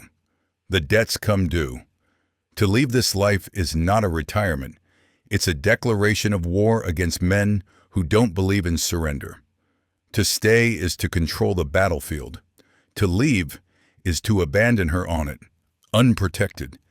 And Baranov will come for her, which renders my life no longer worth living. She doesn't understand that. She thinks this is a choice I'm making, a career path. She doesn't see that it is a blood oath, a birthright, a fucking life sentence. And my refusal to leave it was not a rejection of her. It was the only way I know how to protect her, by standing on the wall and fighting the monsters so they can never reach the gates of her world. Leave me, I say to Anton, my voice a low, rough thing I barely recognize. He hesitates for a fraction of a second, his gaze searching my face, a silent offer of support from the only man on earth who knows the weight of the crown I wear. I give him nothing, My expression is set in stone. He gives a single sharp nod and lets himself out. I'm all alone, truly alone again. For a long moment, I don't move. I simply stand here, in the wreckage of my own making, and I let it hurt. Then, the pain recedes, channeled into the only emotion I have ever allowed myself to fully trust. Rage. A cold, clean fury that burns away the weakness, that cauterizes the wound. I have made my sacrifice. Now, I will do the work it was intended for. I will eliminate the threat. I spend the rest of the evening doing what I do best. I wage a silent, bloodless war from behind a desk. I sit in the dark, the only light the cold, blue glow of my monitors, and I review the surveillance logs Anton has compiled. I immerse myself in the data, in the cold, hard facts of Baranov's operation. It is a welcome anesthetic, a familiar landscape of logic. The logs confirm my suspicions. Most of Baranov's courier activity has gone quiet in the last 48 hours. The flow of precursor chemicals from the university's supply has stopped completely. The distribution hubs on the South Shore are dormant. The silence is unsettling. It is the deep, unnatural quiet of a forest when a predator is near. Baranov isn't retreating. He's regrouping and changing his tactics. He feels my presence closing in, and he's preparing to strike back. A cornered rat is at its most dangerous. It doesn't try to flee. It goes for the throat. My secure phone sits on the desk, a black, silent rectangle. The urge to call her, to hear her voice one last time, to explain the impossible choice I made, is a physical ache in my chest. I stare at it, my hand hovering over the device. But what would I say? There are no words to explain this. There are no words to bridge the chasm that now lies between my world and hers. Distance is her only shield now. My silence is her only armor. To contact her is to weaken that defense, to put a crack in the wall I have so brutally, painfully erected. My hand falls away.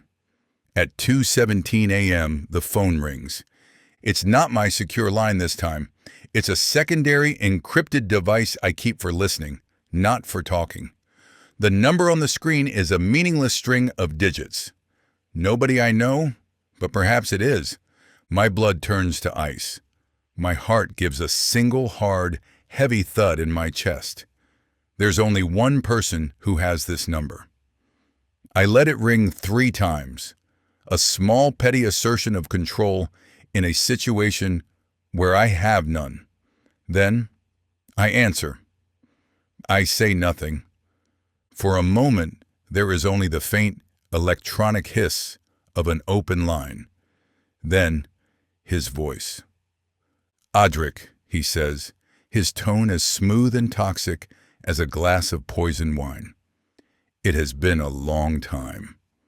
Nikolai Baranov, the architect of my family's ruin. His voice is exactly as I remember it, calm, cultured, laced with the lazy, confident arrogance of a man who believes he is untouchable. I remain silent. I'll give him nothing.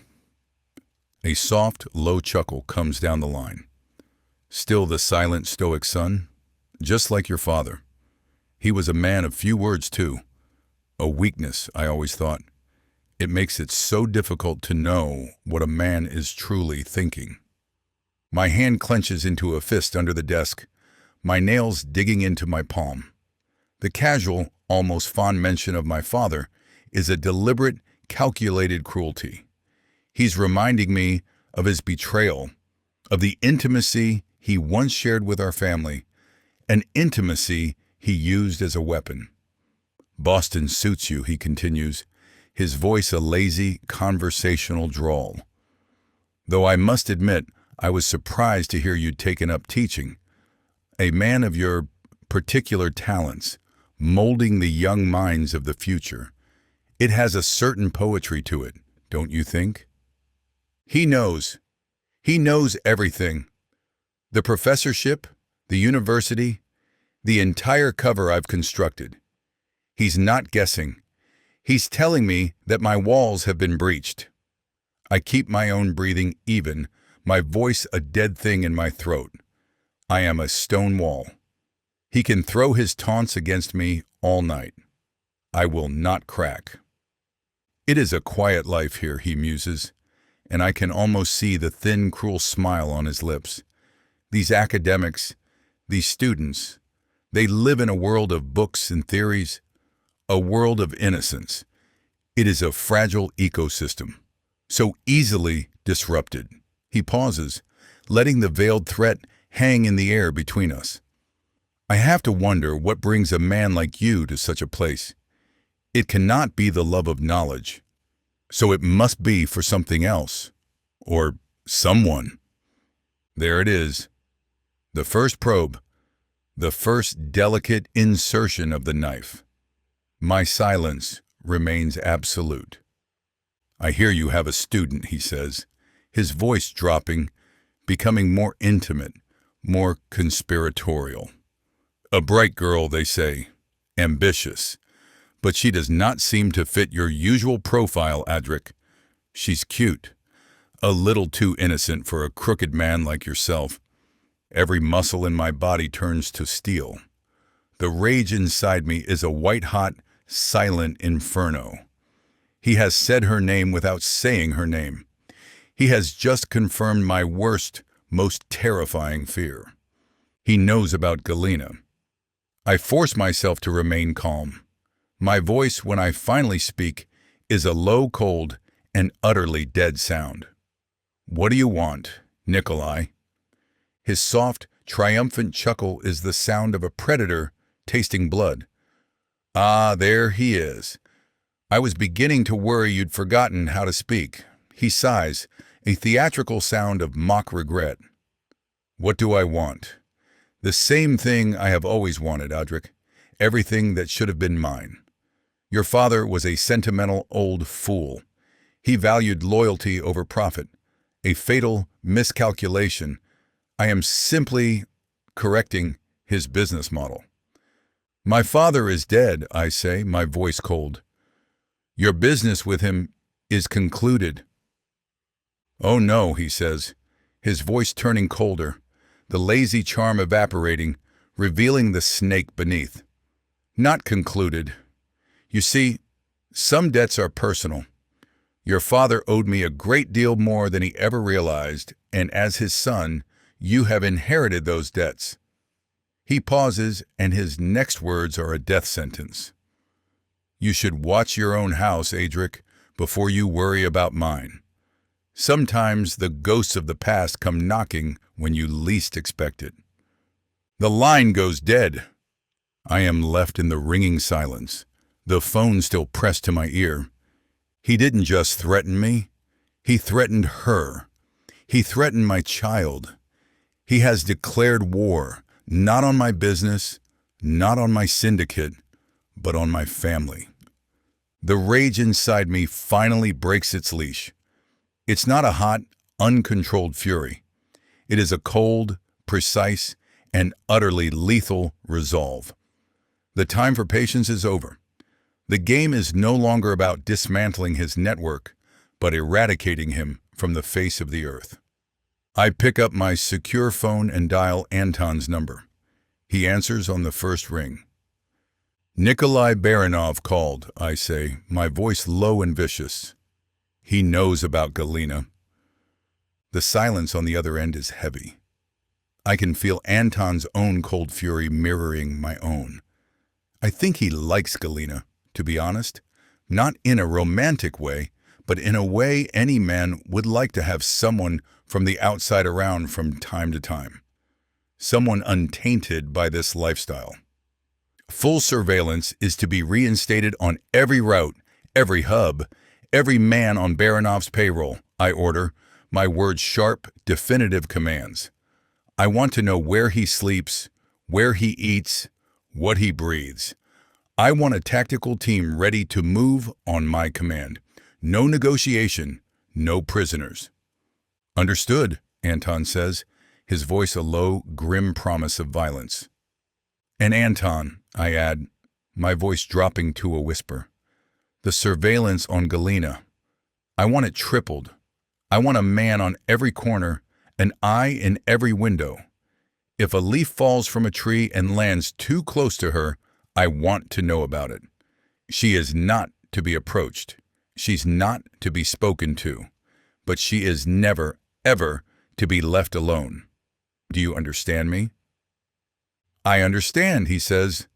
She will be protected. I hang up. I stand and walk to the massive window, staring down at the sleeping, snow-covered city. I pushed Galena away and broke her heart. I told myself it was the only way to keep her safe, to keep my monstrous world from touching her innocent one. But I was wrong. The monster has found her anyway.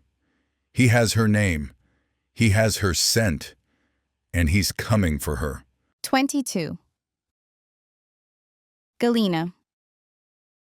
The sky outside my window is a flat, unforgiving slate. The snow on the ground has turned to a dirty, depressing slush. My Christmas tree is so ugly, I want to set it on fire and burn my apartment down with it. I regret everything I ever did with Adric. Even so, I check my phone 1,000 times a day, my thumb hovering over his name in my contacts. A masochistic, self-destructive urge to see his picture, to remember the sound of his voice. But there are no calls, no texts, nothing. He has cut me out of his life with the clean, brutal precision of a surgeon. He let me walk away, and he has not once looked back. Sophie calls every day from San Francisco. Her voice is warm and welcome in my gray, silent world. I tell her I'm fine. I tell her we broke up. I tell her it was for the best. I don't tell her that my heart feels like it has been scooped out of my chest with a rusty spoon. I don't tell her that the man I love, the father of my child, is a stranger who chose his darkness over me. Some truths are too heavy to be spoken over the phone. Maybe I'll tell her when she gets back. Maybe not. Late one night, I am curled on the sofa, staring at the blinking lights of the tree, a half-eaten container of pickles on the coffee table in front of me. My one and only pregnancy craving so far. My phone, which has been stubbornly, painfully silent for days, suddenly rings. My heart gives a violent, hopeful lurch. Audric. But the number on the screen isn't his. It's a Seattle area code I don't recognize. My brief, stupid flicker of hope dies, replaced by a cold, prickling unease. I let it ring twice, then answer. My voice a wary, "Hello? Is this Galena Sinclair?" a woman's voice asks. It is calm, professional, and laced with an undercurrent of urgency that immediately sets my nerves on edge. "Yes," I say, sitting up straighter. "Who is this?" "My name is Sarah. I'm a nurse at Seattle General Hospital," she says, her voice still unnervingly calm. "I'm calling about your father, David Sinclair. He's been in an accident." The world stops. The blood drains from my face, a cold, sickening rush. My hand flies to my mouth. "What? An accident? Is he okay?" "He's stable for now," the nurse says, her words carefully chosen, maddeningly vague. "But he's asking for you. The doctor thought it would be best if you could get here as soon as possible." "Yes, of course," I say, my mind a frantic, chaotic storm. My dad. My quiet, steady, logical dad. In an accident. The thought is so impossible, so world-shatteringly wrong, that my brain refuses to fully process it. I'll get the first flight I can. Can I talk to him? Can I talk to my mom?" "Your mother is with him now," she says, "and he's heavily sedated. It's better if you just come, Miss Sinclair. We'll explain everything when you get here." And then, before I can ask another question, before I can demand more information, the line goes dead. A dial tone buzzes in my ear. Panic, pure and undiluted, seizes me. It's wild and unrelenting. I immediately try my mom's cell, but it goes straight to voicemail. I try my dad's. Voicemail. My parents are not the kind of people who let their phones go to voicemail. Ever. Something is wrong. Something is terribly, terribly wrong. I'm on my feet, my mind a frantic, high-speed checklist. Flight. I need to book a flight, pack a bag, get to the airport. The doctor's warning about not traveling in the first trimester is a distant, irrelevant whisper against the screaming, primal need to get to my father. Details don't matter. Risks don't matter. Nothing matters but getting home. I throw on the first clothes I can find. Jeans, a thick sweater, and my boots. I grab my purse and my coat, my movements jerky and uncoordinated. My hands are shaking so badly, I can barely zip my jacket. My phone buzzes with a text from Sophie. You okay? Haven't heard from you in a few hours. I don't have time to reply. I jam the phone into my pocket and I run. I fly down the 2 flights of stairs from my apartment. I burst out into the cold, silent night, the frigid air a slap in the face. I'm halfway to my car when I realize I haven't booked a flight. I don't even know if there are any flights to Seattle this late at night. The logistical part of my brain, the part that usually runs on cool, calm efficiency, has been completely short-circuited by the panic. It doesn't matter. I'll drive to the airport and I'll get on the first plane, even if I have to stand in the aisle. The details can get sorted out later. My car is a cold, dark shape under a fresh blanket of snow. I am fumbling with my keys, my fingers numb and clumsy, when a pair of headlights flashes to life in the parking lot behind me, momentarily blinding me. I shield my eyes, a fresh spike of annoyance cutting through my panic. The car, a dark, nondescript sedan, pulls up beside me, its engine a low, quiet hum. The passenger side window glides down.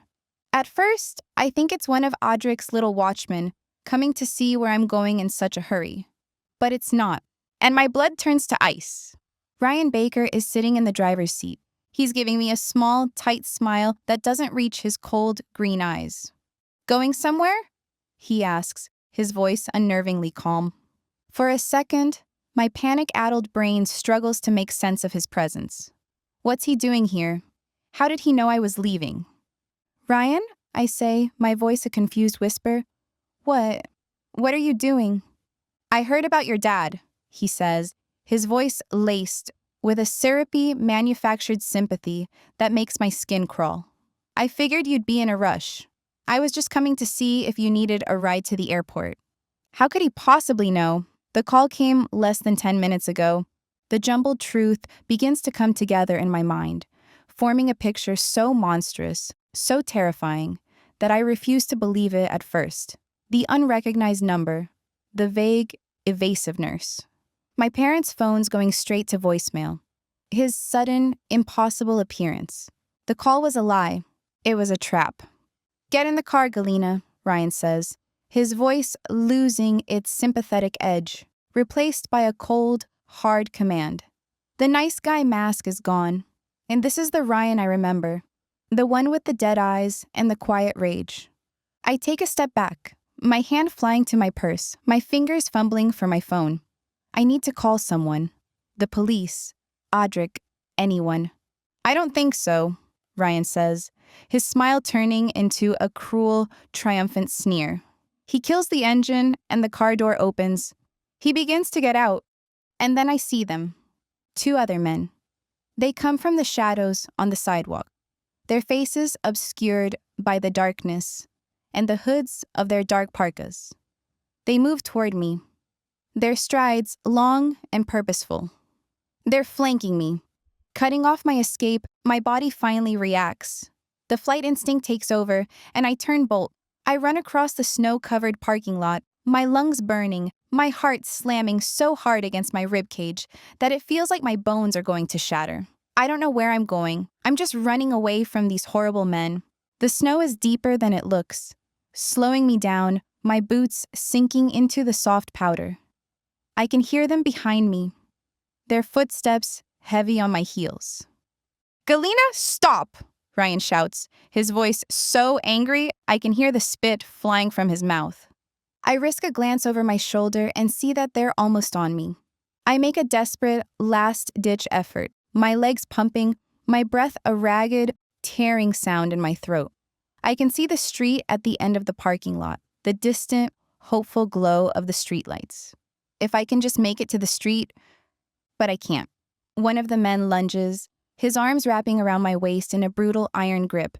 He lifts me off my feet. I scream, but it's swallowed by the cold, indifferent night. I fight back. I kick. I twist. I claw at his hands, but he's too strong. He's a wall of muscle, and it's hopeless for me now. "Stop fighting! You're making it worse," Ryan yells, his voice now high-pitched with a panic that tells me this has gone further than he intended. The other man comes up in front of me. I see his face for a split second in the dim light. He's young, with pale, dead eyes and a cruel twist to his mouth. He says nothing. He just raises his hand, and I see the glint of something dark and heavy. Then, a blinding starburst of pain explodes behind my eyes. The world dissolves into a dizzying swirl of blackness and falling snow. I hear Ryan shout my name again, but it's distant, so very far away. And then, there's nothing. The world goes silent.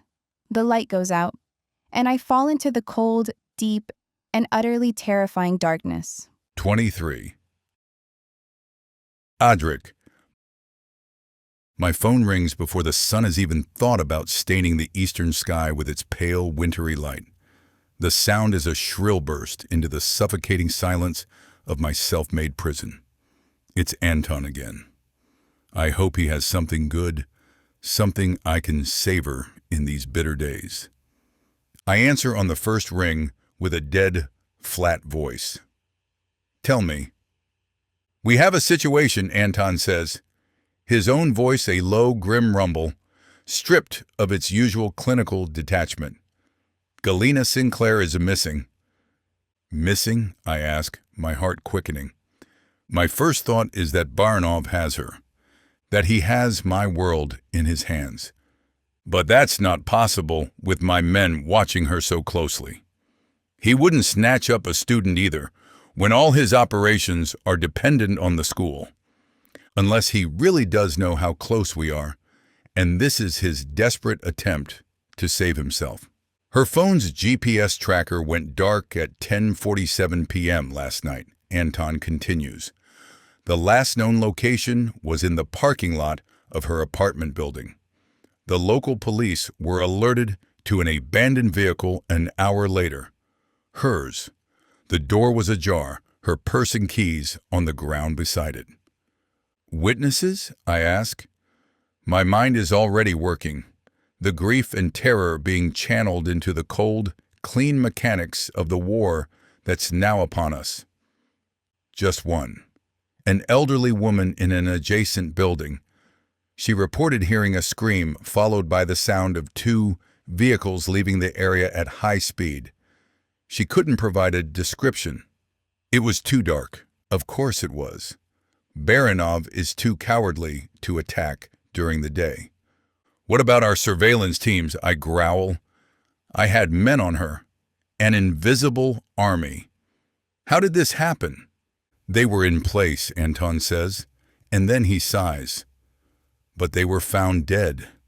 Every single one of them."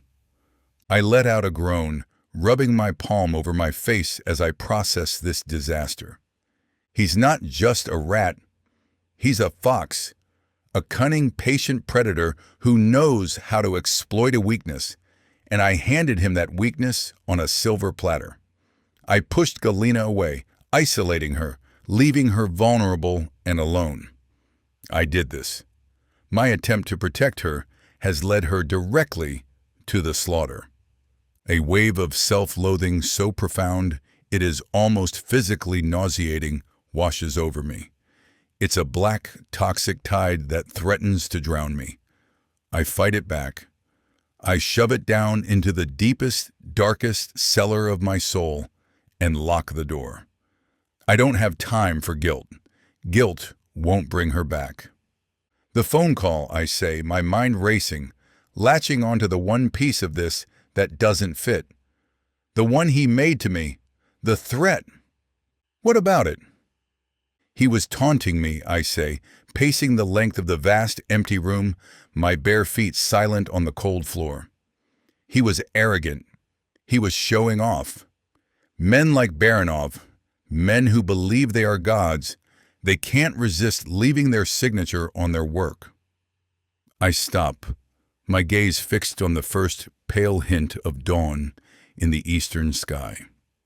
The gears of my mind are turning, sifting through the memory of that call, through the very fabric of the sound itself, the faint, almost imperceptible echo in the background, the specific quality of the static on the encrypted line. The call was routed through a series of servers, I say, my voice a low, urgent murmur. But the encryption key, it has a signature, a digital fingerprint. Every key leaves a trace, a tiny, unique breadcrumb in the signal routing. Get my tech team. I want them to tear that call apart, byte by byte. I want them to trace the signal's origin point. He hid a message in there. I know he did. It could take hours, Adric, Anton warns. Days, even. Then they have minutes, I snarl, my patience gone. I hang up and immediately begin to dress. Black tactical pants, black combat boots, a black Kevlar-lined jacket. I'm shedding the skin of the professor I was never supposed to be and becoming what I have always been, a killer, a brutal king preparing to go to war for his queen. I'm strapping a holster to my thigh when Anton calls back. It's only been a minute. You were right, he says, and I can hear a new, grim respect in his voice. My God, you were right. It wasn't just a taunt. It was a map.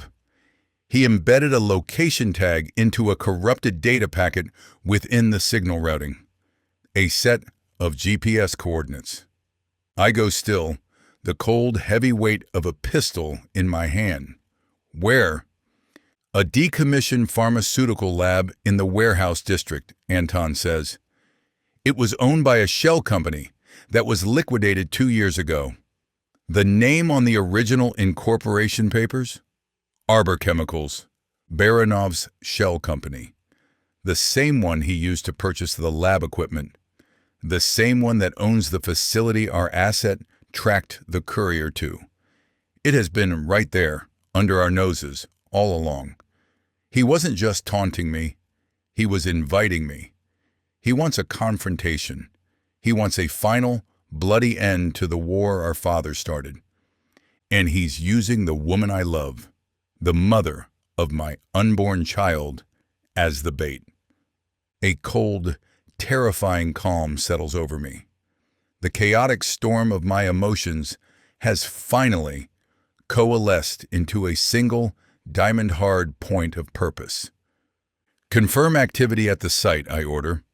I want satellite thermal imaging. I want to know how many bodies are in that building and where they are located. Prepare an extraction team, full tactical gear. I want our best men, the ones from Moscow, the ones who know how we do things. In the rules of engagement, Anton asks, his voice a low, grim whisper. I look at my own reflection in the dark glass of the window. I see a stranger with dead eyes and a face carved from stone. The man Galina knew, the one she tried to save, is gone. In his place is a monster. And the monster is about to be unleashed. There's only one rule, I say, my voice the sound of a tomb door grinding shut. Baranov dies tonight. Within the hour, every asset I control, every favor I'm owed, and every man who is capable of handling a gun is called in. The city of Boston becomes my personal battleground. Roads are blocked. Communication lines are monitored. A perimeter of silent, unseen soldiers begins to close in on the warehouse district, a tightening noose around Baranov's throat. Does he know how far I will go for Galena? Does he realize what he's done? I stand before a bank of monitors in a mobile command center Anton has set up in an anonymous delivery truck a few blocks from the target. The thermal imaging is on the main screen. The lab is a glowing red and yellow heart in a sea of cold, blue darkness. I count the heat signatures. 12. No. 13. One of them is smaller, fainter, in a room on the sublevel. Galena. The sight of that small blob of life sends a fresh wave of protectiveness through me. The target is on the sublevel, I say into my comms unit, my voice a low, steady growl. Baranov will be with her. The other 11 are his personal guard. They are professionals. Expect heavy resistance. I pull on my gloves, the black leather creaking softly. I check the magazine on my sidearm and chamber a round. The sound is a small, satisfying click, a promise of the violence to come. Anton places a hand on my shoulder. Audric, he says, his voice a low, quiet warning. Don't let your rage compromise your strategy. We need you alive. I turn and look at him. He sees the truth in my eyes. My life is no longer the primary asset, I say, my voice flat and final.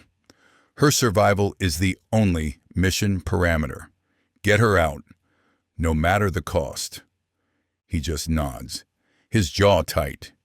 He understands what we're doing this for. I step out of the back of the truck and into the cold, biting wind of the Boston night. The air smells of snow and gasoline and the promise of blood. My team, a silent, black-clad army of men, follows me like a pack of wolves. There will be no negotiation. There will be no surrender. I will walk into that building, and I will kill every man who stands between me and her. I'll rip Nikolai Baranov's black heart from his chest with my bare hands. This ends tonight. 24. Galena.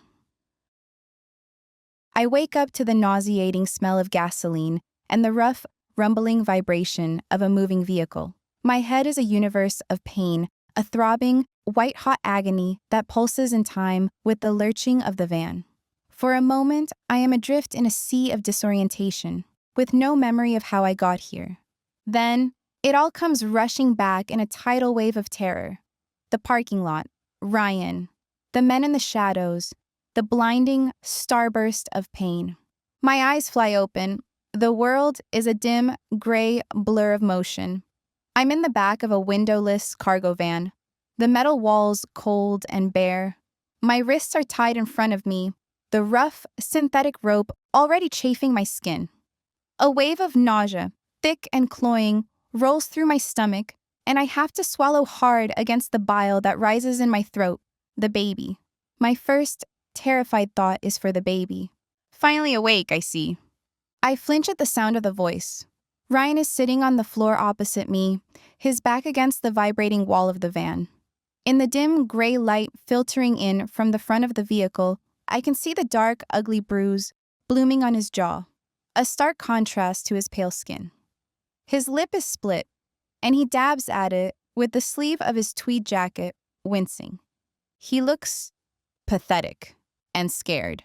The arrogant, posturing bully from the parking lot is gone, replaced by a nervous, twitchy boy who looks like he's in way over his head. "This wasn't supposed to happen," he says, his voice a defensive whine. "I just wanted to scare you, to get you to leave Boston, to get you away from him. I didn't know they were going to hurt you." I just stare at him, a cold, silent fury beginning to burn through the fog of my fear and pain. I don't have the energy to scream at him, to rage at his betrayal. My entire being is focused on a single objective: survival. For me. For the baby. I ignore him, turning my attention to the ropes on my wrists. They're tight, but the knot is clumsy. The work of an amateur. I begin to work at it, my movements small, subtle, my fingers fumbling with the slick, synthetic fibers. I keep my head down, my hair falling forward to hide what I'm doing. Let him think I am a terrified victim. Let his arrogance be my shield. The van slows, the engine whining as it downshifts. We take a sharp turn, and I am thrown against the wall, my already throbbing head connecting with the cold metal. A fresh wave of dizziness and nausea washes over me as I see stars. Ryan scrambles to his feet as the van shudders to a stop. Just do what they say, Galena, he says, his voice high-pitched with a panic he's no longer trying to hide. It'll be okay. They just want to talk to you. The back doors of the van are wrenched open, flooding the dark space with a harsh, gray daylight that makes me squint. Two men stand there, the same two from the parking lot, their faces now clearly visible. They're young, with the hard, dead eyes of men who have seen too much and felt too little. They look at Ryan with a cool, undisguised contempt. "Get out," one of them grunts, grabbing Ryan by the arm and yanking him out of the van. This is my chance. As the other man reaches for me, I make my move. The knot on my right wrist, loosened by my secret work, gives way. My hand is free. It's not much, but it's enough to do something. I kick out with all my strength, my boot connecting solidly with the man's kneecap. He cries out with a surprised yelp of pain and stumbles back, his balance thrown off. I don't hesitate. I scramble out of the van, my body a clumsy, adrenaline-fueled blur of motion. I hit the ground, my knees jarring on the frozen, gravel-strewn asphalt, and I run. I'm in a vast, deserted industrial lot, a bleak gray wasteland of cracked concrete and rusting, abandoned machinery. A chain-link fence, topped with a menacing curlicue of barbed wire, marks the perimeter 100 yards away. Beyond it, I can see the skeletal branches of a dense, wintry forest. Freedom. Snow, thick and wet, begins to fall, the flakes melting against my hot cheeks as I run. My lungs are on fire. My head is pounding. My heartbeat is a wild, frantic drum in my ears, so loud it drowns out the sound of the men shouting behind me. I'm a deer fleeing the hunters, my only thought to get to the safety of the trees. I'm faster than I thought possible because of my terror, and the fence is getting closer. 50 yards, 30, 10. I can almost taste the freedom. And then, I'm airborne. Someone tackles me from behind with a brutal weight that drives the air from my lungs in a painful whoosh. We hit the ground hard, my face scraping against the frozen, unforgiving gravel. The taste of blood and dirt fills my mouth. I fight back. I'm not the same girl who let Ryan Baker control her life for 2 years. I'm not a victim anymore. I'm a mother now. And a mother fights. I twist and buck, landing a wild, desperate elbow that connects with something soft. My attacker grunts in pain. I hear a satisfying, wet crack as my elbow connects with his nose. I have a brief, fleeting moment of triumph. And then the other one is there, his heavy boot pressing down on the small of my back, pinning me to the ground. A hand grabs a fistful of my hair and yanks my head back, forcing my face into the dirt. "You stupid bitch," the one with the broken nose snarls, his voice thick and nasal. "You're going to pay for that." "Stop it! Leave her alone!" It's Ryan's voice, a panicked cry. I twist my head just enough to see him. He's running toward us, his face twisted in horrified disbelief. It seems the reality of the company he keeps is finally dawning on him. "This wasn't the deal," he screams, his voice cracking. "You said you just wanted to talk to her. You weren't supposed to hurt her." The man with his boot on my back just laughs, a cold, ugly sound. "The deal has changed. You got her here? Your part is done." He takes his foot off my back and walks toward Ryan. The man with the broken nose, his face now a bloody mask, hauls me to my feet, his fingers still tangled painfully in my hair. What happens next is too horrible a thing to happen, even to a ma like Ryan. He tries to posture, to assert an authority he doesn't possess. "You can't do this. I work for Barinov." The name is chilling confirmation of the truth I overheard in Audrick's office. The man just smiles with a slow, cruel stretching of his lips. "So do we," he says. And then he hits Ryan. A single punch to the gut that doubles him over, all the fight and air going out of him in a wheezing gasp. And then they start beating him. I scream, but they pay no attention to me as they kick him with steel-toed boots. They hit him in his ribs, his back, his head, with a methodical, dispassionate brutality. Ryan curls into a fetal position on the ground, trying to protect himself, but it's useless. He was my monster for 2 years. He hurt me in 1,000 small, insidious ways. He betrayed me. And in this moment, watching him being beaten to a bloody pulp, I still feel sorry for him. They stop as suddenly as they started. Ryan is a still, broken heap on the ground, not moving. I don't know if he's just unconscious or really dead. The man with the broken nose grabs my arm, his grip like a vice. "Let's go," he snarls, and begins to drag me toward a windowless brick building at the far end of the lot. He shoves me through a set of heavy metal doors and into the building. The air inside is cold and damp, which is hard to breathe. It's a laboratory of some kind, but it has been stripped of most of its equipment. All that remains are long steel tables, empty shelves, and in the corner, a pallet stacked high with large, sealed chemical drums.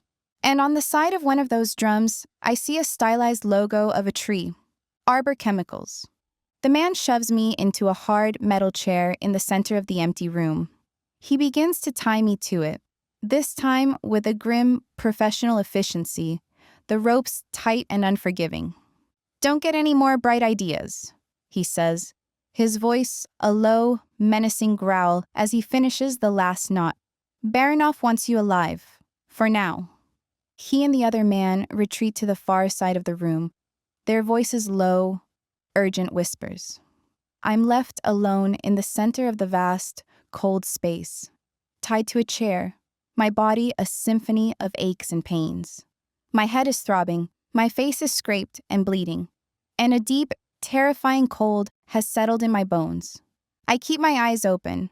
I memorize the layout of the room. I catalog the number of exits. I note the location of a fire extinguisher on the far wall. I listen to the low murmur of the men's voices, trying to catch a stray word, a piece of intelligence I can use. If another chance to run comes, I'll take it. I'll fight and claw and bite and scream and do whatever it takes to get out of here.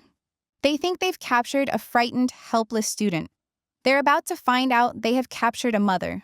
And they've made a very, very big mistake. 25. Audrick. We reach the decommissioned lab just after midnight. The building is a hulking black silhouette against the sky, a cancerous growth in the heart of a dead industrial park. The only light comes from a single bare bulb above a reinforced steel door, a sickly yellow beacon in the oppressive darkness. Baronov, as expected, has left a welcome party. The perimeter is crawling with his men, their heat signatures glowing like malevolent fireflies on our thermal imaging screens. They're professionals, positioned at strategic choke points, their movements economical and disciplined. He expected me to come. He's counting on it.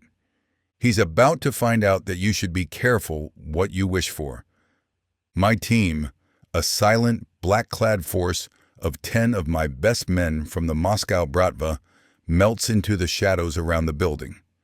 They're specters of violence, each one a master of his craft. We move with a fluid, synchronized grace, a pack of wolves closing in on its prey. The plan is simple, a two-pronged assault. Anton will lead a team to create a diversion at the rear of the building, a noisy, chaotic breach designed to draw the majority of Baronov's forces.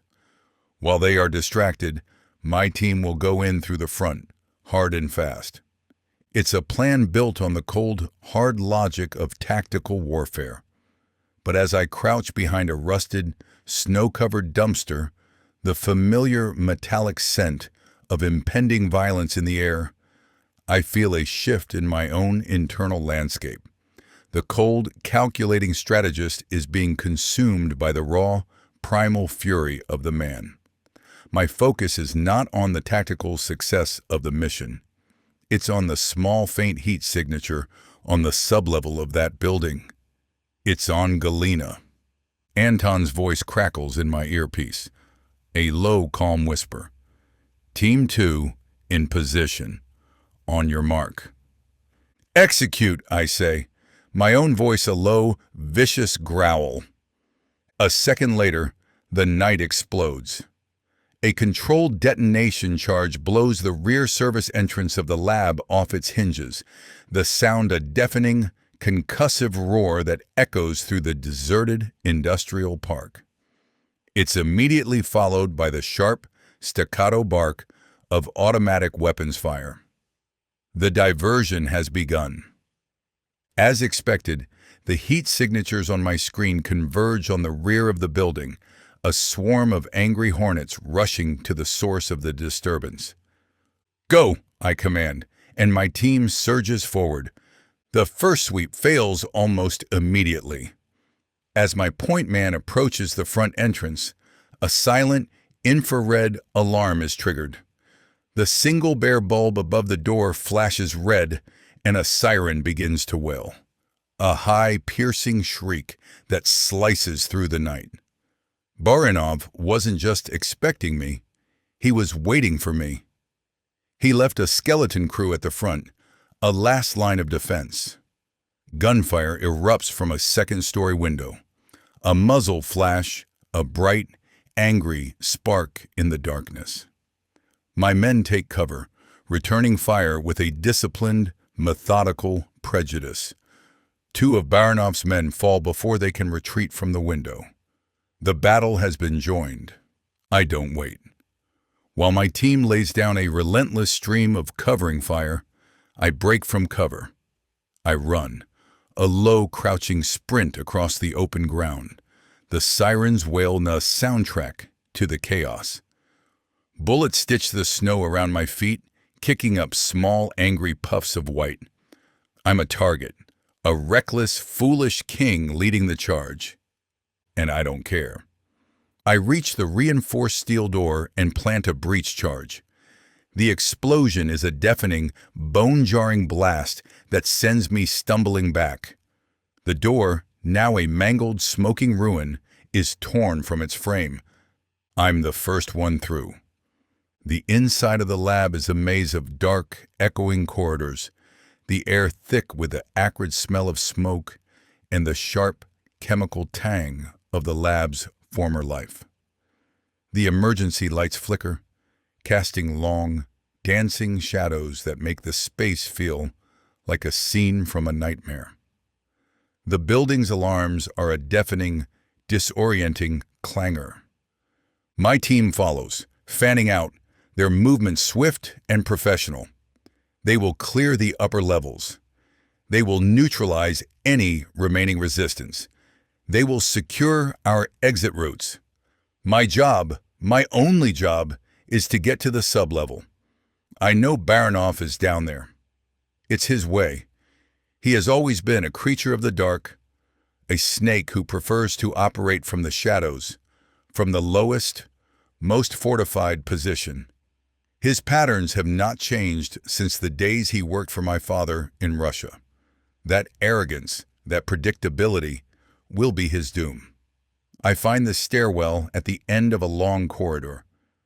2 more of his guards are waiting. They aren't expecting me to be alone. Their surprise gives me the split-second advantage I need.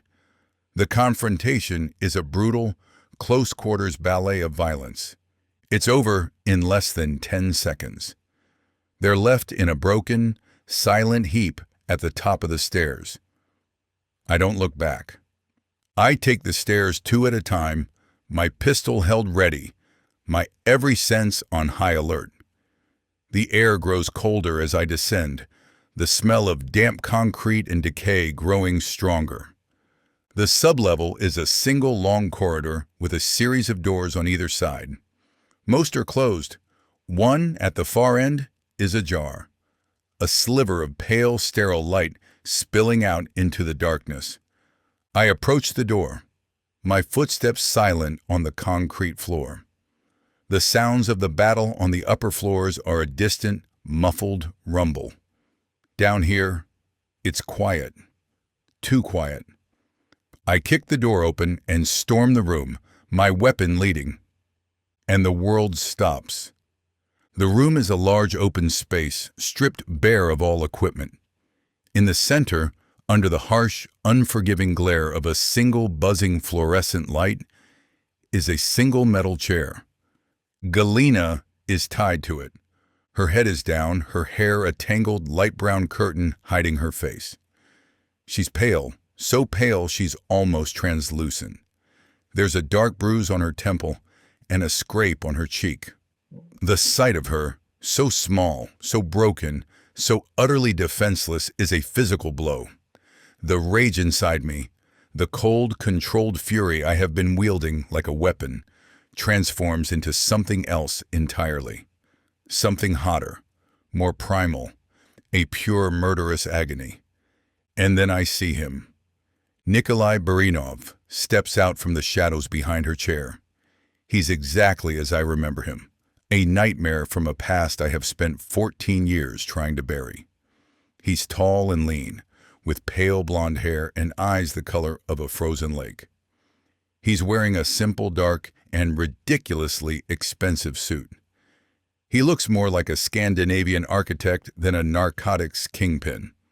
He holds a pistol in his hand, its barrel resting with a casual, almost tender intimacy against Galena's temple.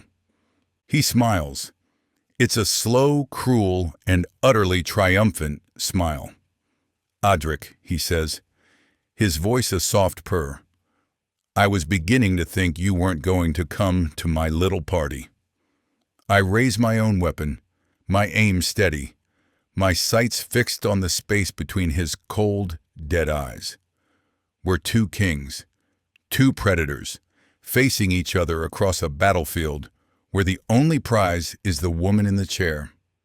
"Let her go, Nikolai," I say, my voice a low, dangerous rumble. "Ah, but I can't do that," he says, with a theatrical sigh. "She's, after all, the guest of honor, and my insurance policy." His smile widens. "You see, Audric, you have taken a great deal from me over the years. My territory, my profits, my reputation. It's only fitting that I take something from you. The one thing, it seems, that you actually care about." My gaze flicks to Galena, her head still down. She hasn't moved. A cold black terror, colder and more profound than any I have ever known, begins to seep into my veins. Is she conscious? Is she breathing? "This is between you and me," I say, my voice a raw and beginning to sound desperate. "It's always been between you and me. She has nothing to do with this." "Oh, but that's where you're wrong," he says, his voice a low, venomous hiss. "She has everything to do with this. She's your weakness, the flaw in your plan. Your father had the same weakness, you know. He called it loyalty. I called it a fatal character flaw. It seems the apple doesn't fall far from the tree." The confrontation lasts seconds, but it feels like an eternity. The world narrows to this single, stark, and brightly lit room. The two of us, and the woman who holds my entire world in her hands. He fires first, leaving me no time to react. That bastard really wants me dead. The sound is a deafening, explosive roar in the confined space. I feel a white-hot, searing pain tear through my left arm. It's a glancing blow, a flesh wound, but the impact sends me stumbling back a step.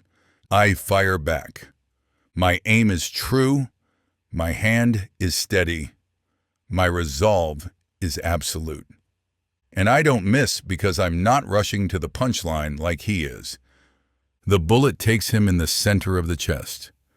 The triumphant, arrogant look on his face is replaced by one of pure, shocked disbelief.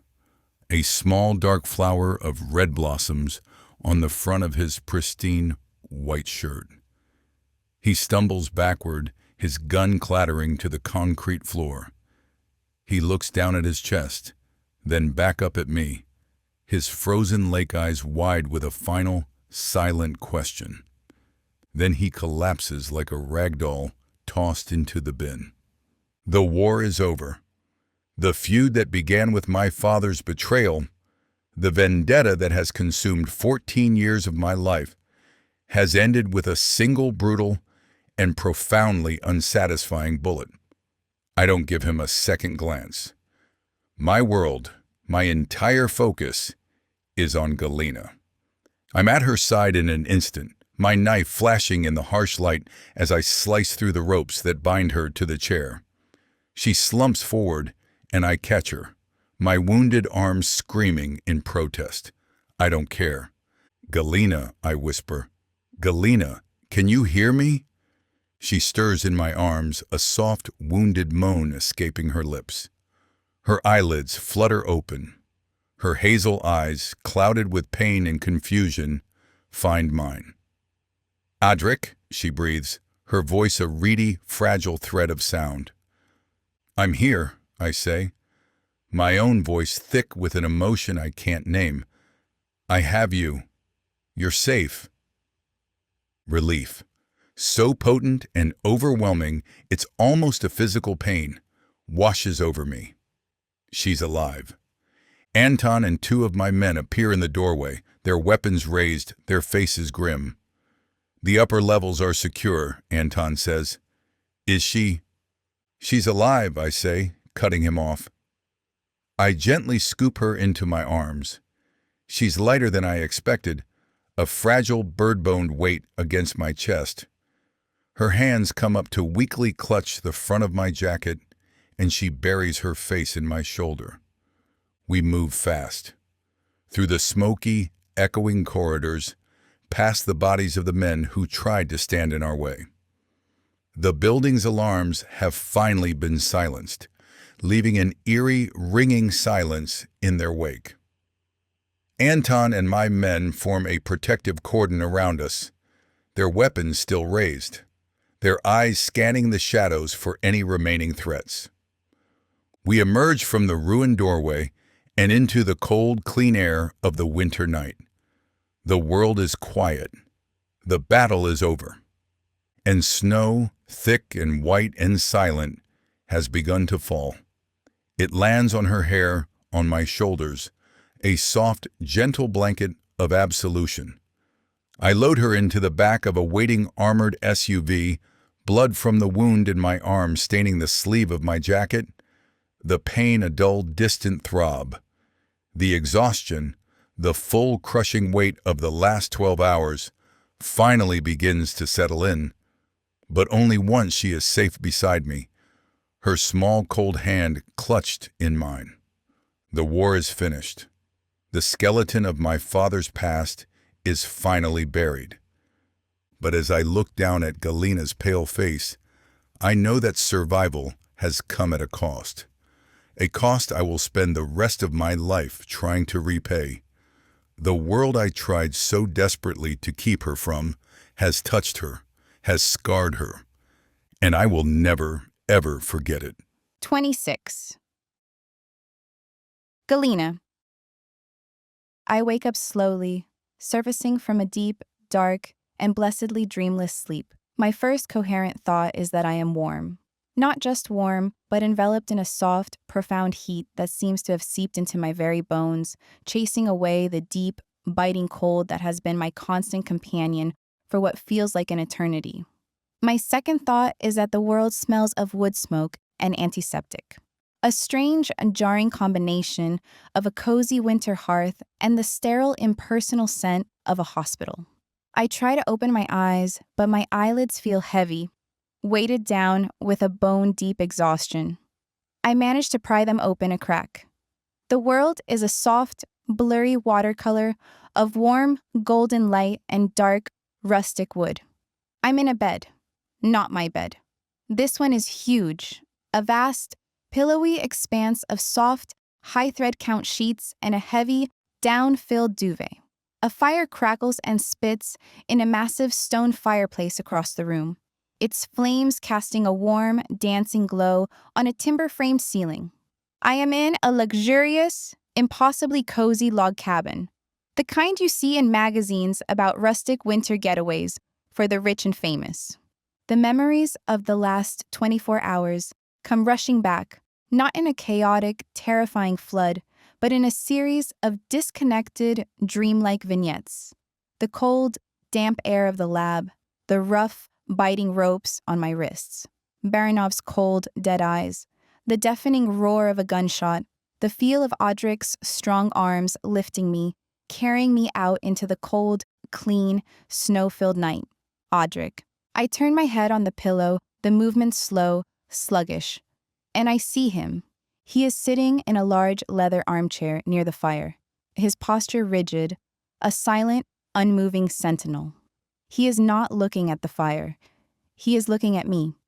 His face is a stark, pale mask in the firelight, the hard, unforgiving lines of his jaw and cheekbones thrown into sharp relief. He looks exhausted. There are dark, bruised shadows under his eyes, and a 2-day growth of stubble darkens his jaw, a stark contrast to his usually clean-shaven, impeccably controlled appearance.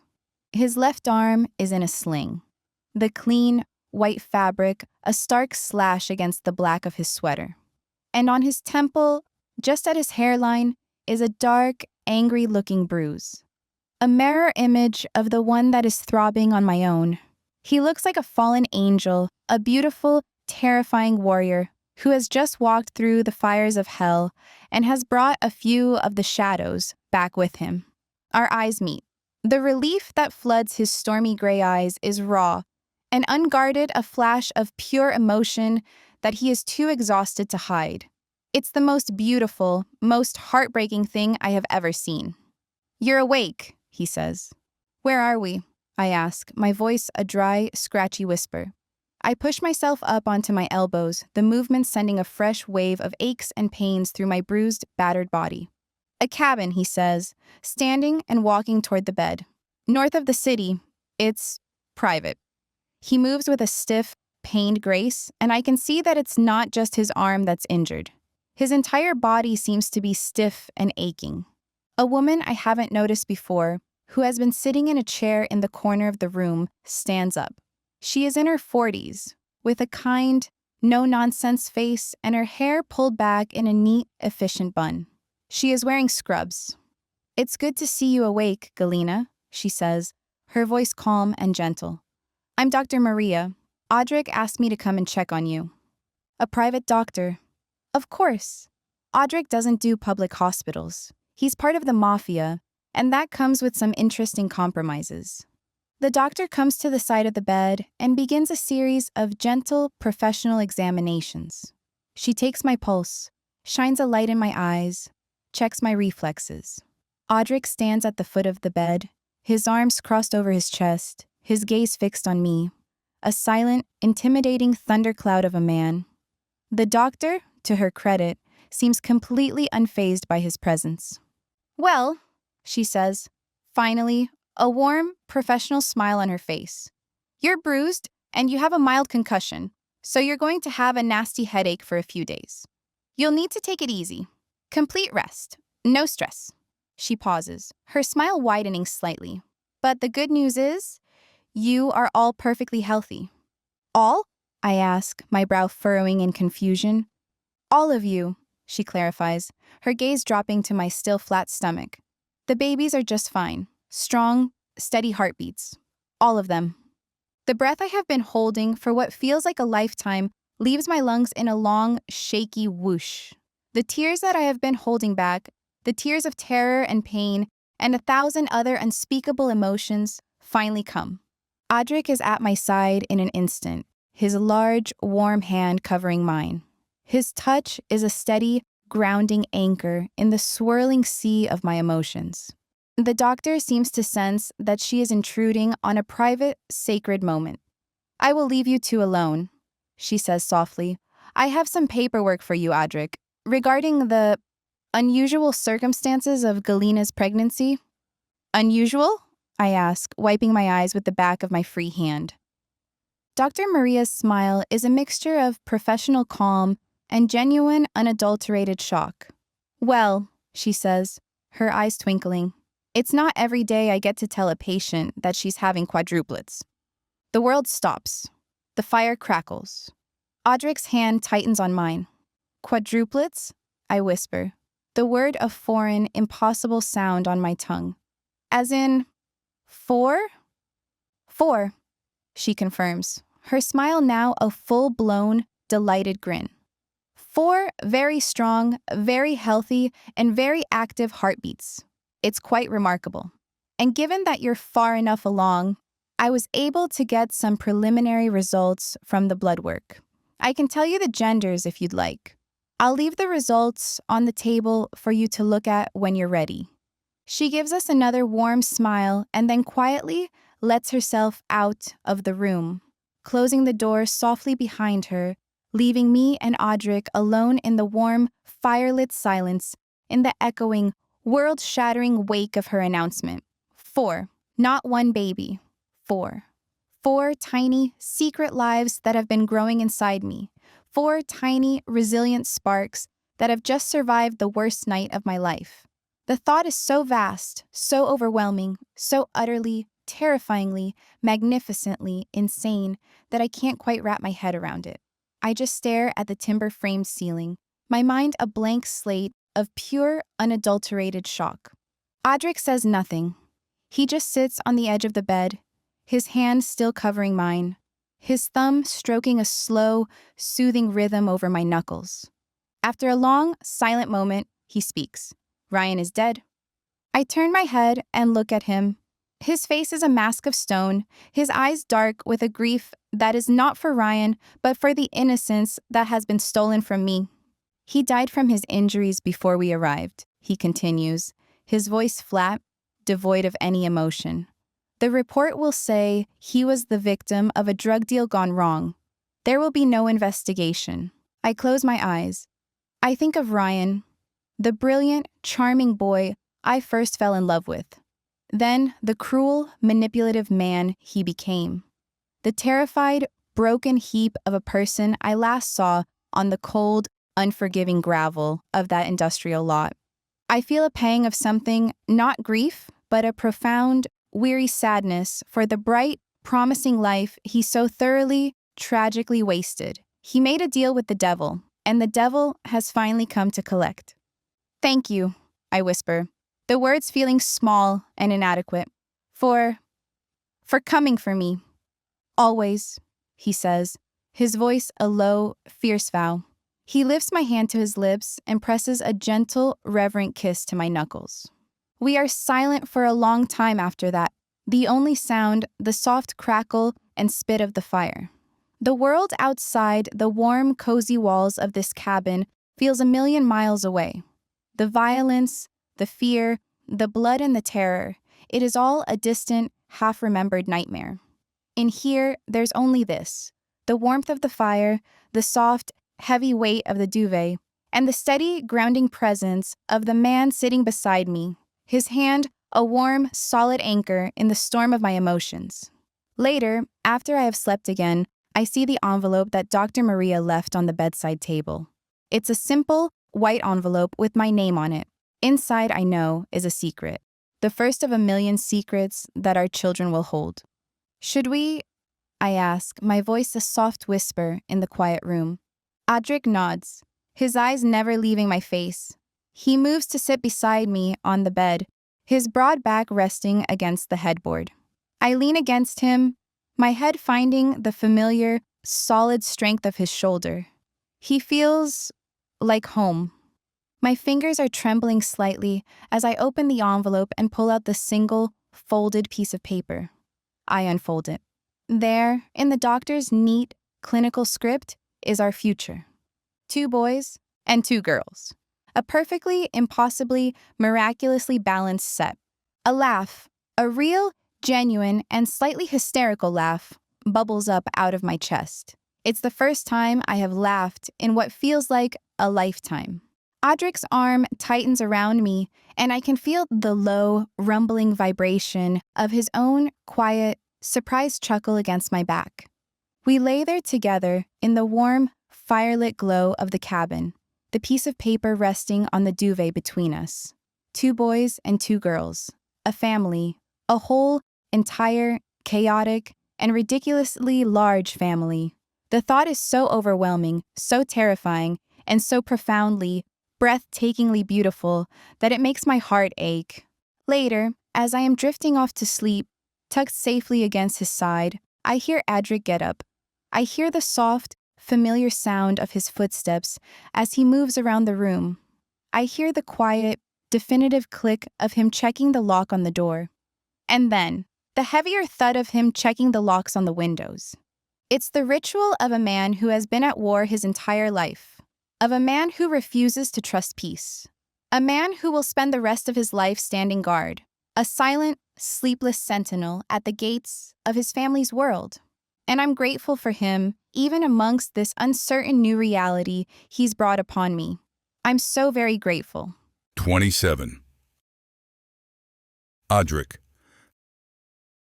The days that follow the rescue pass in a strange, muffled silence, a world blanketed in snow.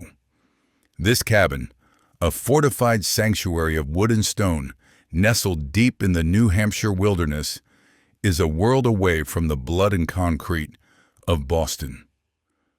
The only sounds are the crackle of the fire, the whisper of the wind through the pines, and the soft, steady rhythm of Galina's breathing as she sleeps. I spend my hours in a state of suspended animation, caught between 2 worlds. I'm here, in this warm, firelit space, my entire being focused on the fragile woman recovering in the massive bed. And I'm miles away, on a secure telephone line, methodically dismantling the last remnants of Baranov's empire. The remaining hubs have been neutralized, Anton's voice says over the phone. His network has collapsed. The assets have been absorbed or eliminated. It's finished. Good, I say, my own voice a low murmur. I'm standing at the large picture window, looking out at the endless expanse of snow-covered forest. The sun is a weak, wintry disk in a pale gray sky. And the cleanup? In progress. All loose ends are being tied. Within a week, it'll be as if Nikolai Barinov never existed at the university or in this city. I should feel something. Triumph. Satisfaction. The cold, clean satisfaction of a 14-year vendetta finally concluded. But I feel nothing. The only thing that matters is in the other room. I end the call and walk back into the main room of the cabin. Galina is asleep on the large overstuffed sofa, curled under a thick wool blanket, her face turned toward the fire. The bruise on her temple is beginning to fade, but I can still see it. A stark, violent reminder of what she endured, of what I allowed to happen.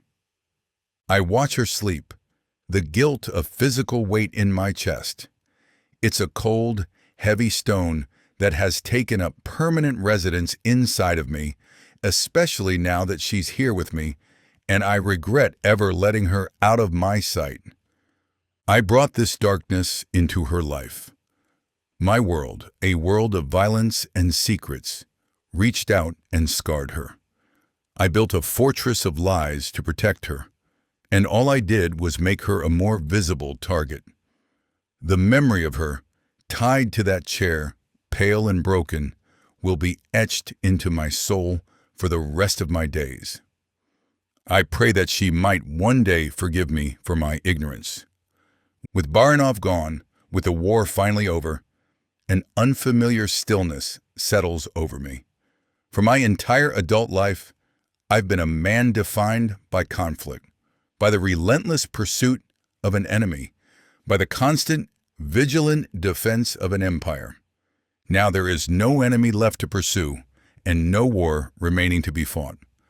I'm a soldier standing on a silent battlefield after the last shot has been fired, and I've no idea what to do next. My gaze drifts to a large, dusty storage closet in the corner of the room. I walk over and open it. Inside, amongst a collection of spare blankets and forgotten board games, is a box. On the side, in faded marker, are the words, "Christmas decorations." The idea that forms in my mind is absurd. It's illogical. It's the action of a man I don't know, a man I've never been. And yet, the impulse is undeniable. I pull the box out. Inside is a small artificial Christmas tree, the kind that comes in 3 easy-to-assemble pieces. There is a tangled, chaotic nest of colored lights, a box of mismatched, slightly chipped glass ornaments, and a lopsided tinsel-covered star. It's the saddest, most pathetic collection of holiday cheer I've ever seen. And it feels necessary. I assemble the tree, my large, clumsy hands fumbling with the artificial branches. The process is foreign, awkward. I'm a man who can assemble a sniper rifle from its component parts in under a minute, and I'm being defeated by a 3-foot-tall plastic tree. Fucking hell. I spend the next 20 minutes in a silent, pitched battle with the tangled knot of lights, a task that requires a level of patience I didn't know I possessed. I'm trying not to make too much noise and wake Galina. I don't want her to see it until it's ready. I let out a long sigh and wipe the sweat from my brow. Finally, it's done. I place the lopsided star on the top and plug it in. The small, unassuming tree flickers to life, casting a warm, cheerful, and utterly ridiculous rainbow glow in the rustic, fire-lit room. I step back and look at my handiwork. It's absurd, but it's cute enough that I don't tear it all down and shove it back in its dusty old box. I feel like Galina needs this. Hell, I need it. Galina stirs on the sofa, a soft, sleepy sound. Her eyes flutter open and she looks at the tree. A beautiful smile spreads across her face. It's the first real, genuine smile I've seen from her since the night of the rescue. It's like watching the sunrise after a long, dark, and brutal night. "What's this?" she asks, her voice a low, sleepy murmur. "I believe," I say, trying not to smile too big and look like a goof, "it's called Christmas." She laughs sweetly, sitting up and pulling the blanket around her shoulders. Her eyes shine as she looks at the tree. "It's beautiful," she says. I smile. It is beautiful, but not because it's perfect. It's beautiful because Christmas means something again. And in the future, for our 4 little babies, it's going to be the most exciting time of the year. Christmas Eve comes quickly, so much so that I almost miss the opportunity of a lifetime. Almost. We're sitting on the thick bearskin rug in front of the fire. A comfortable silence settled between us. Galina is leaning against my side, her head on my shoulder, her hand resting on her stomach.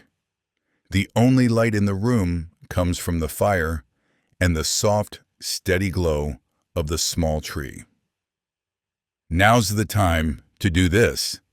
It's a risk, but it's something I need. I gently disentangle myself from her and stand up. She looks up at me, a question in her tired, beautiful eyes. I walk to the duffel bag where I have my things. From a small hidden pocket, I retrieve a small black velvet box. I walk back to her. She is still looking up at me, her expression a mixture of confusion and a dawning, heart-stopping awareness. I don't have a speech. I'm not a man of pretty words or grand romantic declarations. My love for her is not a thing of poetry. It's a thing of action, a thing of fierce and unwavering devotion. So I kneel on the rug in front of her, in the warm, flickering light of the fire. I'm on my knee in front of my queen. I open the small velvet box. Inside, a large, elegant diamond rests on a bed of black silk. It's a classic, timeless ring. A single perfect solitaire on a platinum band. It's not a gaudy, ostentatious declaration of wealth. It's a simple promise of forever. I look into her eyes and I offer her the only thing I've of any real value. My future. "Oh my God," she gasps, putting her hand to her mouth. "Careful, Audric. Don't screw this up." I clear my throat. "Galina, I love you," I say. "I love you too," she answers immediately, which relaxes me a bit. I push the ring out toward her. "I have nothing to offer you but a life that is complicated and dangerous. I've nothing but a past that is stained with blood and a future that is uncertain. But I swear to you, on the lives of our children, that I'll spend every day that I've left on this earth protecting you, honoring you, and loving you." I take a deep, shaky breath. "Will you marry me?" Tears begin to stream down her face, silent, silver tracks in the firelight. She doesn't speak. She just nods, a single jerky, certain movement. She is crying and smiling at the same time, a look of joy on her face that steals the breath from my lungs. My own hands are trembling as I take the ring from the box and slide it onto her finger. It's a perfect fit. It looks like it was made for her. It looks like it's always been there. She launches herself into my arms, her own arms wrapping around my neck, and she kisses me. Later, we're curled up together on the rug, wrapped in the same wool blanket, the fire burning low, the snow falling softly outside the window. Her head is on my chest, her hand, with its new glittering addition, resting over my heart. The storm outside is fading into silence. And the storm inside me, the one that's been raging for my entire life, has finally, blessedly, gone quiet. I look at the small lopsided Christmas tree, at its cheap, steady lights, and I'm struck by a profound, life-altering certainty. I'm not my father. I won't die alone. I've something worth living for. I've something worth fighting for. And for the first time in my long, dark, and violent life, I've something worth building instead of just surviving. I have a family. And that's a gift more precious than any empire. 28. Galina. 6 months later, the world revolves around these 4 babies growing inside of me. Pregnancy, I've discovered, isn't the serene, glowing Earth Mother experience depicted in the brochures. It's a biological coup d'etat. It's a 9-month-long science experiment in which I'm both the lead researcher and the petri dish. It's messy and uncomfortable, but it's also beautiful and surreal. Today's the day the science experiment reaches its eagerly anticipated conclusion. I'm in a private room in a Boston hospital. A room so luxurious it feels more like a 5-star hotel suite than a medical facility. There are fresh flowers on the bedside table, a fruit basket the size of a small toddler, and a panoramic window with a stunning view of the Charles River sparkling in the bright, late June sunlight. Audric, of course, doesn't do standard-issue hospital rooms. He does the best. But you can't have a hospital without the sterile smell and the beeping of the heart rate monitor. It's a contrast to the snowbound, firelit memories of the cabin where this new chapter of our lives began. That quiet we found in the wilderness has been a steady, grounding force in the whirlwind of the last 6 months. It's the anchor that's kept me from being swept away by the sheer, overwhelming reality of what's happening to my body, to my life. A contraction, sharp and insistent, rips through me. I gasp, my hands flying to my ridiculously large, basketball-shaped stomach. My knuckles are white. I ride the wave, my breathing a ragged, hitching thing. My focus narrowing to the single, all-consuming task of just getting through the next 60 seconds. Audric's at my side in an instant, his large, warm hand covering mine. "Breathe, Galena," he says, his voice a low, steady rumble, a calm, solid rock in the churning sea of my pain. "Just like we practiced. In through your nose, out through your mouth." I glare at him, a wave of irrational fury washing over me. "Don't you dare tell me to breathe," I snarl in a voice I don't recognize. "You're not the one trying to push 4 human beings out of a body that was clearly designed for light recreational jogging and the occasional cheese plate. You did this to me." He doesn't flinch. He doesn't react. He just looks at me. His stormy gray eyes filled with a quiet, unwavering adoration that makes my anger feel petty and ridiculous. He lifts my hand to his lips and presses a kiss to my knuckles. "I know," he says softly, "and I've never been more in awe of you." And just like that, the anger evaporates, replaced by a fresh wave of tears. My hormones are a chaotic, unpredictable weather system, and I'm a small, helpless dinghy being tossed on their waves. The last 6 months have been a masterclass in change. Audric's transformed. The cold, distant, and terrifyingly controlled man I first met has been slowly, steadily, and completely dismantled. In his place is a man who makes me breakfast every morning, who rubs my swollen feet every night, who reads parenting books with the same fierce, analytical intensity he once reserved for financial reports. He's still a king, still a predator, but his kingdom has been redefined. His empire's now the small, safe world he's built around me, around us. A doctor and 2 nurses bustle into the room, their faces a blur of calm, professional efficiency. "Okay, Galena," the doctor says, her voice bright and cheerful. "Things are progressing beautifully. It's time to head to the delivery room." The hours that follow are a blur of measured breathing, of urgency, of pain so profound it feels cosmic. The bright, sterile light of the delivery room is stark. The rhythmic beeping of the monitors is a steady electronic heartbeat counting down to the moment our lives will be irrevocably changed. Audric never leaves. He never looks away. He holds my hand, his grip a steady grounding force, and he murmurs words of encouragement in a low, soothing mix of English and Russian. He's my anchor, my rock, my North Star. The doctors urge him to step back, to give them space, but he just glares at them with the cold, lethal intensity of a man who would kill for the woman whose hand he is holding. They, wisely, don't push the issue. And then, after an eternity of effort, of a pain that seems to have a life of its own, the world explodes. A cry. A small, thin, and impossibly loud wail that slices through the tense, clinical silence of the room.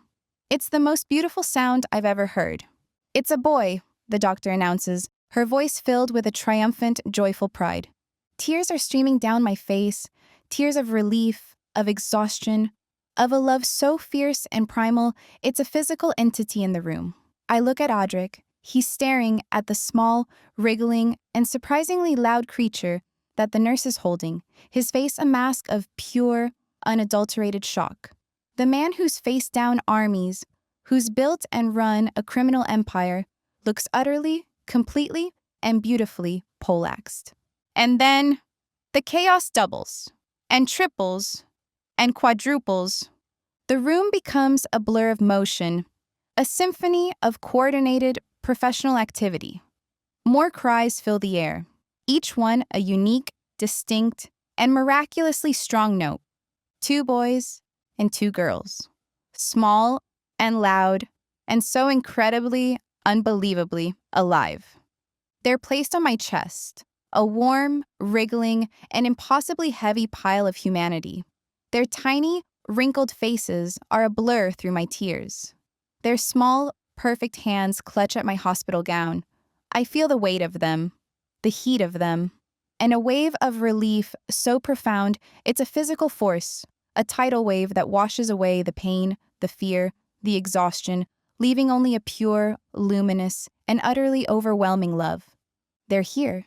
They're safe. They're ours. Outside, in the hushed, sterile quiet of the waiting room, Sophie and Anton are keeping a silent, anxious vigil. Sophie, who flew in from San Francisco the second I went into labor, has been pacing a trench in the linoleum floor for the last 12 hours. Anton, a stoic granite statue of a man, has been sitting perfectly still, his hands clasped in front of him, his face an unreadable mask. They are an unlikely pair, a study in contrasts, the two steadfast, loyal soldiers who have seen us through this war. When the nurse comes out, her face wreathed in a tired, happy smile, and announces the arrival of 4 healthy babies, Sophie bursts into a loud, whooping cry of pure, unadulterated joy.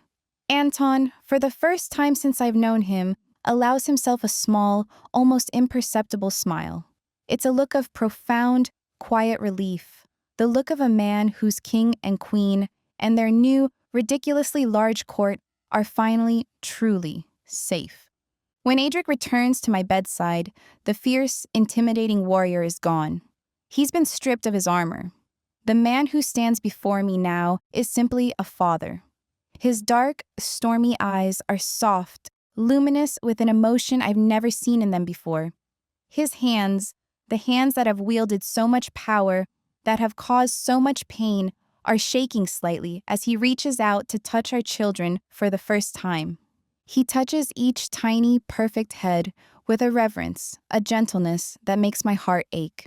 "We need to name them," I whisper, my voice a raw, tired thing. He looks at me, and his smile is a slow, beautiful sunrise. "I have some ideas," he says. We spend the next hour in a quiet, sacred bubble, the world outside faded to an irrelevant whisper. We decide on their names, a tapestry woven from the threads of our 2 worlds.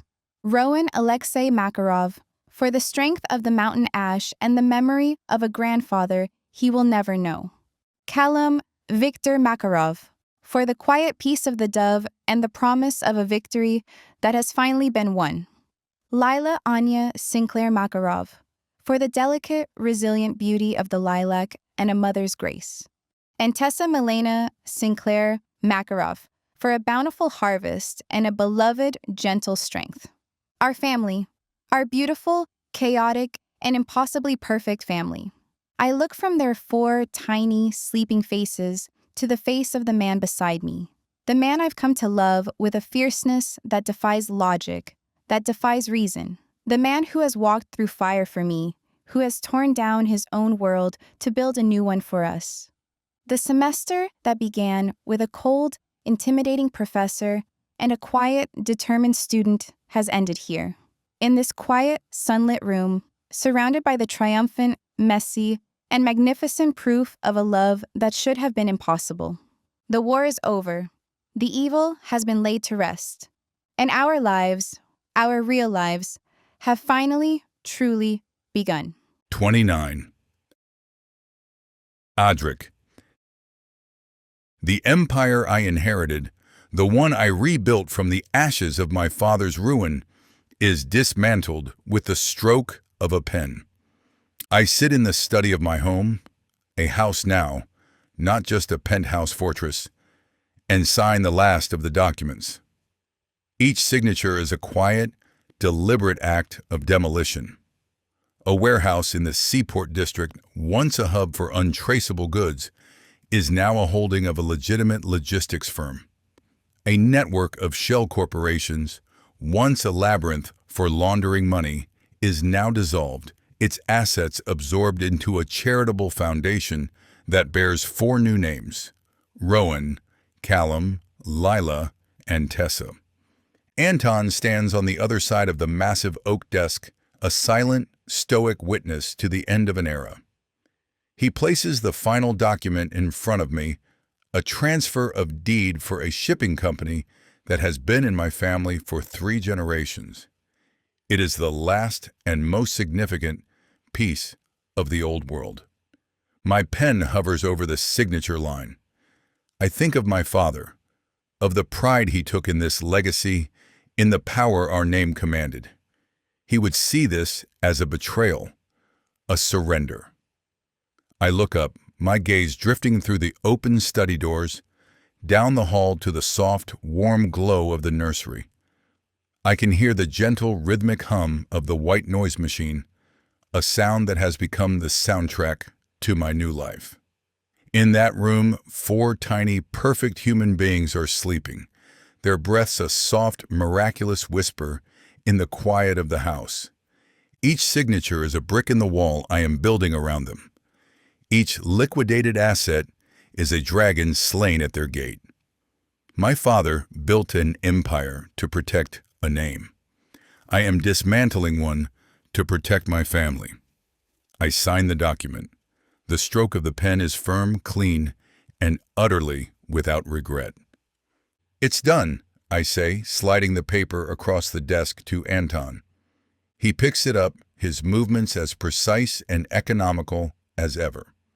He examines the signature, then places the document in his leather briefcase with a quiet, final click. For a long moment, he just stands there, his gaze steady, his expression unreadable. For months, he has been the architect of this deconstruction, overseeing every transfer, every dissolution. With a loyalty so absolute, it is humbling. He has never once questioned my command, never once wavered in his duty, even as I ordered him to tear down the very world he has spent his life defending. The final transfers will be processed by morning, he says, his voice a low, even rumble. The accounts will be closed by the end of the week. The Makarov syndicate, as of this moment, no longer has a functional presence in Boston. Good, I say. The word feels small, inadequate for the sheer, monumental weight of the moment. He nods, but he doesn't leave. There is one last piece of business, and he says, his voice taking on a different, more personal tone. A loose end. He slides a single slim file across the desk. I open it. Inside is a single sheet of paper. It's a deed for a decommissioned pharmaceutical lab in the warehouse district. The property was seized and absorbed as part of the final sweep of Baranov's assets. It's now mine. I stare at the address, and the cold, sterile silence of my study is suddenly filled with the ghost of a memory. The smell of smoke and cordite, the high, piercing wail of a siren, the sight of Galena, pale and broken, tied to a chair under a single harsh fluorescent light. The city has slated it for demolition next month, Anton says, his voice a quiet intrusion into my thoughts. But the property is ours until then. I close the file.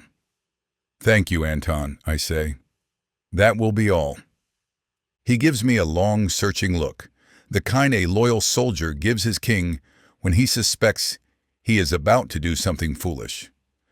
But he just nods, turns and leaves, closing the study doors softly behind him, leaving me alone in the quiet darkness with the last, most venomous ghost of my past. I don't know why I have to go. It is an impulse, a raw, illogical pull I can't ignore. It's a final, necessary pilgrimage to the battlefield where my old life died and my new one was almost extinguished before it could even begin. The drive to the warehouse district is a journey through a landscape of urban decay. The cheerful, festive lights of the city give way to the dark, skeletal remains of its industrial past. The lab is exactly as we left it, a dark, hulking brick tomb in a field of weeds and broken asphalt. The police tape is gone, but the front door is still a mangled, gaping wound, a testament to the violence that was unleashed here. I let myself in. The air inside is cold, still, and thick with the smell of dust and decay. The building is a hollow, echoing shell. My footsteps are unnaturally loud on the concrete floor, the sound of a lone ghost haunting the scene of its own demise.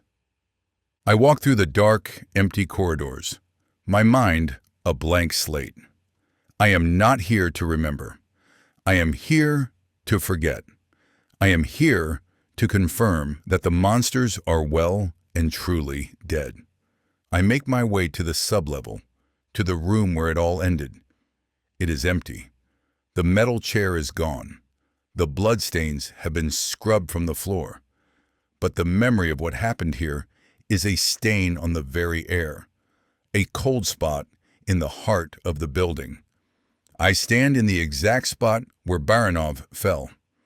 I look at the spot where Galina was tied, where she looked up at me with those terrified, beautiful eyes. I feel nothing. No triumph, no rage, no grief. The man who fought that battle is a stranger to me now, a man from a different lifetime. He was a king fighting for his empire. I am a father fighting for his family. We're not the same man. A faint gray light filters in from a high, grimy window, illuminating the dust motes dancing in the still air. And I see it. Dust. A fine gray layer of it's settling on the floor, on the windowsills, on the memory of the violence that took place here. It's the dust of time, of forgetting. It's settling over the bloodstains, over the ghosts, burying them in a quiet, indifferent shroud. The past is finally, truly, just the past. I turn and walk away. I don't look back. On the drive home, as I leave the urban wasteland behind and re-enter the glittering, living world of the city, my secure phone buzzes. It is Anton. "It's finished," he says, his voice a low, final declaration. "The last of the accounts are closed. The transfers are complete. The infrastructure is gone. Boston belongs to no one now, Audric. You are a free man." A free man. The words are foreign, strange. For my entire life, I have been a prisoner of my name, of my legacy, of my duty. The strange, unfamiliar weight of peace settles over me. It is not a light, joyful feeling. It's a heavy, profound thing, a responsibility far greater than any empire. It's the weight of a future I never thought I would have, a future I must now prove myself worthy of. When I get home, the house is dark and silent. It is a silence I have come to crave, a silence that is not empty, but full of the soft, sleeping breaths of the 4 tiny human beings who have completely and utterly remade my world. I shed my coat and shoes at the door, the ghost of the lab's dust falling away with them. I walk through the darkened house, my footsteps silent on the thick, soft rugs. I pass the nursery, the door ajar, and I pause. I look in. 4 small white cribs stand in a neat row against the far wall. In the soft, dim glow of a small, animal-shaped nightlight, I can see the rise and fall of their chests. Rowan, Callum, Lila, Tessa, my children, my world, my everything, a fierce, savage love, so potent it is a physical ache in my chest, washes over me. I find Galina in our bedroom. She isn't asleep. She's sitting up in our bed, the soft, pale moonlight from the large window painting her in shades of silver and shadow. She's wearing one of my old, worn t-shirts, the soft gray cotton slipping off one shoulder. Her hair is a dark, tangled halo around her head.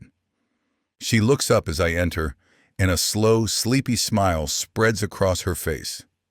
"You're back," she whispers, her voice a soft, husky thing that sends a jolt of pure, unadulterated want, straight to my core. "I'm back," I say, my own voice a low, rough thing. "Is it?" she asks, her eyes searching my face, already knowing the answer. "It's finished," I say. The words are a vow, a definitive closing of a door. She holds out a hand to me. I walk to the bed and take it, her small, warm fingers lacing with mine.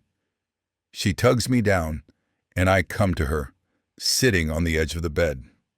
"You feel different," she murmurs, her other hand coming up to cup my jaw, her thumb stroking the rough stubble there. "Lighter." "I am," I say, and it's the truest thing I have ever said. Her eyes are dark and luminous in the moonlight, a silent invitation, a promise of a peace I have only ever found with her. I lean in and kiss her. It is a kiss of profound, desperate gratitude. It is the kiss of a man who has been given a second chance, a new life, a salvation he in no way deserves. The world outside, the world of violence and blood and empires, falls away. It is a distant, irrelevant memory. The only reality is this room, this woman, this moment, the feel of her soft lips against mine, the scent of her skin, the quiet, steady rhythm of her heart beating against my own. 30. Galena. A year to the day after the rescue, I'm standing on a sun-drenched terrace overlooking the impossible, glittering blue of the Mediterranean Sea. The air is warm and smells of salt and lemons and the sweet, heady fragrance of the thousands of white roses that are currently climbing the ancient stone walls of the Italian villa that's, for this week, our home. The story that began in a cold, snow-dusted Boston lecture hall is about to have its final chapter written here, under the warm, benevolent Tuscan sun. I'm getting married today. I walk through the cool, white stone halls of the villa, a glass of orange juice in my hand, my bare feet silent on the terracotta tiles. The house is a beautiful, sprawling labyrinth of arched doorways and sun-filled rooms, a place that feels like it's been here for 1,000 years. A silent, steadfast witness to 1,000 other love stories. From the terrace, I can hear the soft, happy babble of my children, our children. They're 9 months old, a chaotic, beautiful, and ridiculously adorable 4-person wrecking crew. They're sitting on a thick, soft blanket on the manicured lawn, presided over by a small army of nannies that Audric has flown in from 3 different continents. Rowan is trying to eat a fistful of grass. Callum is staring at a butterfly with a look of profound, philosophical concentration. Leela is systematically pulling every single one of her bows out of her hair. And Tessa is sleeping, a small, perfect, and blessedly peaceful angel in the midst of the joyful chaos. My heart does a familiar, painful, and exquisite little squeeze. My children. My world. Sophie finds me leaning against a sun-warmed pillar, just watching them. She's wearing a silky, sea-green bridesmaid dress that looks like it was made for her, a glass of champagne in her hand. "Staring at your tiny, adorable overlords again?" she asks, a teasing lilt in her voice. "It's my new favorite hobby," I say, taking a sip of my orange juice. "It's either this or competitive napping. The babies are better at that than I am." She comes to stand beside me, her gaze on the 4 small, perfect heads on the blanket. "They're amazing, Galena," she says, her voice soft, all the sarcasm gone, replaced by a genuine, unwavering album. "You're amazing. You know, a year ago, if you'd told me that this is where we'd be, that you'd be the mother of 4 and about to marry a reformed Russian mob boss in a freaking Italian villa, I'd have had you committed." I laugh. A real, genuine, and completely happy sound. Me too. We stand there for a moment in a comfortable, companionable silence, just watching our 2 worlds, the one we came from, and this new, impossible one, coexist in the warm morning sun. Is everything ready? I ask, a sudden nervous flutter in my stomach. The flowers? The caterer? Everything's perfect, she assures me, taking a sip of her champagne. The flowers are gorgeous. The caterer is a culinary genius. And your fiancé is currently pacing a trench in the library, looking so terrified and handsome in his tuxedo that I think one of the nannies fainted. She gives me a sly, sideways glance. He looks like a man who's about to face a firing squad, not the love of his life. It's adorable how you have him wrapped around your little finger. A warm, happy glow spreads through my chest. The idea of Audric Makarov, the man who has faced down armies, who has dismantled empires, being nervous about marrying me.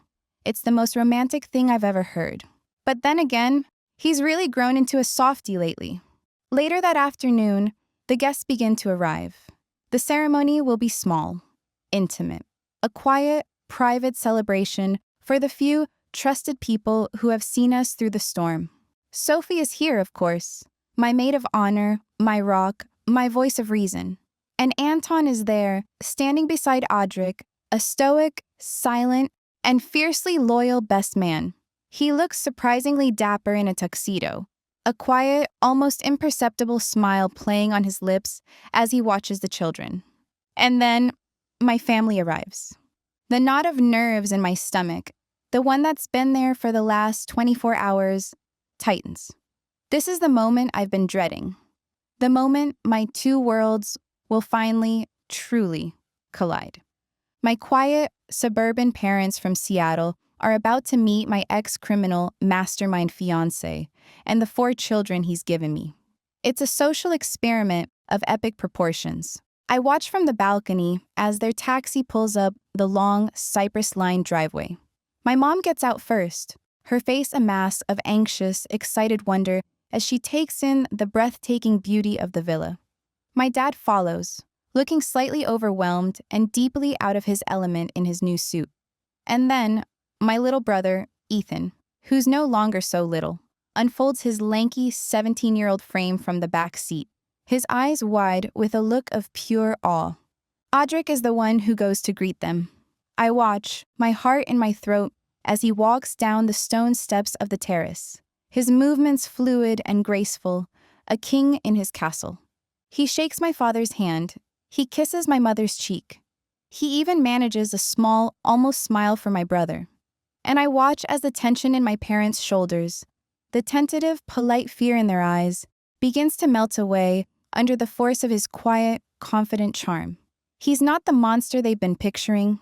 He's just a man who's deeply, irrevocably in love with their daughter. And then he leads them to the blanket on the lawn.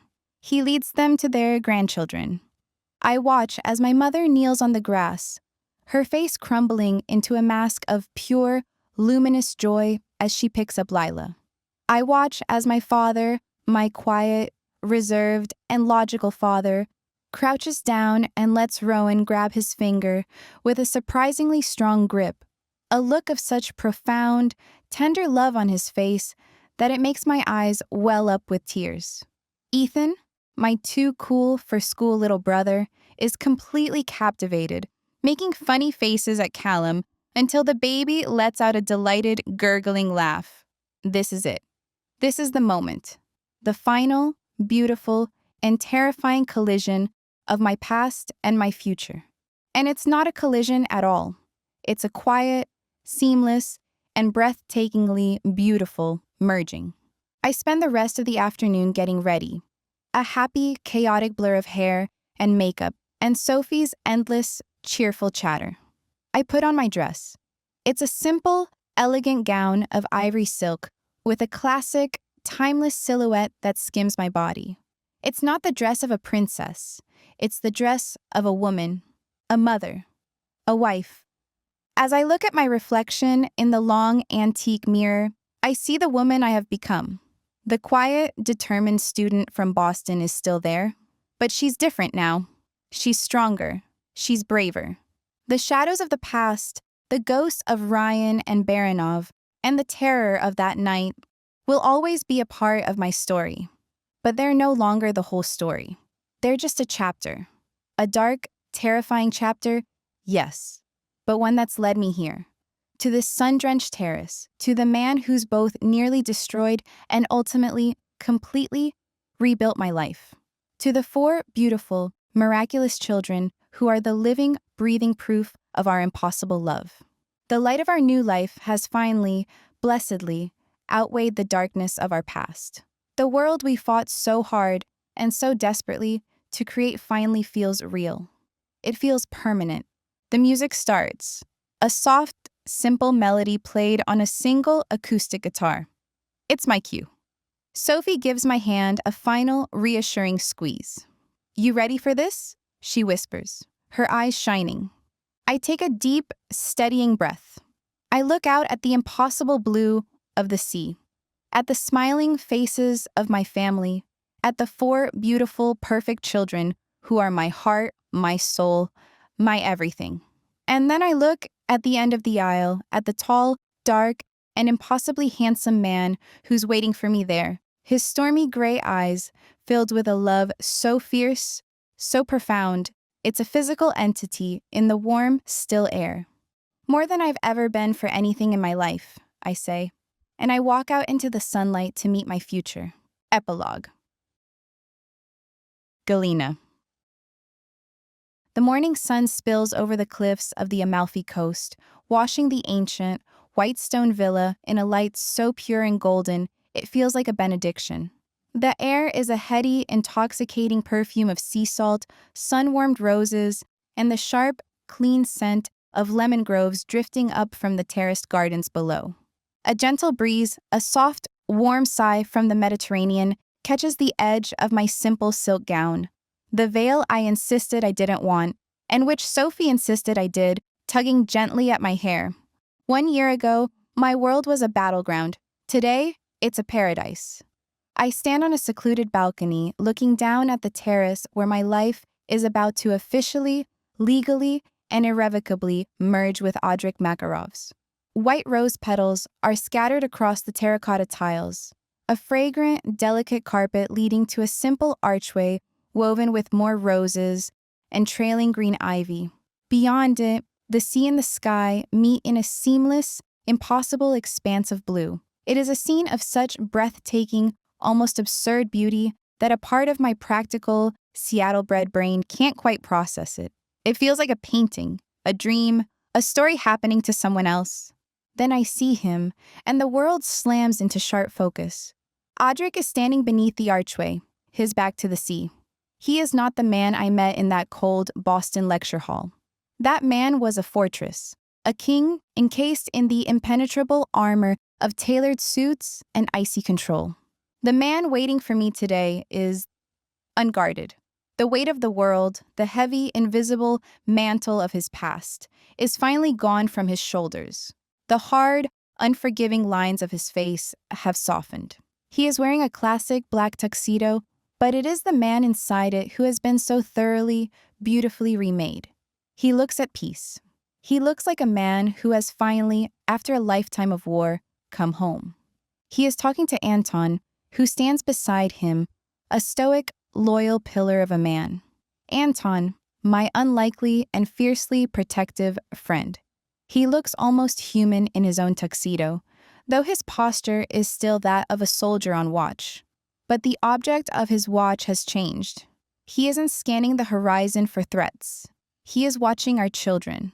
My heart does a familiar, painful, and exquisite little squeeze. Our children. The 4 tiny, miraculous anchors of our new world. They are sitting on a blanket near the front row, a chaotic, beautiful, and ridiculously well-dressed little squadron. Rowan and Callum are in tiny, matching tuxedos, their dark hair a wild, untamable echo of their father's. Leela and Tessa are in fluffy, white dresses, looking like 2 small clouds.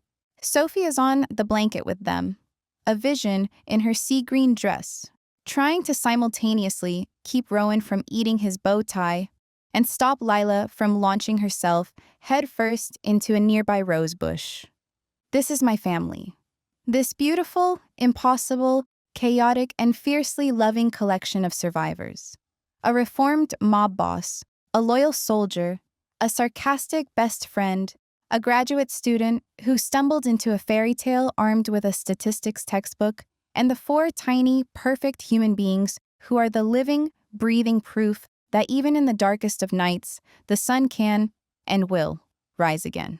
The soft, simple melody of an acoustic guitar begins to drift up from the terrace, the signal that it's time. Sophie manages to wrangle the children into a state of temporary, semi-controlled chaos and takes her place at the front. Anton gives Adric a final, firm clap on the shoulder and steps back. And Adric turns. His eyes find me on the balcony, and the world stops. The look on his face is perfect. It's the look of a man who has been wandering in the darkness for his entire life and has finally, impossibly, found his light. And he's smiling. That smile is worth $1 million. No, $1 billion. My father comes to my side, his own eyes suspiciously bright. "Ready, sweetheart?" he asks, his voice thick with an emotion he rarely shows. He takes my arm, his grip warm and steady. "More than I've ever been," I whisper. We walk down the winding, sun-dappled stone staircase, and every step feels like a step further away from the past and closer to the future. The ceremony is brief. It is simple. It is witnessed only by the handful of people who have earned a place in the sacred, protected circle of our lives. We do not need a grand, public declaration. Our love story has been written in the quiet, desperate moments, in the blood and the fear, and the fierce, unwavering devotion that has carried us through the storm. We stand before each other, the sea and the sky are only witnesses, and we say our vows. They are not the flowery, poetic words of a fairy tale. They are the simple, stark, and unbreakable promises of two survivors. I promise to be his harbor. He promises to be my shield.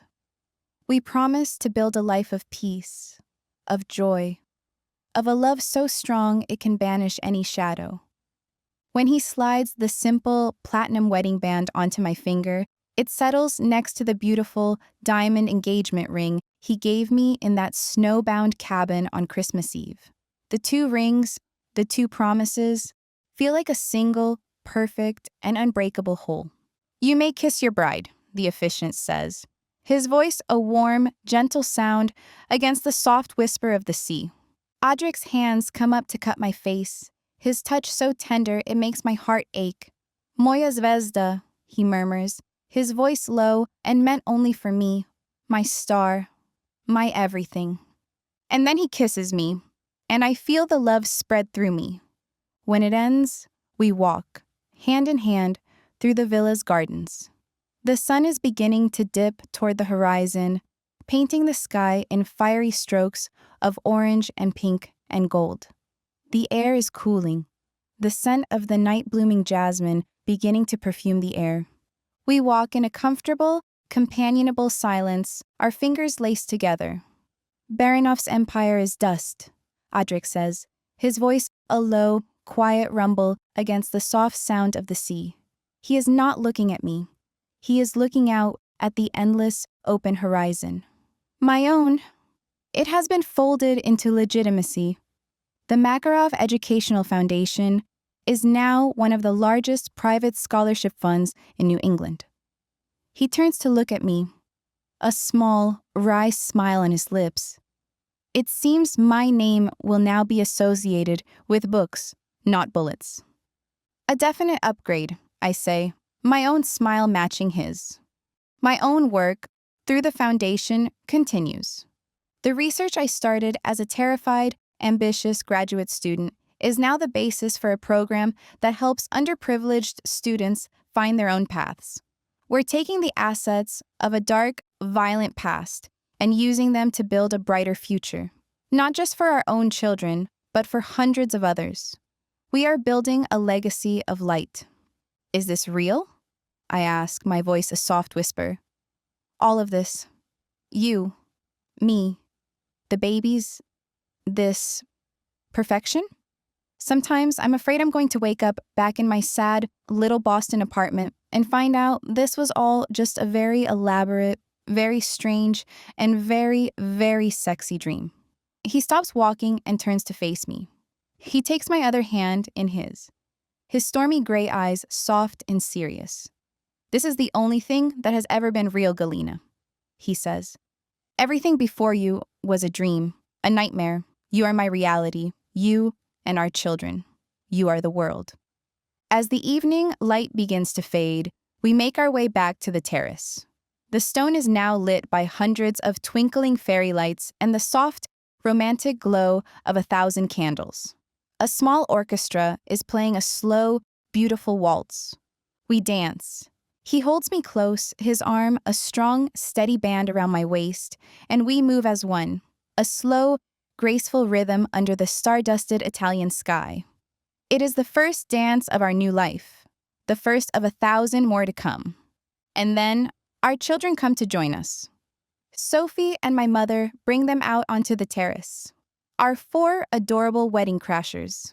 They are toddling now, a chaotic, joyful, and slightly unstable army of love. They spin and stumble around us, their high-pitched, delighted laughter, a sound that is more beautiful than any orchestra. Rowan makes a beeline for my dress, his small, sticky hands grabbing a fistful of my silk skirt. Lila, ever the drama queen, throws her arms up and twirls until she falls down in a fluffy, giggling heap. Callum, my serious little man, just stands and watches us, a small, solemn smile on his face. And Tessa, my sweet, gentle girl, toddles over to Audric and holds up her arms, a silent, demanding request to be picked up. He scoops her up into his arms without missing a beat, and she rests her small, sleepy head on his shoulder. And we continue to dance as a perfect little family, a constellation of 6 souls spinning together in the warm Italian night. The story that began in a cold, dark lecture hall, a story of a professor and a student, of a criminal and a believer, has found its end here, on this warm, sun-drenched cliff, surrounded by the triumphant proof of a love that was forged in danger and has finally, blessedly, found its way to peace. The horizon before us is open and endless. And for the first time, I'm not afraid of what the future holds, because I'm holding it in my arms.